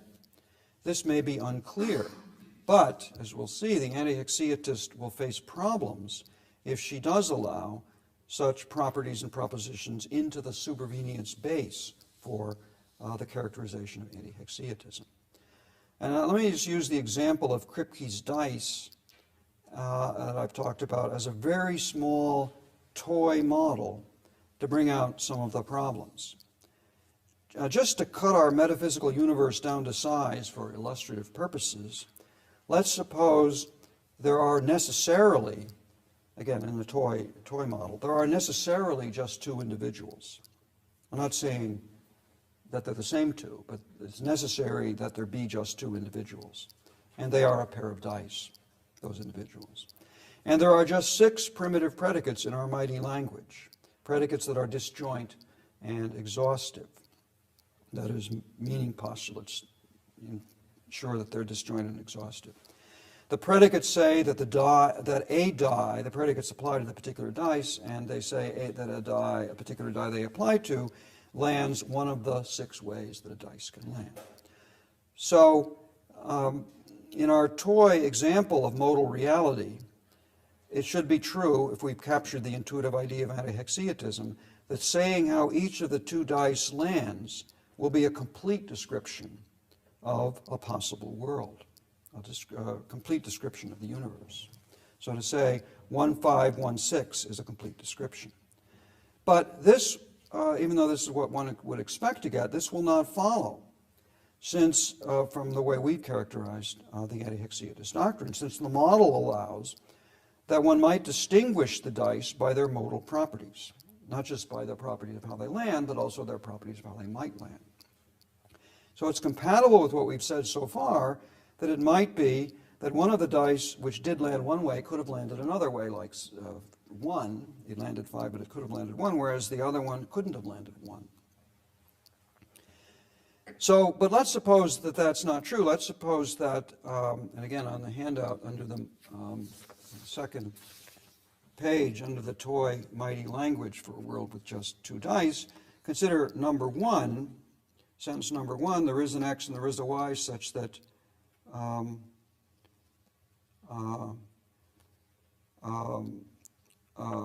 X lands 5 and Y lands 6. Suppose that expresses a maximal proposition. That's a complete description of the universe in our toy model. Then, if you're an anti-haecceitist, then sentence number 2 cannot be true, since it would require distinct but qualitatively indiscernible worlds. And that's exactly what anti-haecceittism rules out. But if we suppose that there is the die that landed 5 could have landed a 1, but it's possible that 2 dice land 5 and 6, but the one that landed 5 couldn't have landed 1. Then we have a basis for distinguishing one die from another, and so then we can get then we could get a distinction and allow for the possibility of sentence 2. But that's not in the spirit of the anti-haecceitist doctrine. It's because it's not. It should be that the modal properties of the objects somehow are derivative from or supervenient on the non-modal properties. That's sort of part of the idea. So suppose we assume that the only difference in the way the dice, in the dice is the way they in fact land, and all the modal properties of the dice that they might have are the same. That is, the modal properties of one die are the same as the modal properties of another. Whatever or the potentialities of the one are also the potentialities of any other possible die. Then if we make those assumptions, then our anti-haecceitist constraint will require that neither of the dice could have landed differently from the way it did land. So if we make some very natural assumptions that seem to go with anti-haecceitism, we go quickly from the Adams kind of characterization to the Kaplan characterization. In effect, we must require that the individuals are world-bound, the dice exist only in the one world, and they couldn't possibly have landed in, literally, that very die couldn't have landed any other way. But then, if we do say that, if we're going to come close to capturing common modal opinion, then we're going to need a counterpart relation and a reinterpretation of our semantics for modal predicates of the kind that Lewis gives. According to both Kaplan and Lewis, the counterpart relation is not part of our metaphysics, but part of an account of how we use possible worlds to represent things. Quoting Kaplan, quote, "Our interests may cause us to identify individuals of distinct worlds, but then we are creating something, a trans-world continuant, of a kind different from anything given by the metaphysics. Modal predicates such as being a lawyer who might have been a plumber will express general properties only relative to some perhaps metaphysically arbitrary choice of a counterpart relation. Perhaps the same then will be true of predicates such as being flexible or being observable. So if the anti-haecceitist has a different semantics, as I'm suggesting he needs, as well as a different metaphysics, with the modal predication interpreted with a different semantic rule, one that involves counterpart relation rather than literal identity, where the counterpart relation is metaphysically arbitrary, then it will be more problematic to use the mighty language strategy to characterize the differences between haecceitism and anti-haecceitism. Because we can't have a common language which either goes one way or another, we have to have a different language with a different kind of semantics. It might be clearer in any case to try to model the purely qualitative in a way that's not dependent on the linguistic picture and the questions about closure conditions determined by language. Now Lewis, you will remember if you look back to the quotation when his characterization of anti-haecceitism mentions causal relations in his characterization of the qualitative. He was trying, in doing that, to be neutral on the relation between causal relations and other qualitative properties. That is, in a footnote, Lewis says, here, to the mentioning of causal relations as purely qualitative relations, here I count causal relations as a matter of qualitative character. It may or may not be that they supervene on the qualitative character more narrowly defined, in particular on the point-by-point distribution of local qualitative character, unquote. But this neutrality, that is in a way Lewis trying to separate his anti-haecceitist doctrine from some of his other doctrines, may not be sustainable. Lewis's bigger picture involves a separation of qualitative properties from the laws governing those qualitative properties, the laws in terms of which causal relations will be defined. That is, his thesis, so-called thesis of Humean supervenience, as Lewis calls it, is the thesis that the complete characterization of the qualitative character of the world can be given simply by saying what are the local properties of things at each point. And then causation and counterfactual dependence and these other kind of things are all going to be explained in terms of similarity relations between possible worlds, where the similarities are purely qualitative similarities. So, for example, in Lewis's bigger theory, it's a contingent fact that that is the characterization or identity conditions for a property are independent from the laws in which those properties enter in. It's a contingent fact that negatively charged particles repel each other. So you could have a world where there were two negatively charged particles, and they really were negatively charged, but in that world, negatively charged particles attract each other. contrasting view is that it's constitutive of a property, that it have the causal and dispositional effects that it has. That is, that's sort of part of what it is to be a property. This is sort of like Sidney Shoemaker explains properties wholly in terms of their causal powers. That's how you identify a property. So questions about the identification of properties across possible worlds is drawn in at this point. I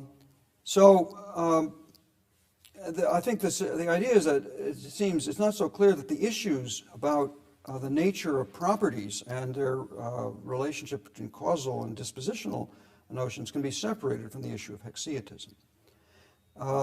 There's a more general, abstract characterization of Lewis's overall metaphysical picture to say that Lewis, in effect, is assuming that we can distinguish in a clear way the intrinsic properties, the sort of stuff that's internal to a possible world, from the relations between possible worlds. And this goes in two different places. First, with the counterpart relation.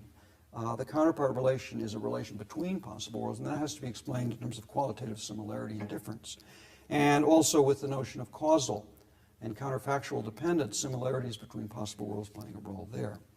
So the alternative actualist picture would say that there's really no clear way to separate those features of a world that are characterized by relations to other worlds, cross-world identities or counterfactual dispositions, separate the ones that are grounded in the world itself, because for the actualist, all properties and relations of possible worlds are grounded in the facts about the actual world. Okay, I'm running late here, but I'm going to conclude by looking at really basically one argument for haecceitism, against anti-haecceitism, an argument that turns on the identity of indiscernibles. And so a couple of questions I want to ask are, first, Lewis suggests that anti-haecceitism is independent of the identity of indiscernibles. So we can ask, what is exactly the connection between the identity of indiscernibles within a world, connection between that and the issue of anti-haecceitism? But also want to ask whether a certain counterexample, a standard familiar counterexample to the principle of identity of indiscernibles, really is a counterexample. And both of these will sort of bring out some things about particularly the relation of space and time, as well as counterfactuals to these issues. Okay, so we have this classic example from a dialogue that Max Black wrote many years ago. The example is an example of two, again under the handout, two spheres. Suppose a universe contains nothing but two qualitatively indiscernible iron spheres 2 miles apart, existing unchanging for all eternity. They, it is alleged, would be distinct but share all qualitative properties, including qualitative relational properties, such as the property being 2 miles from an iron sphere. So the first question is Black's example, I'm going to look at a variation on it in a minute, but is really a counterexample. And what this depends on is on one's conception of space. First of all, we can distinguish an absolute theory from a relational theory of space. To give a very rough characterization, if you say, consider a possible world exactly like this one, except that everything in the universe is moved 1 meter to the left. Is that a different possible world? Or is it simply a conventionally different characterization of the same possible world?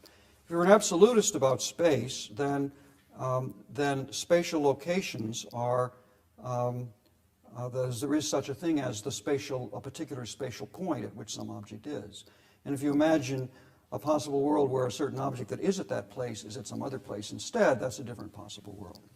On the other hand, if you think that the only real spatial properties are relational properties, and there are real spatial relations but not real spatial properties, and you might say that's just the same spatial relations hold, so it's the same world over again. Let's suppose for a moment that we're absolutists about space. There's a further question about exactly how to understand what spatial locations are. So we can contrast two ways of thinking about the relation between spatial points or locations and the things that occupy those locations. On one way of thinking, the spatial points are objects in the world, and occupancy is a relation between a thing and a spatial point, or a thing in a spatial area, if it's a thing with dimension. On the alternative view, spatial points themselves are part of the qualitative structure of the world. That is, a spatial point, a spatial location, is a way to characterize an object. So to say that an object is at a certain place is to just simply give a property, say that object has a certain property, a certain non-relational property. To say that it's at point XYZ is simply to ascribe a property to it. Now, of course, the coordinates are conventional, but the point itself, on the absolutist view, is picked out absolutely by those coordinates. So on this conception, being located at a certain place is an intrinsic qualitative property of something, one that distinguishes the two spheres, because one of the spheres is in one place and one is in another. So the principle of identity of indiscernibles doesn't apply to it at all. They are not indiscernible. On the other hand, if you take the first view, the view where one should think of spatial points as objects, then it's the spatial points that are indiscernible from each other in Max Black's example, because they're all instantiated. Each point is instantiated in exactly the same way with another point. So we have points that are indiscernible. It's not the spheres, but their locations. But this really distorts, to think of it this way, I think it's better to think of it the first way, because thinking of it this way really distorts the issue. Spatial points are not the kinds of things that have thisnesses. They're not what the haecceitist is talking about. He's talking about concrete particulars, right? So better to think of space as part of the qualitative character of the world. And again, this comes again to the issue of how you distinguish the qualitative from the non-qualitative. Turns out to have more complexity and difficulty than you might have one might initially have thought. Now, suppose you're a relationist about space. Suppose you think that there are genuine spatial relations, but there are no genuine spatial properties. Then we have a further question about the conceptual separation or independence or dependence of the structure of space and the things that are in the space. So on one way of thinking, you can characterize, you use objects to pick out your space, to characterize your spatial structure, but the spatial structure is counterfactually independent of the things that are in it. So we could say, imagine a certain relational structure of space, and things in it could be arranged differently, or there could be no things in it at all, perhaps. So in the context of a relative theory, there's a question of how much dependence there is between the objects in the space and the quality or character, the qualitative character of the space itself. If you assume that the space is given, so it really is a fact that the two spheres are 2 miles apart, but it's not a fact that they are located in any location, then you have a genuine counterexample to the principle of identity of indiscernibles. But if you assume that somehow the spatial structure is a function of the things, the objects, in a certain way, then it's less clear. And this is the last quotation on the handout from Ian Hacking, which has been very influential in this general discussion. Whatever God might create, we are clever enough to describe it in such a way that the identity of indiscernibles is preserved. this is a fact not about God, but about the description, space, time, and the laws that we ascribe to nature.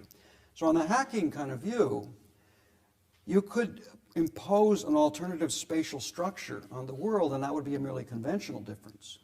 So if I say there's really only one sphere, and yet space is very tightly curved, so if you go in a straight line 2 miles, you're back where you started. Or if it's 2 miles between the centers of the two, you're back where you started. So you have a non-Euclidean space which is designed to fit that structure. So the question is it a fact which one can isolate that the two objects, the geometry is given independently of the object, or if we could find another geometry to describe the situation, would that be a merely conventional difference in your description? If you make the kind of separation that we want to make between, that one intuitively makes between the spatial structure and the objects in it, and also assumes a purely relational theory of space, then you have a genuine counterexample. Otherwise, it's much less clear that you do. Now, I think much of the discussion, the hacking point in particular, is influenced by Leibniz, who had a more radical theory of relational theory of space, a theory according to which not just spatial properties like locations, but spatial relations were not real, but they're all supervenient on the intrinsic properties of the monads in a certain way. So the space is a kind of ideal construction, and it's dependent on the nature of the thing. So if you change the nature of the things, you change the spatial structure altogether. If you hold that kind of radical phenomenalist view, as Adams is tempted by, then that's why he wants to use other examples than the spatial one to make his point. Then that plays into the question whether you have a counterexample to the principle of identity of indiscernibles. Now, if there can be counterexamples to the identity of indiscernibles, then it straightforwardly follows that thisness can, even with the assumption of world-bound individuals, thisness cannot be defined in terms of suchness, because you've got two individuals that have exactly the same suchness, but different thisnesses. But perhaps the spirit of anti-haecceitism could be preserved if the points, we could say, characterize properties in terms of a kind of quality space and say that the haecceitist says that all you need to do to characterize a possible world is say of each point in your quality space whether it's occupied or not.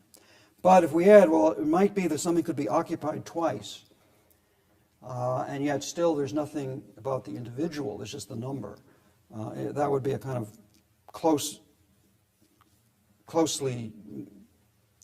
the anti-haecceitist doctrine, but it would require that thisnesses be independent of thusnesses, but it would fit the Kaplan characterization of anti-haecceitism.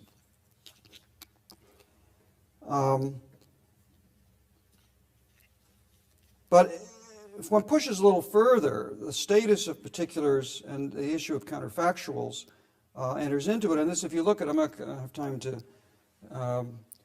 to go into Adams's variation, but he is a sort of a variation of Max Black's two spheres, but the spheres are much more complicated. They have whole domains of people on them, but they're perfectly symmetrical in the way in which his was, so it fits the argument just as well. But we now have people who can use indexicals and can express thisnesses. So I can say this sphere is qualitatively different from that one, but it's still a different sphere. And of course, introducing the possibility of referring to these things isn't essential to the things being different to be referred to. Then we can look at counterfactuals. One could say, if, even though these spheres were indiscernible, this one might have been destroyed while the other one wasn't. So one would have a counterfactual property that the other doesn't have.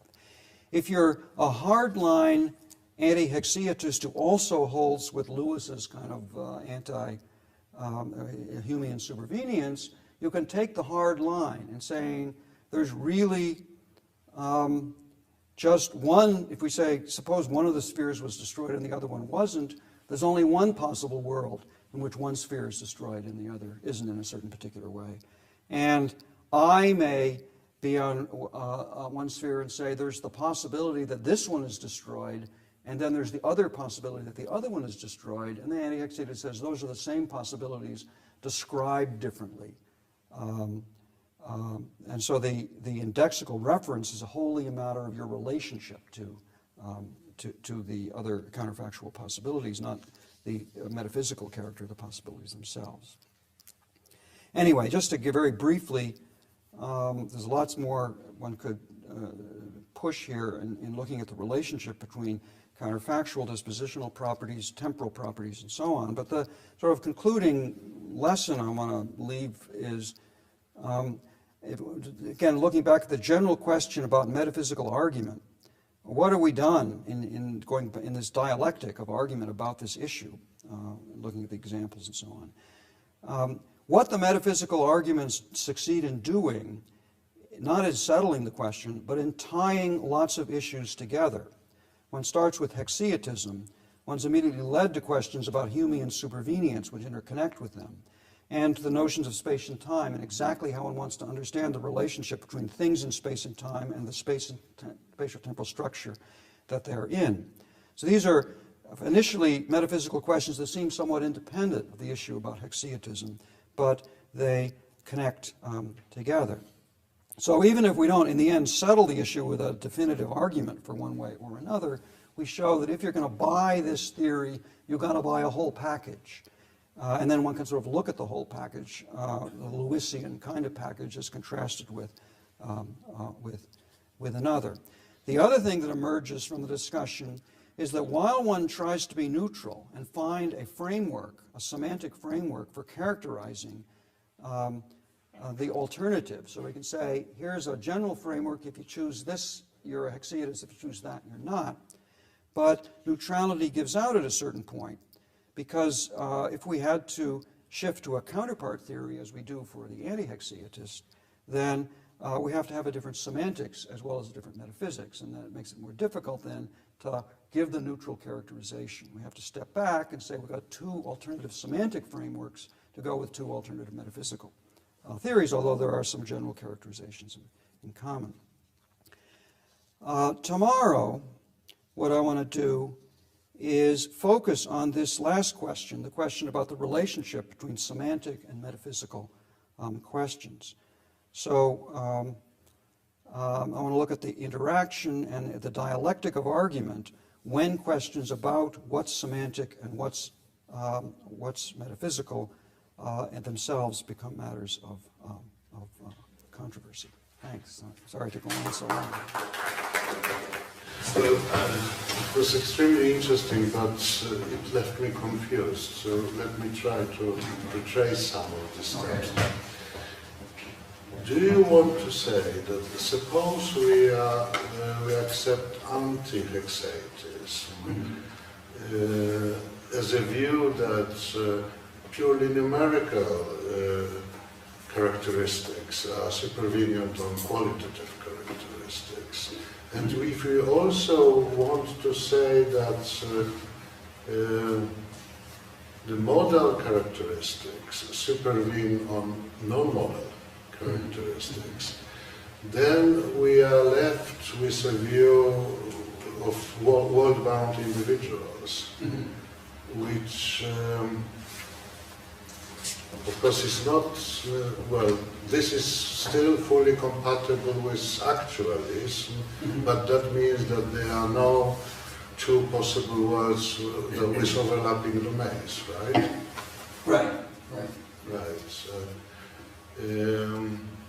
So if we, and then we have to talk about counterpart relations between them. So you are actually thinking of a possible position with counterparts, but which is otherwise not at all like a Lewis view, because it's an actualist view. Right. Yeah. So that would be sort of one possibility. And the other really is a radical haecceitism as position, right? And on that view, do we have a choice what to do with modal properties, or should we say that they really go together, modal direct properties go together with non-qualitative properties because they presuppose the identification, or I'm not sure about it. Right. No, the one part of the argument which is not as clearly spelled out as it should be, and again, it only, I mean, the argument's only spelled out at all in terms of this very toy model. But the idea of the toy model, if you say on the one hand we're going to allow for identification of individuals, irreducible identification of individuals, but we're still going to assume that purely general statements about the modal possibilities of things are perfectly good general qualitative properties. We get a coherent model of that kind, but then if you start pushing, you see that you're forced to make all kinds of arbitrary decisions. That is, it's got to be that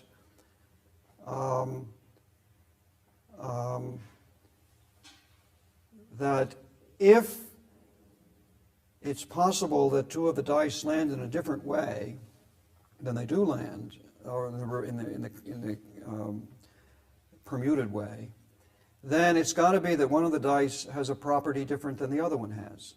And maybe that difference will just be a modal difference. So it may be that the things that land 5 could land 1, but things that land 6 could land 2, and not the other way around, or something like that. And then that's right. So you could find a way to do it, but any way of doing it would look very, very arbitrary. So if you add the assumption, let's say,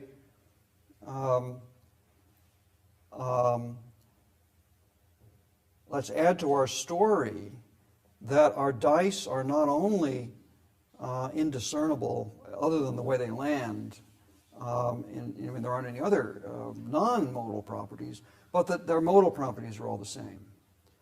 And then you say, well, if we do that, then we're going to be forced to the conclusion that their modal properties are such that they can't land any other way than they do. Because, because if it's got to be that the only other alternative is that each one could land all of the different ways. And if each one could land all of the different ways, then it's possible that X lands 5 and Y 6, but possible that they land the other way. And that's incompatible with, that means there got to be 2 indiscernible possible worlds in order for that to be true. So either you're going to introduce some arbitrary modal distinctions between the things, or you're going to say that if they have to be modally indistinguishable, then the only way you can make that work is by having them be world-bound.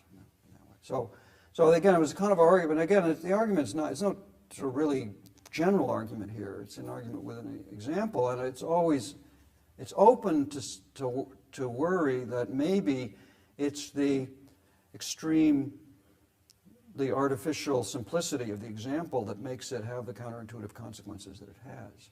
So it might be that in a more realistic model, it's the anti-haecceitis can say, well, everything is different from everything else in ordinary non-modal ways, and so therefore we don't have to worry about this. But for the other part of the dilemma, so suppose we have sympathy for the haecceitas view, right? Well, then we are free to say, well, if 2 objects are exactly similar in a given world in all qualitative non-modal properties, then they actually share all modal properties with each other. Right. Yeah. Right? And then we allow for all those various permutations and that kind of thing. We don't get a very artificial view. Right, yeah. But of course, this means that it will be a view populated by lots of indiscernible indiscernible worlds. Yes, right. But that's. But Yeah. you haven't had any. You know, I have sympathy towards haecceitism position. Yeah. So, did you have any argument against this? Oh, no, I think that's right. I mean, I think this general kind of line pushes you toward, so there is a kind of argument for haecceitism here, Yeah. right, in this. Although, right, and it's also a point you make that there's a kind of, that is to think that the modal properties of things all are supervene on the non-modal properties. That's compatible with the haecceitist view, but it requires. I mean, one of the things that comes out of my, I think, one of the lessons, although there's no argument for it here, but that the distinction between the modal and the non-modal properties is not so clear. So if you think, it's not that we could characterize, this is the Humean supervenience kind of idea, we could characterize a supervenience base, the non-modal base, and then say the modal supervenes on that in some way. But if you think, if you were to sort of say, what property are we talking about when we talk about mass or charge? Well, we have to explain that property in terms of the causal powers of objects that have the property. And that commits you to saying how things would behave in alternative situations. And so, in a way, the modal properties, the explicitly modal properties, are supervening on the basic properties, but the basic properties are themselves modally committed in that way. So that's, and that's where this whole idea of separation, right, and isolation of the intrinsic and the relational, not of things in general, but of possible worlds, is what part of the issue that's underlying this. You said in passing that haecceity with respect to spatial points, that out of the question or something like that. Did I understand you right? Well, I was. It's not that there's not an issue here, a question. Could spatial points be, could there be indiscernible but distinct spatial points? But that the initial sort of metaphysical contrast we started with had something to do with the particularity of an individual, right? And we're thinking here about things like people and physical objects. And that the question, could spatial points be indiscernible, seems to be, and the connection with that, with the sort of haecceitist issue, seems quite a different kind of question. Now, because in a way one thinks, well, of course, if you think of spatial points in themselves, in a Euclidean space, say, an infinite Euclidean space, they're all indiscernible, right? Each one is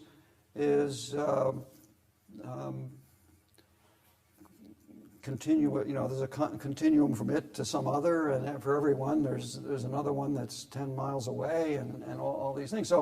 So in terms of the pure space, they're all indiscernible. You say, but maybe they're discernible in terms of their relationship to objects. And then if you have a sort of Max Black-like story, you've got a case where the spatial points are indiscernible from each other, even in terms of their relationship to objects, at least purely qualitative characterizations of objects.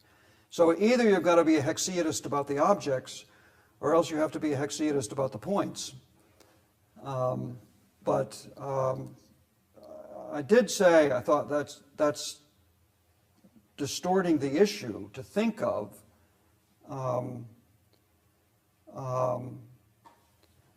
to reach the point when sort of haecceitism becomes an issue about these very abstract kind of things. But it's not that there's not really an issue there. But I think it's more reasonable to think of spatial locations as part of your qualitative structure of the world itself, right?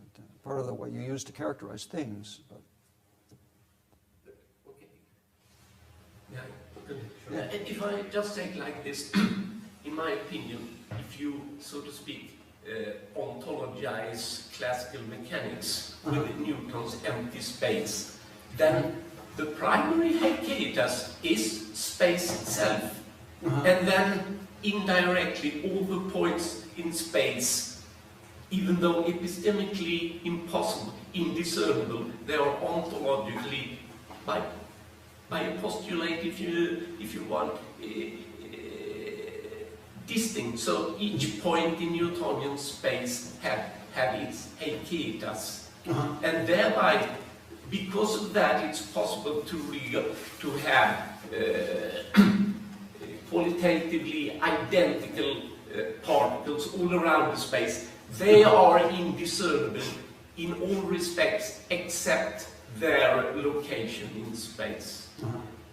Did you rule that kind of metaphysics out? No, I think that's fine. I think, but it's partly a way of whether you think of that as a version of the kind of haecceitist view that people like Adams and Kaplan are wanting to defend. But it's part of this whole question of distinguishing the qualitative from the non-qualitative. When you push it, I think it becomes less and less clear, because in some ways you want to say, well, the structure of space, it's right to say that if you want to believe in an absolute theory of space, that the points are, in terms of their intrinsic nature, indiscernible from each other. So therefore, we have to distinguish them just by being different and being related to particular other ones in different ways. But that seems to be a fact about the qualitative structure rather than a fact about the individuals. But, you know, it's to say, well, of course, anything can be an individual, and that's why, in some ways, Lewis is a haecceitist about properties, even though properties are just sets of individuals. But he wants to say that there are these properties, like the property of mass, a purely natural property of having a mass of such and such. And that's an entity which has a nature that's independent of anything about the laws that it enters into. And yet he calls himself an anti-haecceitist. So I think some of the issue gets, it's not that there aren't good questions here, it's just that exactly how one should understand their relationship to sort of the intuitions you began with when you're a haecceitist so things get kind of twisted in that way. But I grant, I mean, you know, I think it's interesting that if you think of space as a container, there is a way to think about spatial points as your basic objects, and that's the way I don't know how it exactly goes in the Aufbau, but some of the Russell constructions and all of it, as well as Goodman and his structure of appearance and all, you've got your basic objects that are the values of your domain, the values of your variables in your domain are spatial points, and everything else is quality. But that's regarded as a very anti-haecceitist kind of view, but it's in a sense haecceitist about points. So the views kind of twist around to mean something different than they.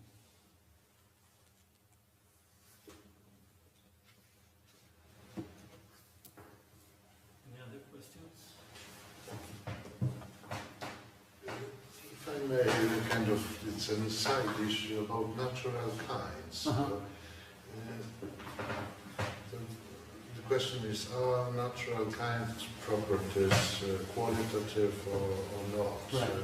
So one argument that to the conclusion that maybe they are not qualitative would be maybe that's something that you actually mentioned in a way in passing. That suppose you think of biological kinds, right? And then suppose that two biological kinds have appeared, well, they have totally disparate histories, right? So it's kind of, by evolution, exactly similar kinds were generated, but we would say that those are different kinds, even though quite similar, because when you look at the sort of story of the individuals that led to them, well, those are different, right? So wouldn't this be an argument that maybe the notion of a kind is also non-qualitative? Yeah, no, I think that, again, it's partly one has the kind of intuitive grasp of the distinction you want to make, and that's the kind of argument that I think makes a good case that it belongs on the non-qualitative side. But the issue really is what gets counted as basic. I mean, you could see that, one might see that kind of argument as an argument that kinds are not reducible to other qualitative properties. But nevertheless, they're themselves qualitative properties, just because they're not tied to particular individuals in a certain way. So that's where you get this kind of middle ground, where you want to say it's not, there's a kind of direct way of being relational, referentially relational, not just existentially relational. And those are the things that sort of easily get counted as non-qualitative. But when it's not relational to a particular thing, but relational to a process of a certain kind. And you might go further and say, but if it hadn't been for the particular individuals involved in the history of the evolution of this species, then it wouldn't have been the same species. So even if there had been a qualitatively similar evolution, but with different particular individuals, it would have been a different species. If you say that, then you really have tied it down, right? And that might be plausible in some way. Yeah. Good.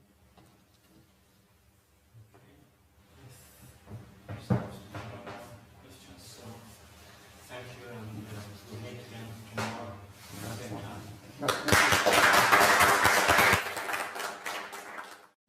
Okay, so last time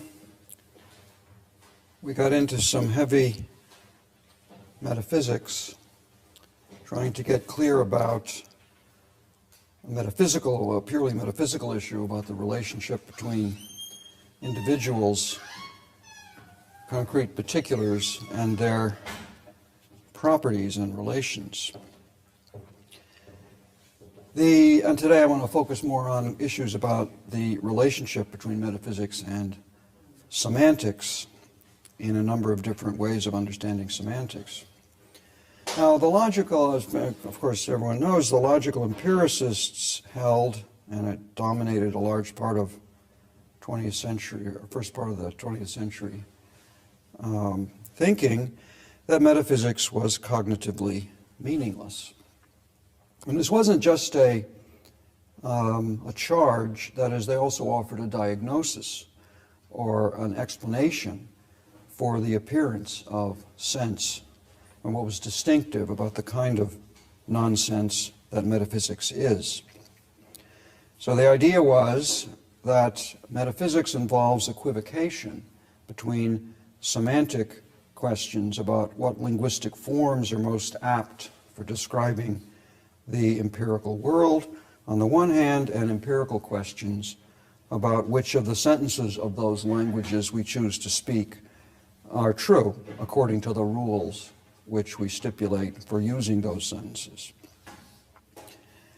And the crucial distinction all through the sort of discussions of verificationism and the logical empiricist tradition, the crucial distinction here was between matters of decision or stipulation on the one hand and matters of discovery or evidence on the other. So Carnap, in particular, late Carnap, famous paper, Empiricism, Semantics, and Ontology, written in 1950, very close to the time when Quine was to give his critique of the analytic-synthetic distinction. Carnap, by the time Carnap was writing this late paper, it was recognized by the logical empiricists, as by Quine, that the epistemology by which we test and evaluate theories, this is something that came out of the attempt to clarify or characterize the notion of verifiability kind of meaning, came out more and more that, that the epistemology was very holistic.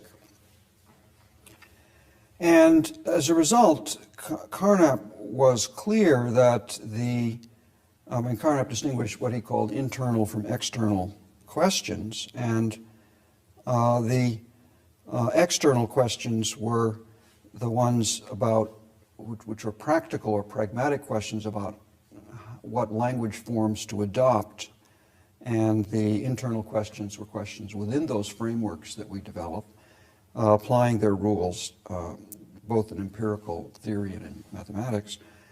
And again, the crucial distinction was between matters of decision and matters of evidence. But Carnap emphasized, because of the holistic methodology, that the decisions we made about how to talk were not arbitrary decisions. We were choosing a whole, not just stipulating the meaning for a particular word, but choosing whole linguistic frameworks. And the decision about which ones to choose were highly motivated by their fruitfulness in empirical application. So that everyone can see Quine's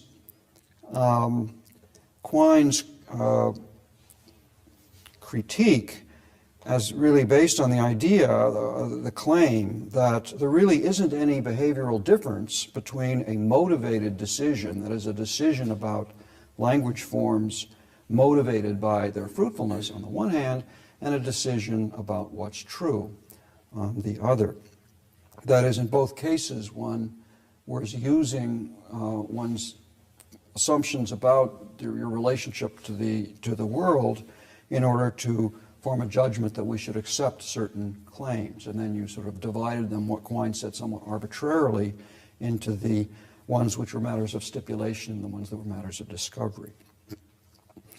So the Quinean picture that replaced the logical empiricist picture retains the idea that metaphysics involves mixing empirical or conceptual issues with empirical issues, semantic or conceptual issues with empirical issues. But the point of significance was that there are substantive theoretical questions about how the two kinds of issues should be distinguished, how one should distinguish semantic from metaphysical or from empirical issues. So the Quinean point should not be that there's no principal difference between semantic and factual or substantive claims, but rather it should be that the distinction is between semantic questions and other substantive questions is not itself a distinction to be made by stipulation, or it's not a distinction that's neutral between various alternative factual judgments. We should try to separate the semantic from the factual, but this is not something to be done at the start of an investigation before addressing substantive issues, but something that emerges at the end. And Quine explicitly said in making these points in Two Dogmas of Empiricism and later in other places, that one of the lessons of the rejection of the analytic-synthetic distinction and of the internal-external questions distinction is an opening up of room for metaphysics. On the Quinean picture, metaphysics lives in the contentious border area between semantics and substantive empirical theory. But as I say, that doesn't mean one shouldn't try to distinguish these two kinds of questions. It's just that one doesn't do so from the beginning. Now, there are lots of different kinds of semantic questions. there are questions within natural language semantics. And then there are questions of regimentation, what Quine called regimentation, where regimentation was Quine's term for for the practice of philosophical clarification, which the empiricists traditionally called explication. Given Quine's twist on the analytic synthetic, the distinction, the difference was important, that explication was thought of as a purely stipulative decision-making about how to use certain expressions, whereas Quine recognized that it wasn't clear when one was regimenting exactly what kind of empirical claims one was making. As he said, the sort of finding the ultimate categories and deciding on a good notation. These are really two sides of the same coin. But in doing regimentation, one is searching for a neutral framework, not absolutely neutral, that's impossible, but neutral with respect to specific issues that are in contention. The aim is to find a language that is clear and that will help to sharpen and clarify the issues at hand. And of course, the paradigm for Quine of regimentation was, the paradigm success of regimentation was the clarification of quantificational concepts. And it's interesting that we still, I don't think, don't have a very good understanding of the way quantifiers work in natural language. That is, if you think the idea of explaining how quantifiers work in natural language is to explain what are the particular devices we use to make the scope distinctions which are there to be made. In a formal language of first-order quantification theory, one has a very clear and simple and perspicuous way of representing scope by the order of quantifiers and by having variables attached to the quantifier and also attached to the places. In a natural language, you've got a lot of pronouns that play the role of something like bound variables, but also play other roles.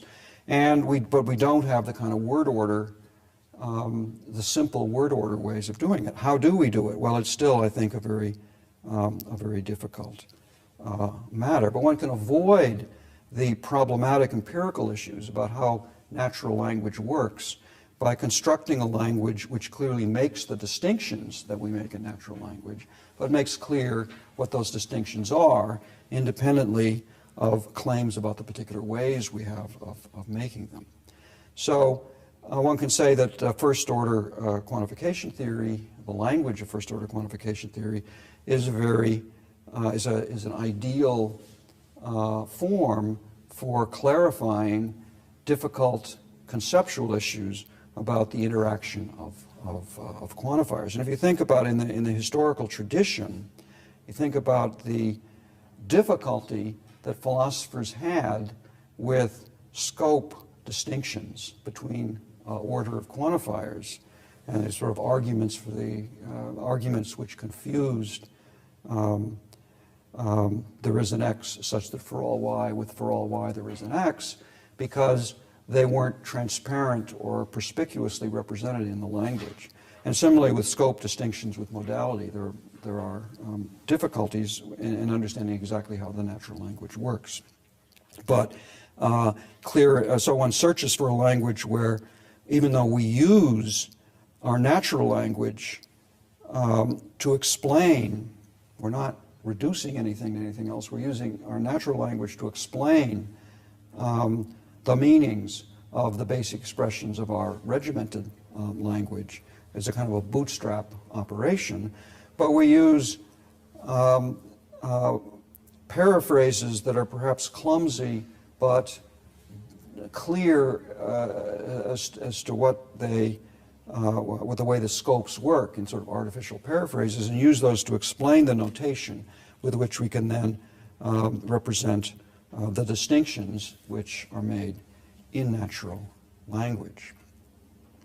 So most of the semantic questions I'm going to be looking at are questions about how best to regiment the issues in modal metaphysics. That is,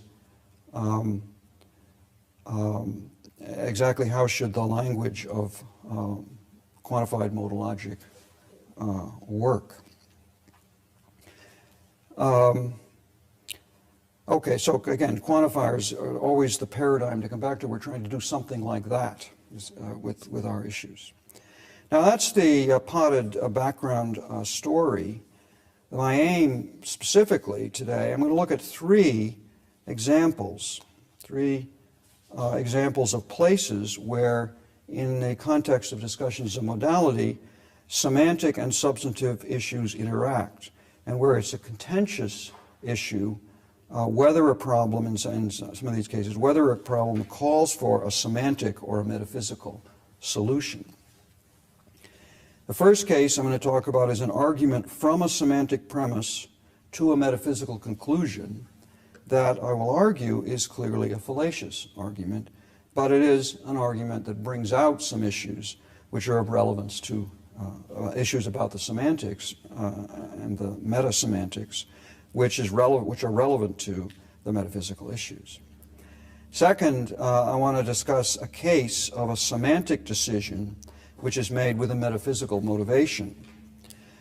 And I think the metaphysical motivation is a good one that I agree with the metaphysical picture that motivates it, but it's a case where I think we can and should decouple the two kinds of issues, allowing semantic questions to be answered on semantic grounds. So this is a case where one has a clumsy and difficult semantics motivated by a plausible metaphysics, whereas one ought to avoid the clumsy metaphysics, or rather the clumsy semantics. It's not required by the metaphysics. Third of my three examples is an example of a puzzle Kit Fine poses, where it's controversial whether the puzzle needs a semantic or a metaphysical solution. And here I'm going to argue that it's, in the second case, I'm going to argue that the semantic complexities are unnecessary. In this third case, I want to argue that the metaphysical response, the metaphysical complexities that are introduced are unnecessary to solve the problem. The puzzle should be dissolved on semantic grounds. Okay. And I put at the end of the handout the three places where these three examples come from. Okay, my first example comes from a paper by Thomas Hofweber, and it's an attempt to get a very direct metaphysical conclusion from a semantic premise. One might ask, and he asks, how is it possible to go from semantics to metaphysics? And he says, well, he wants to assume not only that a certain semantic thesis is true, but that some of the statements interpreted with that kind of semantics are true. So it's not in general a problem for getting a substantive conclusion from a semantic premise on the assumption that some of the things, some of the statements which fit the semantics that you're arguing for are true statements. But still, I think the argument is I will argue, is a fallacious one. Okay, so here's the background and here's the argument. Direct reference, that's the thesis in question, the thesis of direct reference. And he says, direct reference is true if some terms in our language are directly referential, and a term is directly referential if the contribution it makes to the content of an utterance in terms in which the term occurs is merely the object referred to, as opposed to a mode of presentation, some description, or some other characterization of the object. So if you're a Fregean, you say that the semantics tells you that, that a certain singular term has a sense, and the sense then determines an object. But it's the sense that's a component or constituent or involved in the proposition, not the object. So that's the contrast with the direct reference view. So in the direct reference view, the semantics for singular terms, for proper names, for some, he just says here, for some expressions, gives you an object, and then the object is what plays into or determines the propositional content of the sentences which use that name. Okay, so that's the thesis of direct reference, although it remains to be spelled out a little bit more, but it's somewhat metaphorical, this, the characterization, but we'll see how it goes. So then the metaphysical thesis is the thesis of object dependence. And of course we've talked about this each of the lectures I've been talking about object dependence, the thesis of Platonia called existentialism, the thesis that played a central role in the argument that some propositions are contingent. So object dependence, in Hofweber's characterization, if a proposition depends on an object for its existence, then the proposition exists only if the object exists. Very sort of straightforward. He actually distinguishes two senses of object dependence. It can be that the identity of a proposition, or rather the identity of the proposition depends only on the identity of the object. So if Hesperus is phosphorus, then the singular on the direct reference theory, the singular proposition Hesperus is a planet is the same proposition as the proposition that phosphorus is a planet, according to the direct reference, according to the thesis of object dependence, where you're talking about identity dependence. But our concern is more with the other side of object dependence, which is existence. That is, the existence of the proposition is determined or dependent on the existence of the object. Okay, so here's the argument from direct reference to object dependence. Quoting now, since, this is the third thing under last thing under number one on the handout. Since, according to direct reference, the object referred to is all that is contributed, if there is no object that is referred to, then there is no complete proposition determined. In particular, the complete proposition does not exist if the object that one attempts to refer to does not exist. And Hofweber claims that his argument is independent of any particular theory of propositions. Now, there's a fallacy in this argument, which is a fallacy of a kind that is found in a number of other places. But here's the problem. Direct reference implies only that the determination of a proposition via direct reference is successful only if the individual used to determine it exists. That is, if you define something as a function of something else, then if the something else doesn't exist, then you haven't determined the value of your function. But this does not imply that the proposition itself depends on the individual used to determine it. That is, that the proposition, the counterfactual claim that the proposition wouldn't exist if the individual used to determine it didn't exist is something that doesn't follow.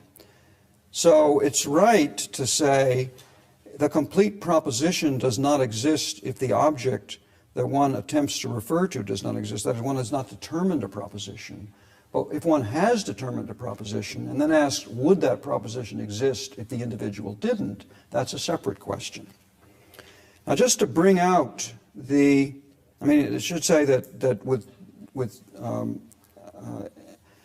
direct reference, basically what you have is the thesis of direct reference says that that a directly referential expression determines an individual, and the rest of the sentence determines a propositional function, a function from individuals to propositions.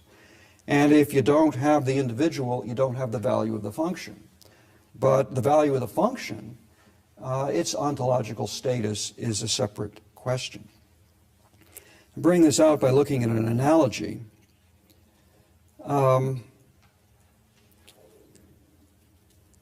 Consider not a propositional function, but in this case a function that takes proposition, instead of a function that takes propositions as values, consider a function from persons to persons, such as mother of. So the fallacy in the following argument will be evident. The value of the function mother of depends on the argument of the function. So if in the functional expression, the mother of George W. Bush, if the name of in the argument place failed to refer, then no value for the function would be determined. That is, if we say mother of A, and you say, who's A? And I say, A doesn't exist. And then I say, okay, so the mother of A doesn't exist either. Therefore, since the name and the argument place fail to refer, no value of the function will be determined. Therefore, the object that is the value of the function is ontologically dependent on the object that is the argument of the function. Barbara Bush would not have existed if her elder son had not existed. Okay, I hope the fallacy is clear in that argument, and it's the same fallacy in the propositional case. Now, this is relevant to the issues about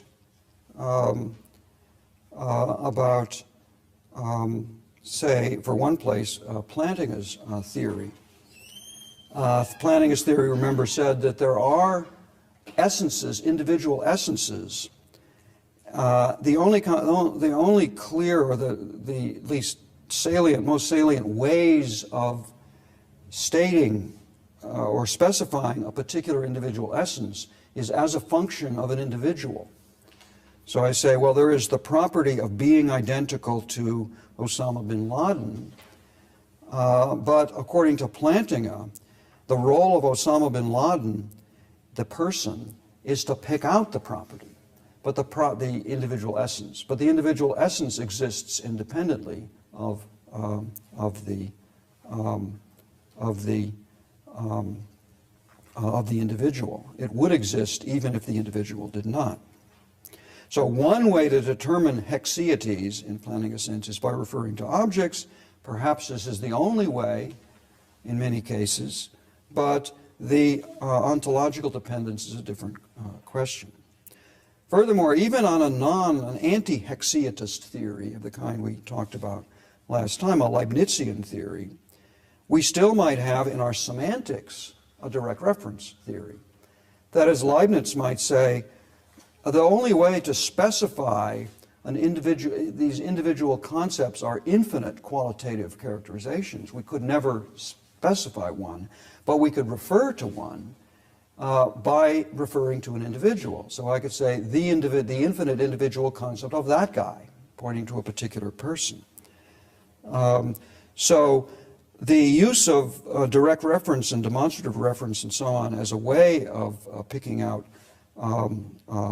properties or semantic values is independent, that is, that you're using a direct reference method, is independent of the ontological status of the thing you pick out. Now, there's an irony here. I mean, I'm diagnosing or claiming a fallacy in an argument for a thesis that I think is true. As the thesis is the thesis of ontological dependence, and I think Plantinga's theory is wrong, but this argument against it is a bad argument. And the irony is that often a bad argument against a view, when it is the fallacy in the argument is noted, tends to lend credibility to the view. So it's partly in order to criticize the planning a kind of theory and to defend a kind of more object dependence view. It's important to dispense with the bad arguments for that kind of view. Now, more generally, I mean, if you look at the idea of reference fixing, which is part of the sort of direct reference a family of methods of establishing semantic values. The kind of fallacy that's involved in Hofweber's argument is similar to the kinds of fallacies that Kripke diagnosed, and that come out from the recognition of the role of direct reference in and the way in which counterfactual possibilities and epistemic possibilities come apart. So successful reference to Aristotle, for example, is possible only if we are causally related to Aristotle. It would obviously be a fallacy to infer from that therefore it is essential to Aristotle that he be causally connected with us. So the counterfactual possibility that we never heard of Aristotle, that he had no impact on us, that's a perfectly fine counterfactual possibility which makes sense. And it's a possible world in which Aristotle existed but had no causal consequences that reached us. If that had been true, we would not have been able to refer to him, but you can't argue that we can't refer to him in that counterfactual situation, just because if we were in that counterfactual situation, we wouldn't be able to refer to him. So the ontological dependence of Aristotle on us is something that's an obviously would be a mistake. And the tendency to make that kind of move, but the recognition that the move wouldn't work, was part of what resistance to a causal theory of reference. In general, we can use objects to determine counterfactual possibilities in which the possibility of reference is absent. And this is connected with some of the questions about space and time and haecceitism, because there's a question, can you refer to, say, spatial points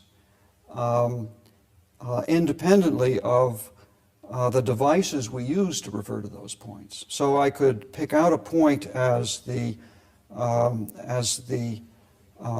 center of mass of the sun and then I specify a specific time. And I could say, but I want to talk about that point independently of the fact that it is the center of mass of the sun, and whether one could do that or not is a question whether there are such things as spatial locations or spatial points. So that's a substantive question, which is a presupposition of the semantic operation. So there are metaphysical consequences of metaphysical issues that are intertwined with these questions about the sort of mechanisms of reference that are part of your semantics. Okay, that's the first example. Second example is Robert Adams, who defends a haecceitist object-dependent theory of the kind that I find very congenial. But he wants also to defend a modal semantics that he describes as, quote, metaphysically satisfying, though formally inconvenient. Okay, then the quotation on the handout there, there are no possibilities or necessities de re about non-actual individuals. The singular propositions that I exist and that I do not exist would not exist to have the logical properties by virtue of which my existence or non-existence would be possible or necessary. Adams does make the distinction between a proposition being true of a world and being true in a world. So he wants to say that the proposition Socrates doesn't exist is a proposition that is true of the world where Socrates doesn't exist, but the proposition itself doesn't exist in the world, so it's not true there. But when he gets to the second level, he wants to do things differently. I therefore say, he says, that possibly I exist, possibly I don't exist, necessarily I exist, and necessarily I don't exist. These statements made with modal operators. These are all false in possible worlds, and their negation's true at possible worlds in which I don't exist. So in the actual world where atoms does exist, still these propositions, they exist, but they are false. They're all false. Now, why is this formally inconvenient?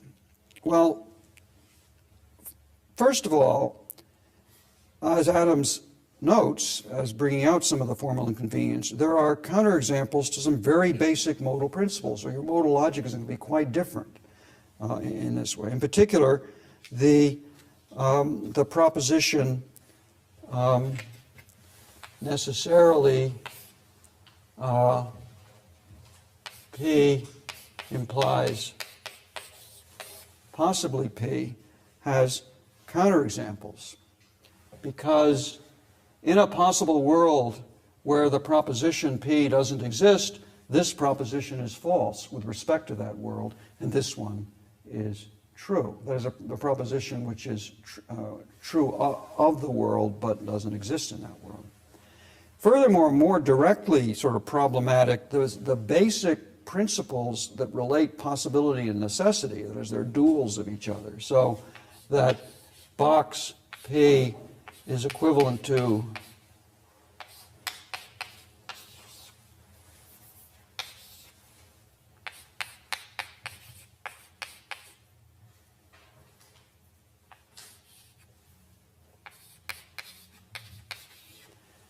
box P is equivalent to not a diamond not P. Necessarily P is equivalent to, it's not the case, it's not impossible. Or rather, it's not possibly false. These very basic principles, which are part of practically every modal logic, are to be rejected on his inconvenient semantics.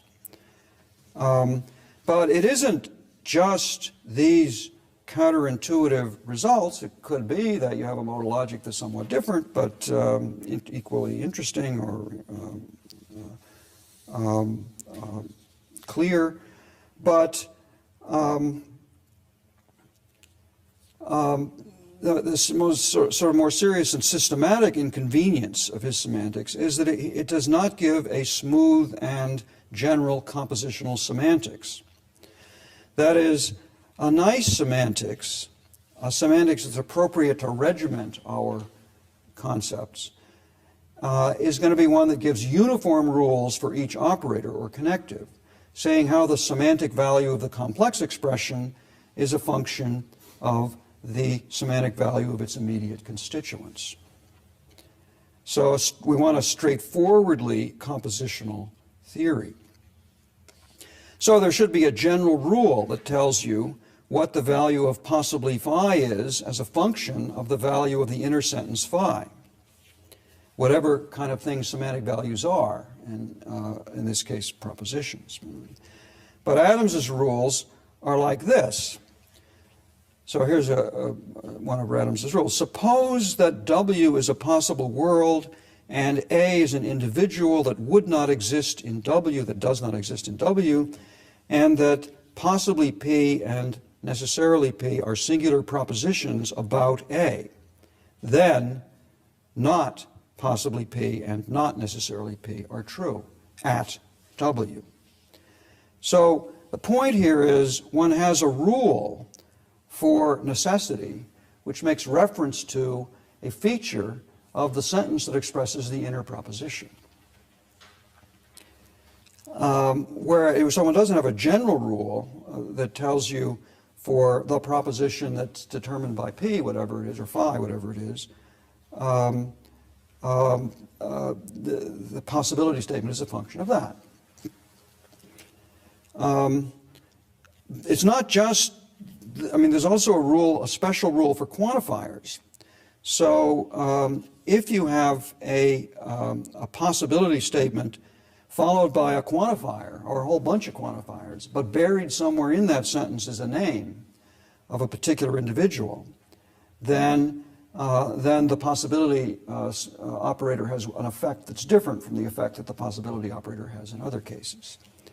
So the sort of systematic structural problem with his semantics is that it violates the idea, I mean, it ought to be that the value of multiply complex sentences with names in the scope of operators, which are themselves in the scope of quantifiers and so on, the values derive from the application of general rules at each stage of the recursion. Now, it could be that a formally inconvenient semantics with various kinds of ad hoc restrictions of this kind, with different rules for the same operator in different contexts, was nevertheless a well-defined semantics. It's not that it's incoherent, necessarily. But the point of regimentation is to give a perspicuous representation of the semantic structure of an expression, making it easier to evaluate the validity of arguments and to interpret complex statements. Ideally, the complexity of a complex idea should be shown to be the result of the interaction of component parts that are each relatively simple. That's what one hopes to get from regimentation. Of course, it's always possible that the substantive idea one is trying to regiment are not amenable to being broken down into simple parts. But in the case at hand, it seems to me that the formal inconvenience that Adams saddles himself with is wholly gratuitous. The metaphysics he wants to represent seems to me exactly right, and much of my his arguments have played a role in persuading me that it's right, the kind of semantics or metaphysics I've been defending in earlier lectures. But the metaphysics is perfectly compatible with a straightforward recursive semantics for a language that can recognize all the metaphysical distinctions that Adams wants to make. And just to set the stage for consideration of the semantic issue, I want to start by looking back at an old modal distinction that Quine made, although with a little twist on it. And this is Quine distinguished grades of modal involvement.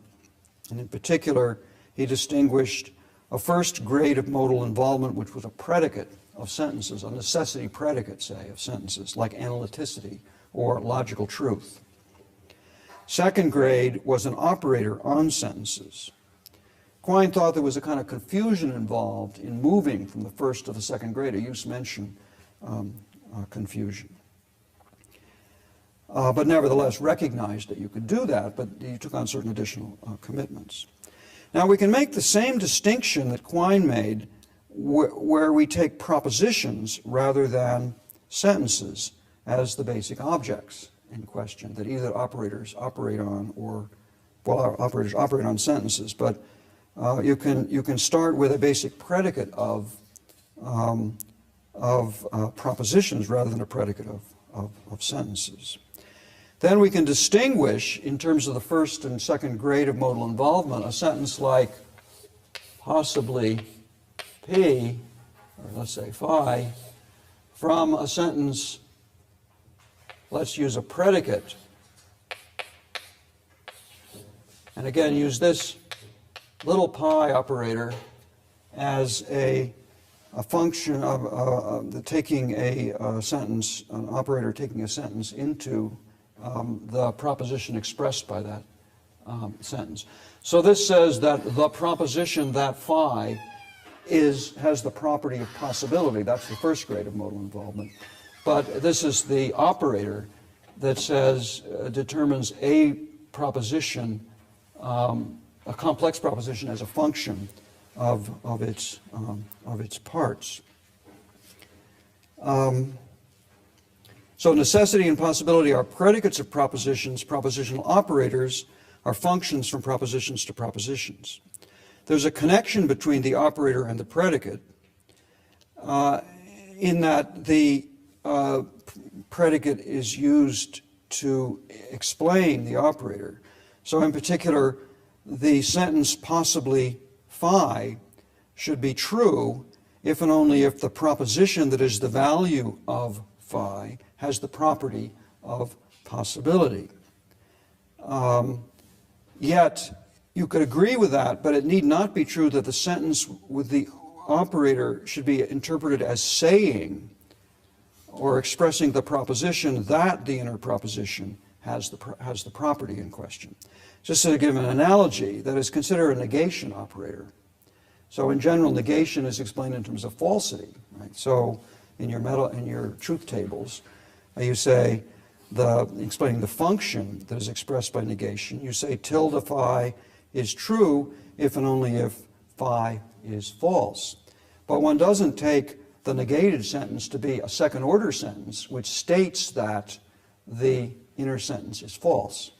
It's rather something that expresses a first level proposition which is false, just in case the inner proposition is true. One might think it doesn't make much difference, but it does in the case that you have contingently existing propositions, because in general this inference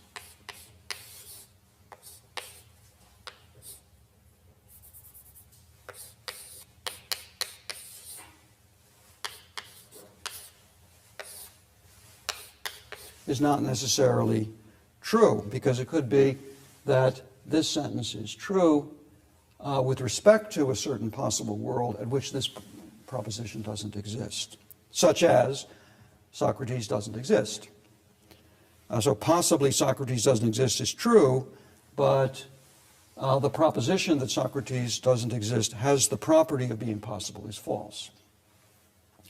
Now this is the basic distinction that Adams recognizes and wants to make, but he wants to make it at the level of operators, and he ought to be making it at the level of propositions. So the claim that Adams wants to make can be made in a more straightforward and perspicuous semantics. Now the semantic rule for the necessity operator is very clear in the S5 semantics that we have, very simple. The value of box phi is the necessary proposition if the value of phi is the necessary proposition. And otherwise, the value of box phi is the impossible proposition. And you can then explain possibility in terms of necessity. So it'll turn out that possibly phi, diamond phi, expresses the necessary proposition if phi does not express the impossible proposition. And that'll just follow from the definition of possibility in terms of necessity. Okay, so the proposition expressed by diamond phi is a function of the proposition expressed by phi, but the inner proposition, the one expressed by phi, is not a constituent of the proposition that it's determined as a function of. So you have something similar to what was going on in the Hofweber argument here. It's important to note. The proposition expressed by possibly phi might exist in a possible world in which the proposition expressed by phi did not exist. There's an analogy here with disjunction. I mean, this is why it's important that we're talking about coarse-grained propositions. If we had our logical space and this was the finest partition with respect to a certain counterfactual possible world, then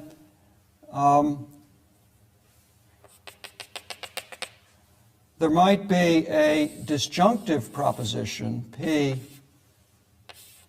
Q,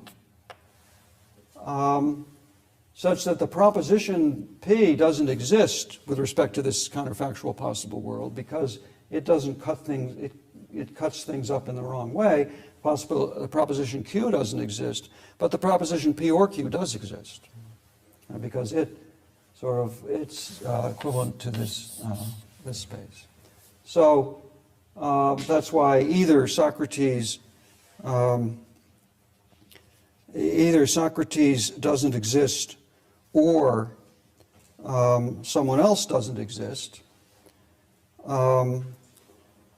is a proposition that does exist, even if Socrates doesn't, even though that way of putting it couldn't be used. Okay.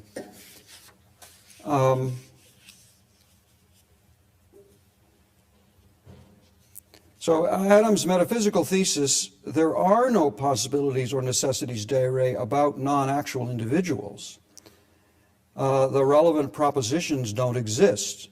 That's right, and we can capture this thesis, we can regiment it, not as a claim that possibly diamond phi is true at a world in which the proposition that phi does not exist, but rather by the claim not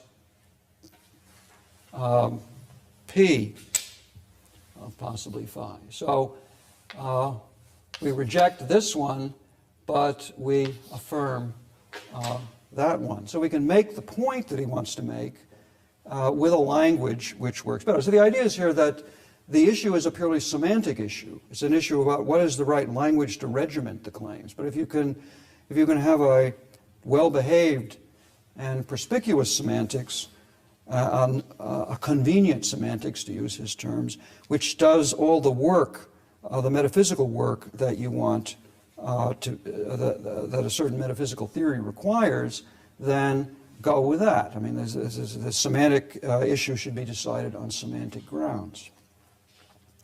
Okay, so that's the, the idea is here he wants to decouple, wants to construct the semantics, which allows you to decouple the metaphysics from the semantics and develop the semantics in a way that's motivated by semantic considerations.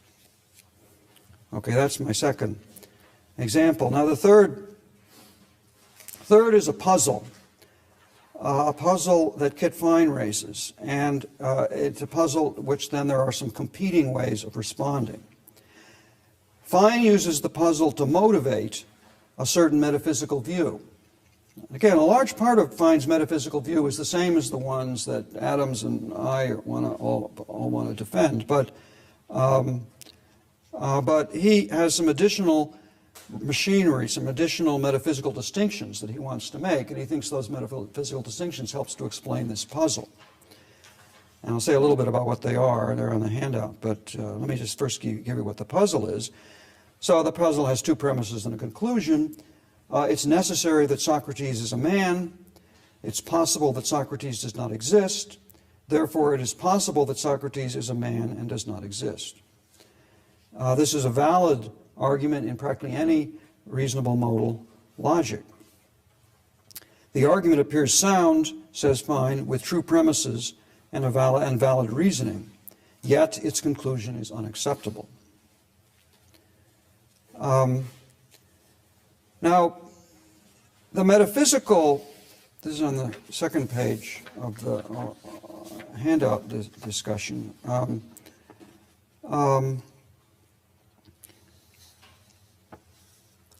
Fine's favored solution, and this is down after looking at let me say a little bit about what the metaphysical solution is before looking at the semantic solutions, which he rejects and his arguments against them. Fine's favored solution involves a metaphysical distinction between worldly and unworldly propositions. Analogous to, and you can sort of think about whether you see some intuitive grounds for this distinction.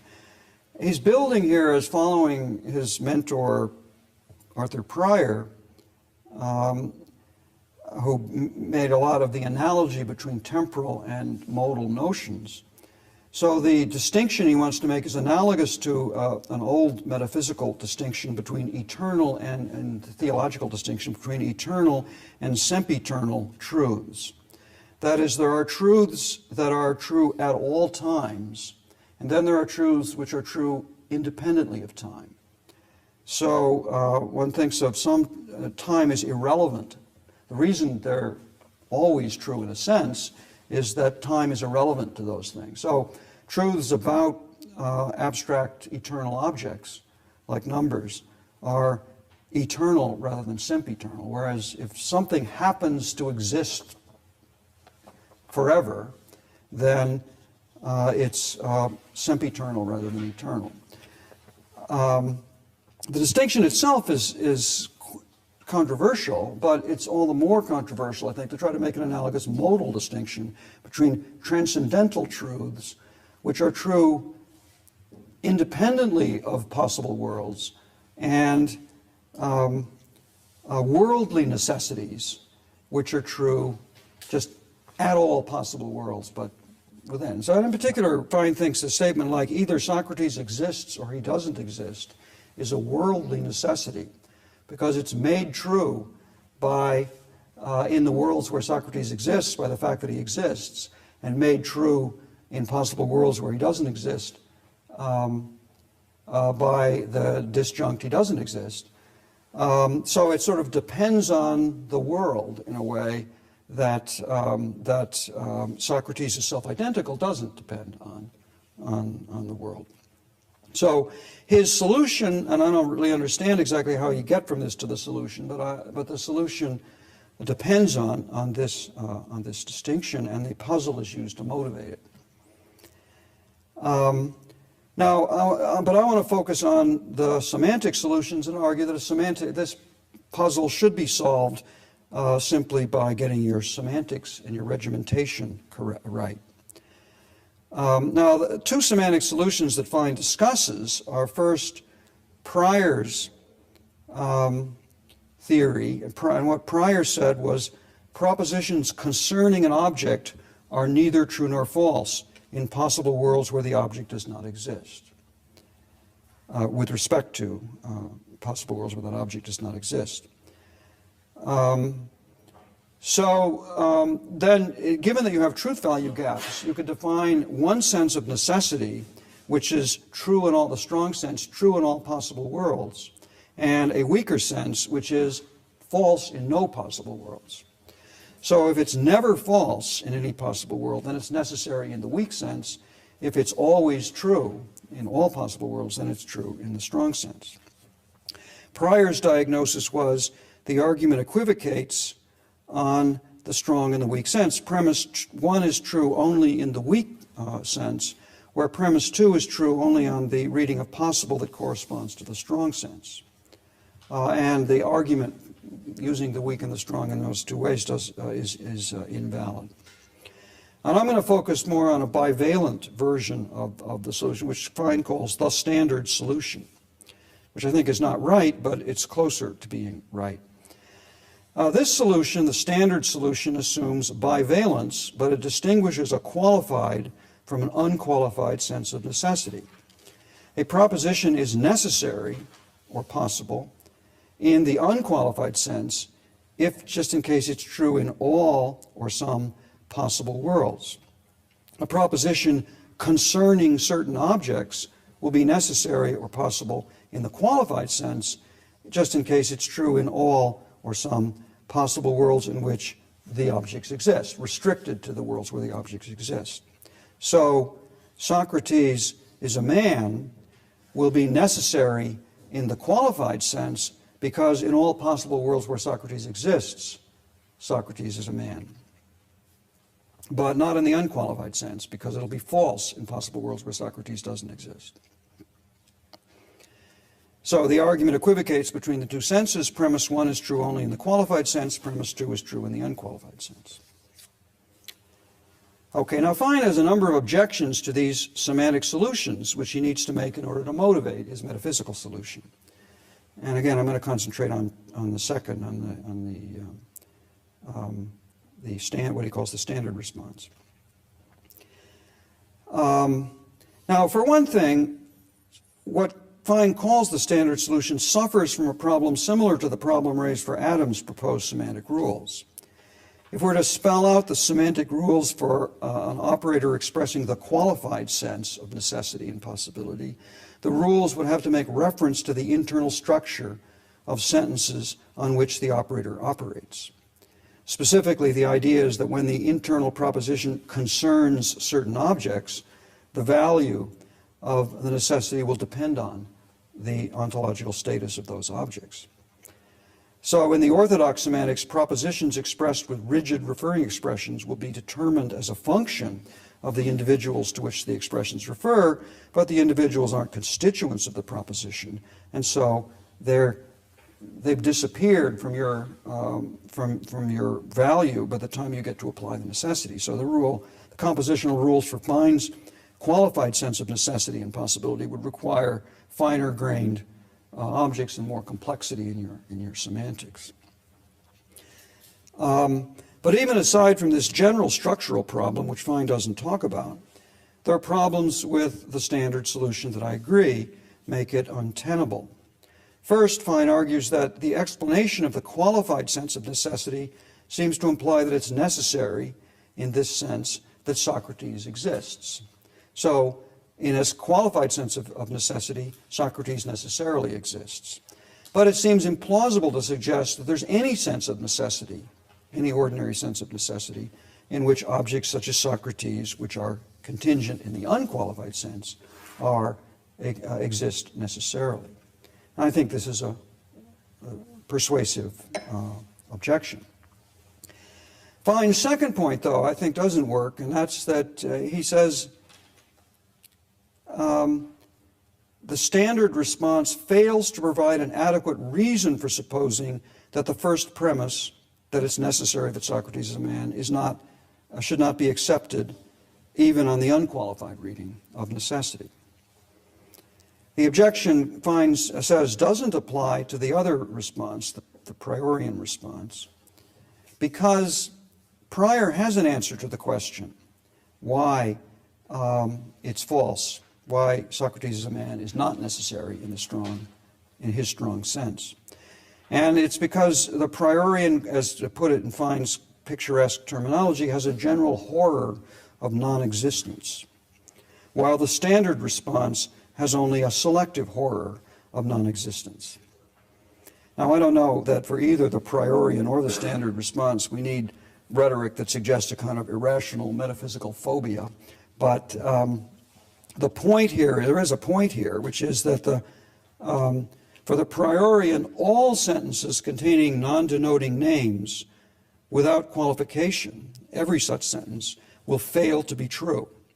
And they will fail to be true by being neither true nor false uniformly. Where for the standard response, which is bivalent, some sentences with names that are non-denoting in a certain possible world will be true at that world.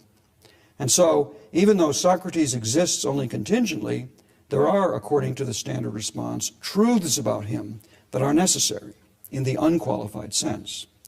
So, again, quoting Fine, it will be unqualified necessity, for example, that Socrates exists or does not exist, or that possibly Socrates is a man. But this means that if we are to reject the unqualified necessity that Socrates is a man, it must be because of some special feature of the term man. The argument is that since the standard response allows some predicates that are not existence entailing, we need an explanation for why the predicate man is one of the ones that is existence entailing, and there's no such explanation forthcoming. Now, I think this objection that Fine raises is misconceived, and it brings out something about the structural issues about regimentation. A proper formulation of the standard response in a proper formulation of the standard response, the horror of non-existence, if that's what it is perfectly general in the same way it is with the priorian response. And it's not dependent on any metaphysical distinction between basic and non-basic properties or predicates. The relevant distinction is an abstract structural distinction between predicates and sentences, and not a substantive or metaphysical distinction between kinds of predicates.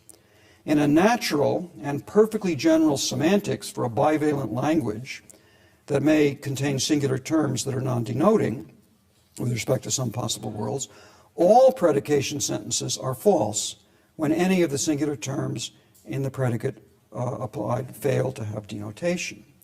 We may, in such a language, have complex as well as simple predicates, but we must distinguish predication with complex predicates from complex sentences with parts that are predications. So in particular, the sentence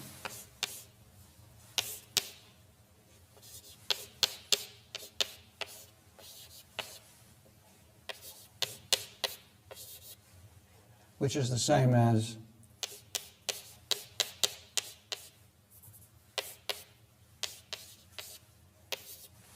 there's a scope distinction between an inner negation which is used to define a predicate and an outer negation. And this is just an alternative, more verbose interpretation of that. That is, the negation is on the outside of the whole sentence, and so the A is within the scope of the negation. And in this case, the A is outside the scope of the negation. So you have a general rule that all predicates are existence entailing, and that's part of your logic.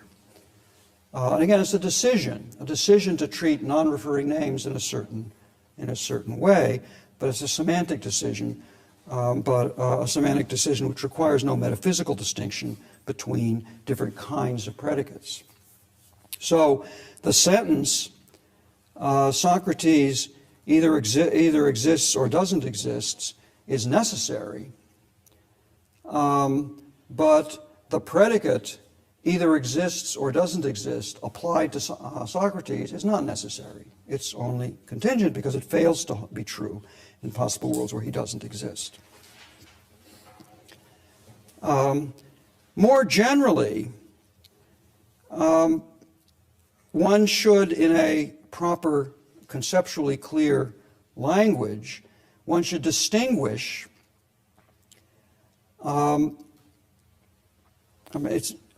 that is, variable binding. You should think of variable binding not as having anything to do with quantification.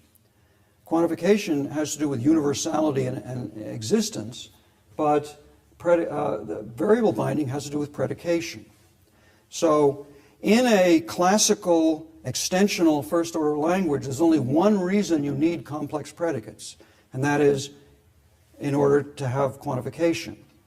So if you want to say that the property, that is, you want to say everyone is either male or female, you can't apply a quantifier to your simple predicates, because then you get everyone is male or everyone is female, which would be not what you're trying to say.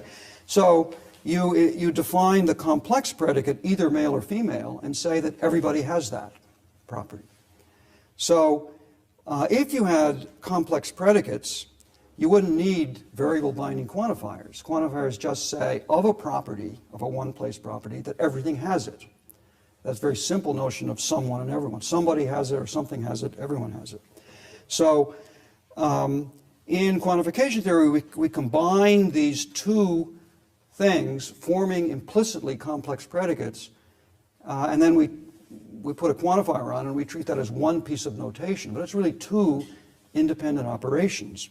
When you enrich your language with modal operators, or if you weaken the existential presuppositions of your language so you can have non-referring terms, then you have other uses for complex predicates than the uses of quantification, or if you have adverbs or other kinds of things. So it's a more perspicuous way of representing variable binding to treat it simply as complex predicate formation. And once you do that, you can formulate you can make the distinctions in a straightforward and perspicuous way, which give you a semantic solution to Fine's puzzle. The solution is not quite the standard solution. There's no special necessity operator for qualification. What you have instead is a distinction between an essential property and a necessary truth. Necessity applies to sentences. Essentiality applies to predicates. And in particular, you can define the one in terms of the other with a single univocal necessity operator. So the property being such that if it exists, then it's F. So this is a predicate, a one-place predicate, which says something has the property of being such that necessarily if it exists, it has property F. So if this is man and this is Socrates, then this sentence says Socrates is essentially a man. So the idea is that the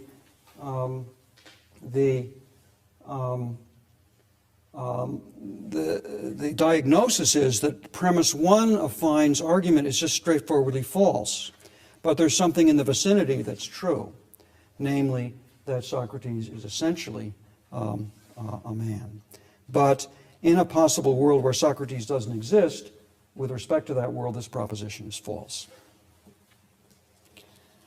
So you can't put a necessity on the whole thing. The necessity goes in here. So it's a scope distinction with respect to the necessity rather than two senses of necessity.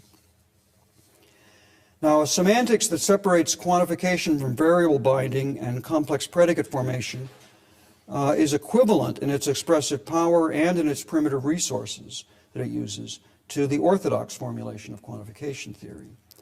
You can use quantifiers plus identity to make all the distinctions you need, but you make them in an unperspicuous way when you go beyond ordinary quantification theory, to extensional quantification theory.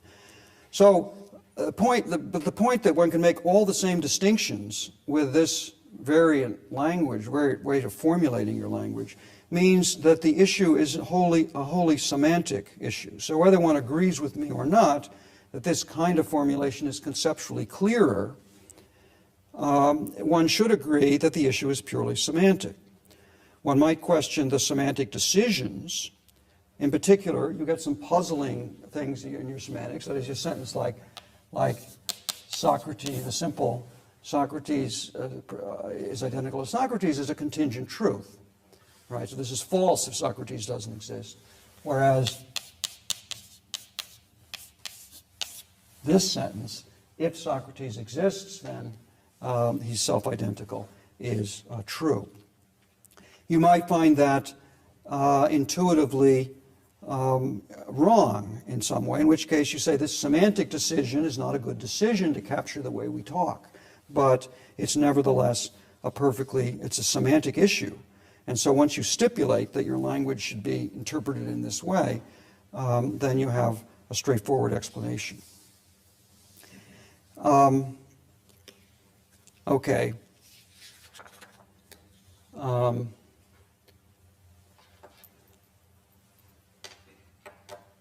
My texts get shorter each time, but I ad lib more and more, so I take too long. But let me just conclude quickly by summing up.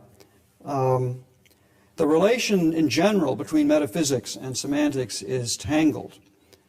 The first point first example that I talked about, direct reference, the point was that direct reference is compatible with any metaphysics, Leibnizian anti-essentialism, Planningist theory, whatever. But the defense of direct realism brings out some distinctions and resources that are relevant to arguments about metaphysics. So reference fixing is a style of concept formation that Kripke made prominent in his work. It's a semantic procedure. But even though reference fixing is a kind of stipulation, it's a kind of stipulation that has factual presuppositions. The standard meter, one of Kripke's prime examples, standard meter bar, had reference fixing, one uses a certain object to fix the reference of a length. And then the object used to fix the reference is only contingently connected to the length that you fix. But this works only if there are such things in the world as lengths. That's a metaphysical question, or perhaps an empirical question about the structure of one's theory of space and time. And more generally, spatial properties, can you fix the reference of a particular spatial point independently of the object used to fix the reference? That's a question about whether there are such things as spatial points. Planting as essences, one can use individuals to fix the reference of independent essences only if there are such things as individual essences. And so that has to be argued out on grounds of the metaphysics. You think that lots of terms which are supposed to be it's part of the way they fix the reference that it's the natural kind that is related to the objects we use to fix the reference. If you go back to the beginnings of science and think that the basic 4 elements, these were the 4 most fundamental natural kinds: earth, air, fire, and water. Well, water made the grade as a natural kind. Fire turned out not to be a substance at all. Earth and air, well, they're not natural at all. So there's empirical presuppositions even if your reference fixing says this thing is a natural kind. It's part of the idea of the introduction of the term. And so this is one of the ways in which the metaphysics and the semantics interact. In the case of the arguments of Fine and Adams, here I wanted to argue first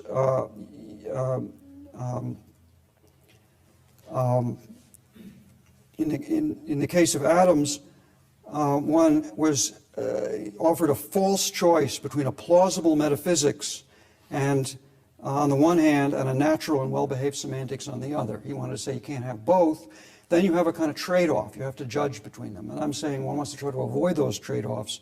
And if one looks more closely at the semantics, one can find a semantics that is compatible with the metaphysics. You can reconcile orthodox semantics with the actualist metaphysics that avoids the implausible commitments. In the case of Fine, you had a metaphysical proposal which was based on its work in defending, in diagnosing a puzzle that could have and should have, I think, a semantic solution. And more generally, there should be a presumption against elaborate metaphysical constructions where regimentation with the more austere resources will do the job of explaining the puzzle. So, just to go back to the last remark about the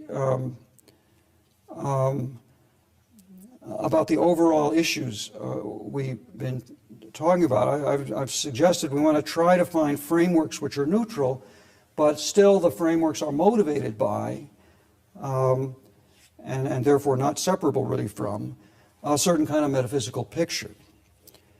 And the metaphysical picture that's guiding me in both semantic and metaphysical decisions, the salient contrast here is not so much between Lewis's modal realism and actualism as it is between a kind of modal rationalism that's common to Lewis and also people like David Chalmers on the one hand, and what I would just call modal naturalism on the other. The modal naturalist view is a kind of geocentric view of the place of the actual world. The possible worlds are not just selected by the resources available in the actual world, but actually constituted by them. And this is what's wrong with on this kind of picture with the planting kind of view. That is, we pick out possible worlds with individuals, but there aren't things independent of the things in the world, the properties and relations we use, which we're using those things to pick out. So on the modal naturalist picture, there's really no characterization of the distinctions to be made between possible worlds, no way to distinguish between the possible worlds that's both substantive and a priori. So the task of characterizing our logical space, this is a constant struggle that one's trying to characterize what's true independently of empirical fact, but one can only do that from the perspective of using the resources that are available in the actual world. So the task of characterizing the logical space in which we locate the world is not separable from the task of characterizing where in the space that our actual world is to be found. Great, thanks. Sorry to run on so long. Your discussion of Hofweber's argument. So, first, the thesis of the conclusion of the argument. So you formulate it like this: if a proposition depends on an object for its existence, then the proposition exists only if the objects exist. And as you said, that you accept this conclusion, you think it's right, but you think that the arguments that Hofweber presented is fallacious. First about this this conclusion, this thesis, isn't it tautological claim?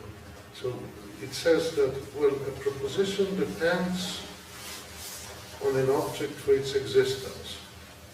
How can it mean anything else than that it depends on the existence of the object for its existence, right?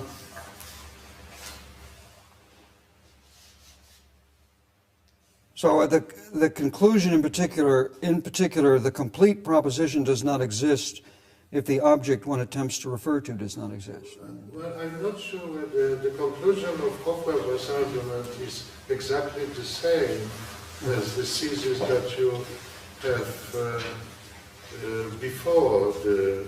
Oh, no, that's just a definition, the thing before. That's just, oh, sorry. Right, yeah, so if a proposition depends on an object, right, in fact, it's not really even, it's just a repeating, really, of the thing. Okay, so, yeah. Yes, so yeah. the conclusion is different. The conclusion is that the proposition does not exist if the object to which, if the referring expression does not have relevance, right?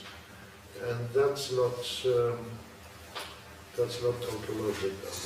Now, it is right that the conclusion is subject to two interpretations. So on one interpretation, you say, if we determine a proposition as a function of an object, and there's no object, we got no proposition. Now that's right. But the conclusion he needs, and goes on to draw, is a stronger interpretation of this, which is namely if the counterfactual import of that is, if the object were not to have existed, then the proposition would not have existed. No, I understand, because I was thinking about your example with the mother of A, right? So if A doesn't exist, and of course the mother of A does not exist either. Right, But from this it doesn't follow that if A didn't exist, then the mother of A wouldn't have existed. And it's this kind of issue that is involved here, right? So if I understand it correctly, is that there's two ways of understanding this idea that singular propositions sort of are determined by the objects. One is that they simply, you need the object to fix the reference, to determine the proposition, but the proposition could still exist even though the object didn't exist. And this would, for example, could be Plantinga's way. But the other is that the object itself is actually a constituent of the... or it wouldn't need to be a constituent. That would, if it were a constituent, then it would follow. But, I mean, and that's, again, on my account, they aren't constituents, but still you do have object dependence. And the people have pressed me on that, why one should say that. It's partly because I'm thinking of these things as properties, and properties are understood in terms of what the conditions have to be for it to be true. And if you say, well, if there is no object, then there is no determinate truth condition. Nothing in the world that you could say makes the truth condition be one way rather than another. And that's sort of the idea. Good. Okay, this is perhaps not so much a question, but a sort of remark on the meta level. First of all, let me say I was quite impressed by your treatment today. You, I think, made a clear improvement on the sort of on similar sorts of discussion decades ago. In a way, you could say that what you try to do here is, I think, an argument for the priority of thinking in terms of models rather than in terms of language. However, there are still many lingering remains from the heydays of linguistic philosophy. And you, for example, speak about the content of a making propositions out of a sentence, as if the sentence determined a particular content. What I see here is, on my view, particularly, it's probably true about language in general, but it's most easily observed in terms of modal language, that we can use language to express, if we try to think only in model terms, model something without really, it's awfully hard, but if you try to do it without words really, you can dream up almost any amount of different models to be matched with one single sentence. So for example, the sentences here, 1, 2, and 3, I can easily find very many ways of representing them in sets of models, each of them, and with no particular non-pragmatic argument for one of them or the other.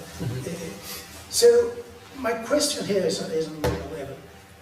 You've only, in a sense, despite what I said in the beginning, only fixed up our intuitions concerning 3 problems here.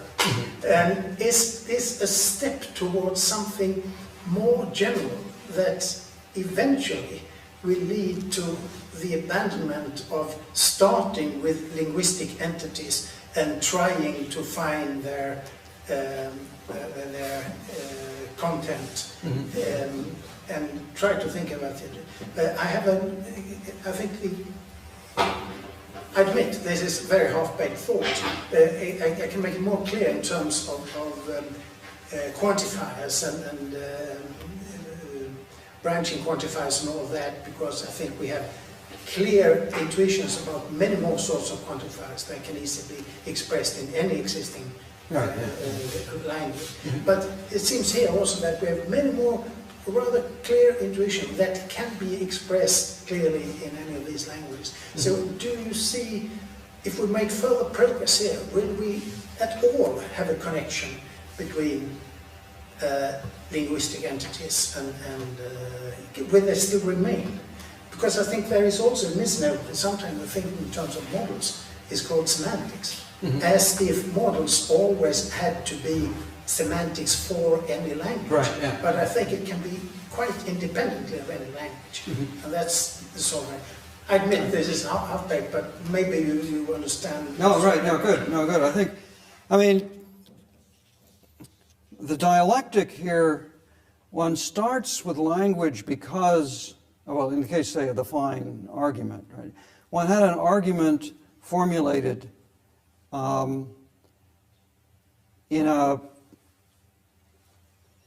a language without, I mean, it's not that we had a particular rigorous semantics or interpretation for this language, we just had our ordinary notion of necessity, and you know, then the diagnoses will say, oh, well, there are different ways to understand these sentences.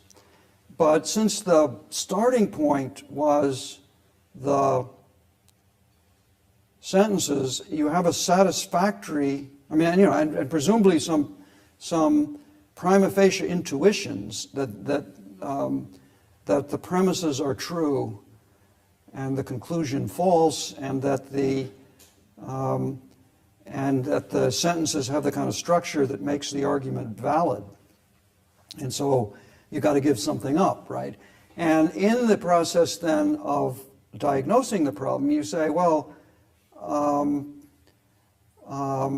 there are 2 senses of this or whatever, and you say, let's try to formulate the issue more precisely in terms of a regimented language which is designed to fit certain models. So you had, I mean, but still, even if you think of the way in which quantification theory was used to clarify arguments involving complex quantifiers, the language was essential to raising the problem. And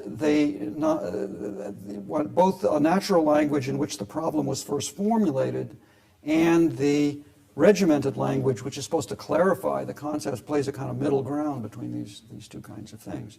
I don't think it's ever going to get to the point where we can just sort of say, well, let's just do our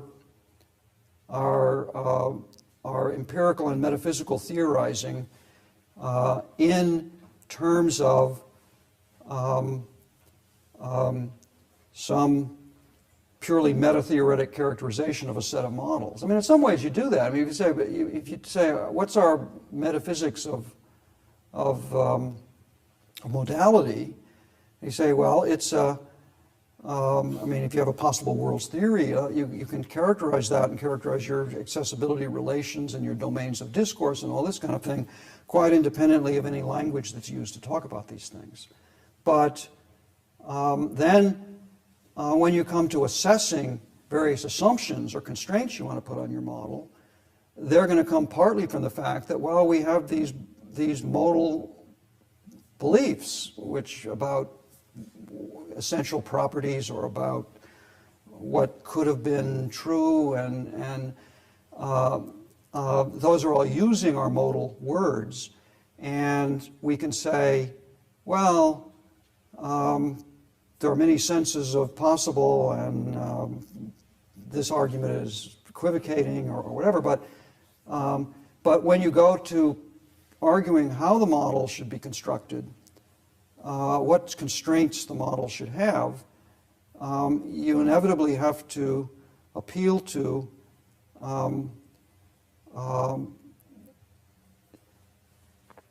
your pre-analytic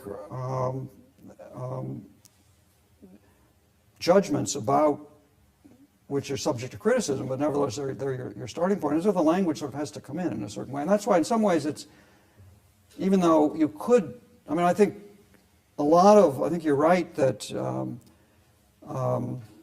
there's a lot of, partly because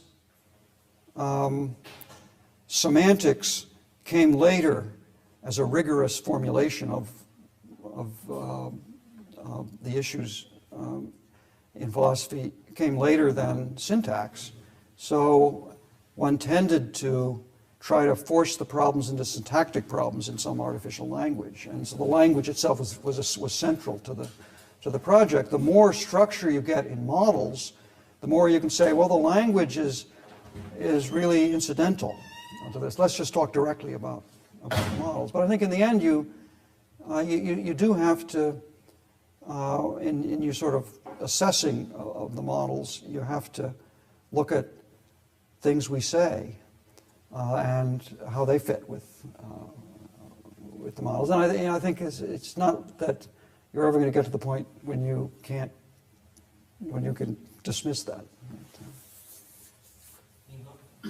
Yeah, I have no critical remark, just a question that relates to Lodek's question. It has to do with Pufendorf and this sentence that you also accept. If a proposition depends on an object for its existence, then the proposition exists only if the objects exist. Right. But then in the next quotation from Pufendorf, there is within parentheses complete. So suddenly he starts to speak, and you two about, you're using a distinction between complete and incomplete propositions. And now my question is, does that affect anything? So should this second quotation be read? If a complete proposition depends on an object for its existence, then the complete proposition exists only if the object exists. Or should it also or only be read if a non-complete proposition depends on an object for its existence, then even the non-complete proposition exists only if the object exists. Mm-hmm. So why does perhaps this is the way to put the question, why does whether suddenly within parentheses add complete. Yeah, yeah. No, that's a good question. I can just speculate about what work that's. But you can say if it makes a difference to you. Right, Yeah. right. But one way to understand complete is simply the incomplete proposition is just the propositional function. So if we have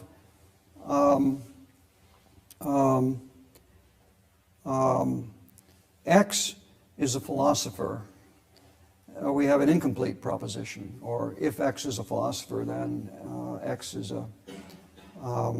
intelligent, or something like that. Then we have an incomplete proposition because we have a sort of gap in it, an unsaturated proposition, or something like that. So if that's what he means, then I think then the point would be, which is I could perfectly well agree with, that that the propositional functions existing doesn't depend on the object, only that plus the value, right? Depending, I mean, so right. So, but the complete proposition, it has to involve the object in this way, and that's the. So I think it's. And again, as I said, I agree with the conclusion of his argument, namely that singular propositions do depend for their existence on the object. But it's just one worries about fallacious arguments for true views, right? Because it just taints them in a certain way. Yes, this is a question of clarification regarding Modal as well, and maybe you just gave me the answer. But I got the example, but I didn't get the model. So at first I thought that you were sort of arguing for this is a case where we use semantic principles to derive metaphysical conclusions. And this is a case where we shouldn't do that because it's a fallacious argument. But then that couldn't be the model, because you could sort of correct the argument by just adding a sort of a specific form of semantic composition, where you say that semantic composition is really like ordinary composition. So propositions will have as constituents the semantic entities corresponding to the parts of the sentence, right? And then you'll get a correct argument.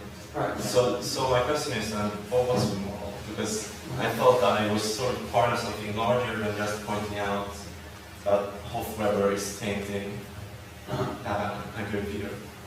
Yeah. Okay. So I mean, I think there's no sort of single lesson here. I think so much as I mean, one of the things that I think gets illustrated by this is, on the one hand, the kind of direct argument from a purely semantic assumption, namely that that the right, and it's maybe not semantic so much as meta-semantic, but it's sort of what is the right theory about how names connect with something. That is, what is the semantic value of a name? And the answer is, it's just the individual, right? That's the idea. And then, of course, there's a causal theory that goes with that. But that's so. Say from the idea that the semantic value of a name is an individual, can you draw some metaphysical conclusion from that? And the idea is that I mean, the conclusion I want to draw is practically any metaphysical view is compatible with direct reference. So you could be, to go to the opposite extreme from the object-dependent view, the Leibnizian. And you can say, the Leibnizian could say, I mean, the Leibnizian didn't worry too much about direct reference and stuff like that, but the Leibnizian might worry about the fact that we seem to be able to refer to individuals, but the sort of essential nature of the individual is infinite in a way that we could never semantically get a grip on. So how do we ever pick out an individual? I say, well, even if we can't express a full individual concept, which is an infinite conjunction of properties, predicates, primitive simple predicates, we could say that guy. And you say what we have picked out, or even the essence of that guy, right? And what we have picked out is a function of the guy, but the thing we've picked out is not. So the main lesson is just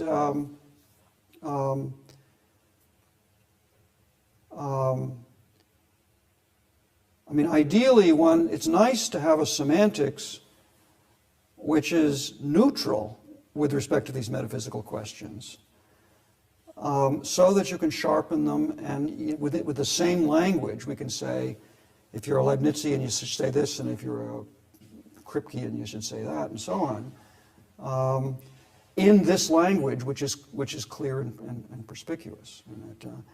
But if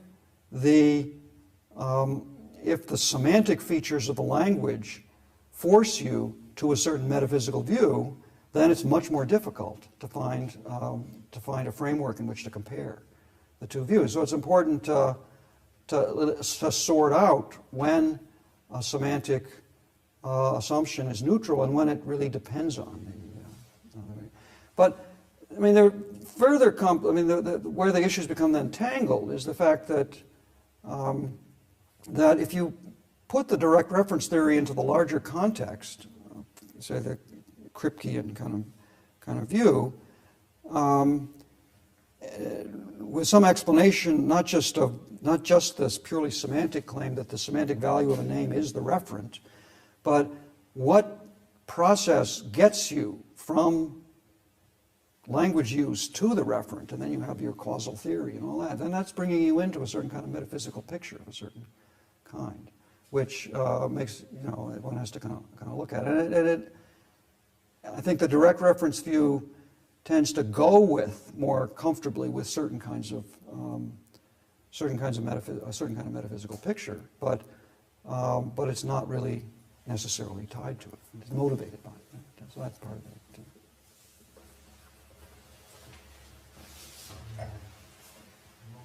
We'll end the discussion here, but we're not quite really. Yes.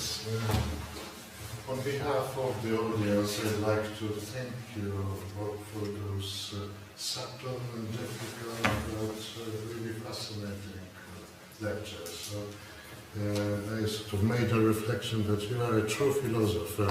It's not, you don't bother with the conclusion is true or not, but if it's the fallacious argument, then something wrong, even if the conclusion is true. It's not like with other people, ordinary people, but I think I share your sentiment on that point. There were lots of interesting threads in your lectures, and it's something for us to think more about in the future. Kind of on the personal note, I thought that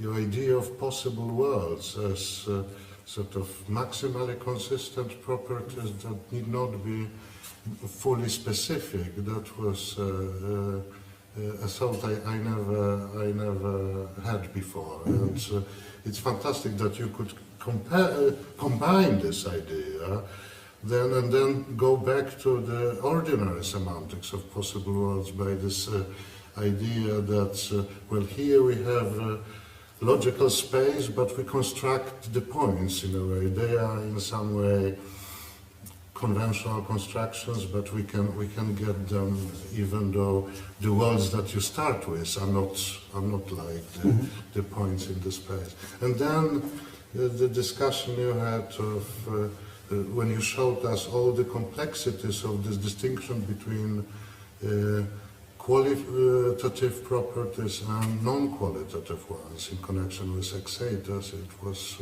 really a mind opener for me. So it was great, and I'd like to thank you very much for this food for thought. Great. Well, thank you. Thank you very much. I would also, on behalf of the Department of Philosophy, express our gratitude with a diploma and a medal.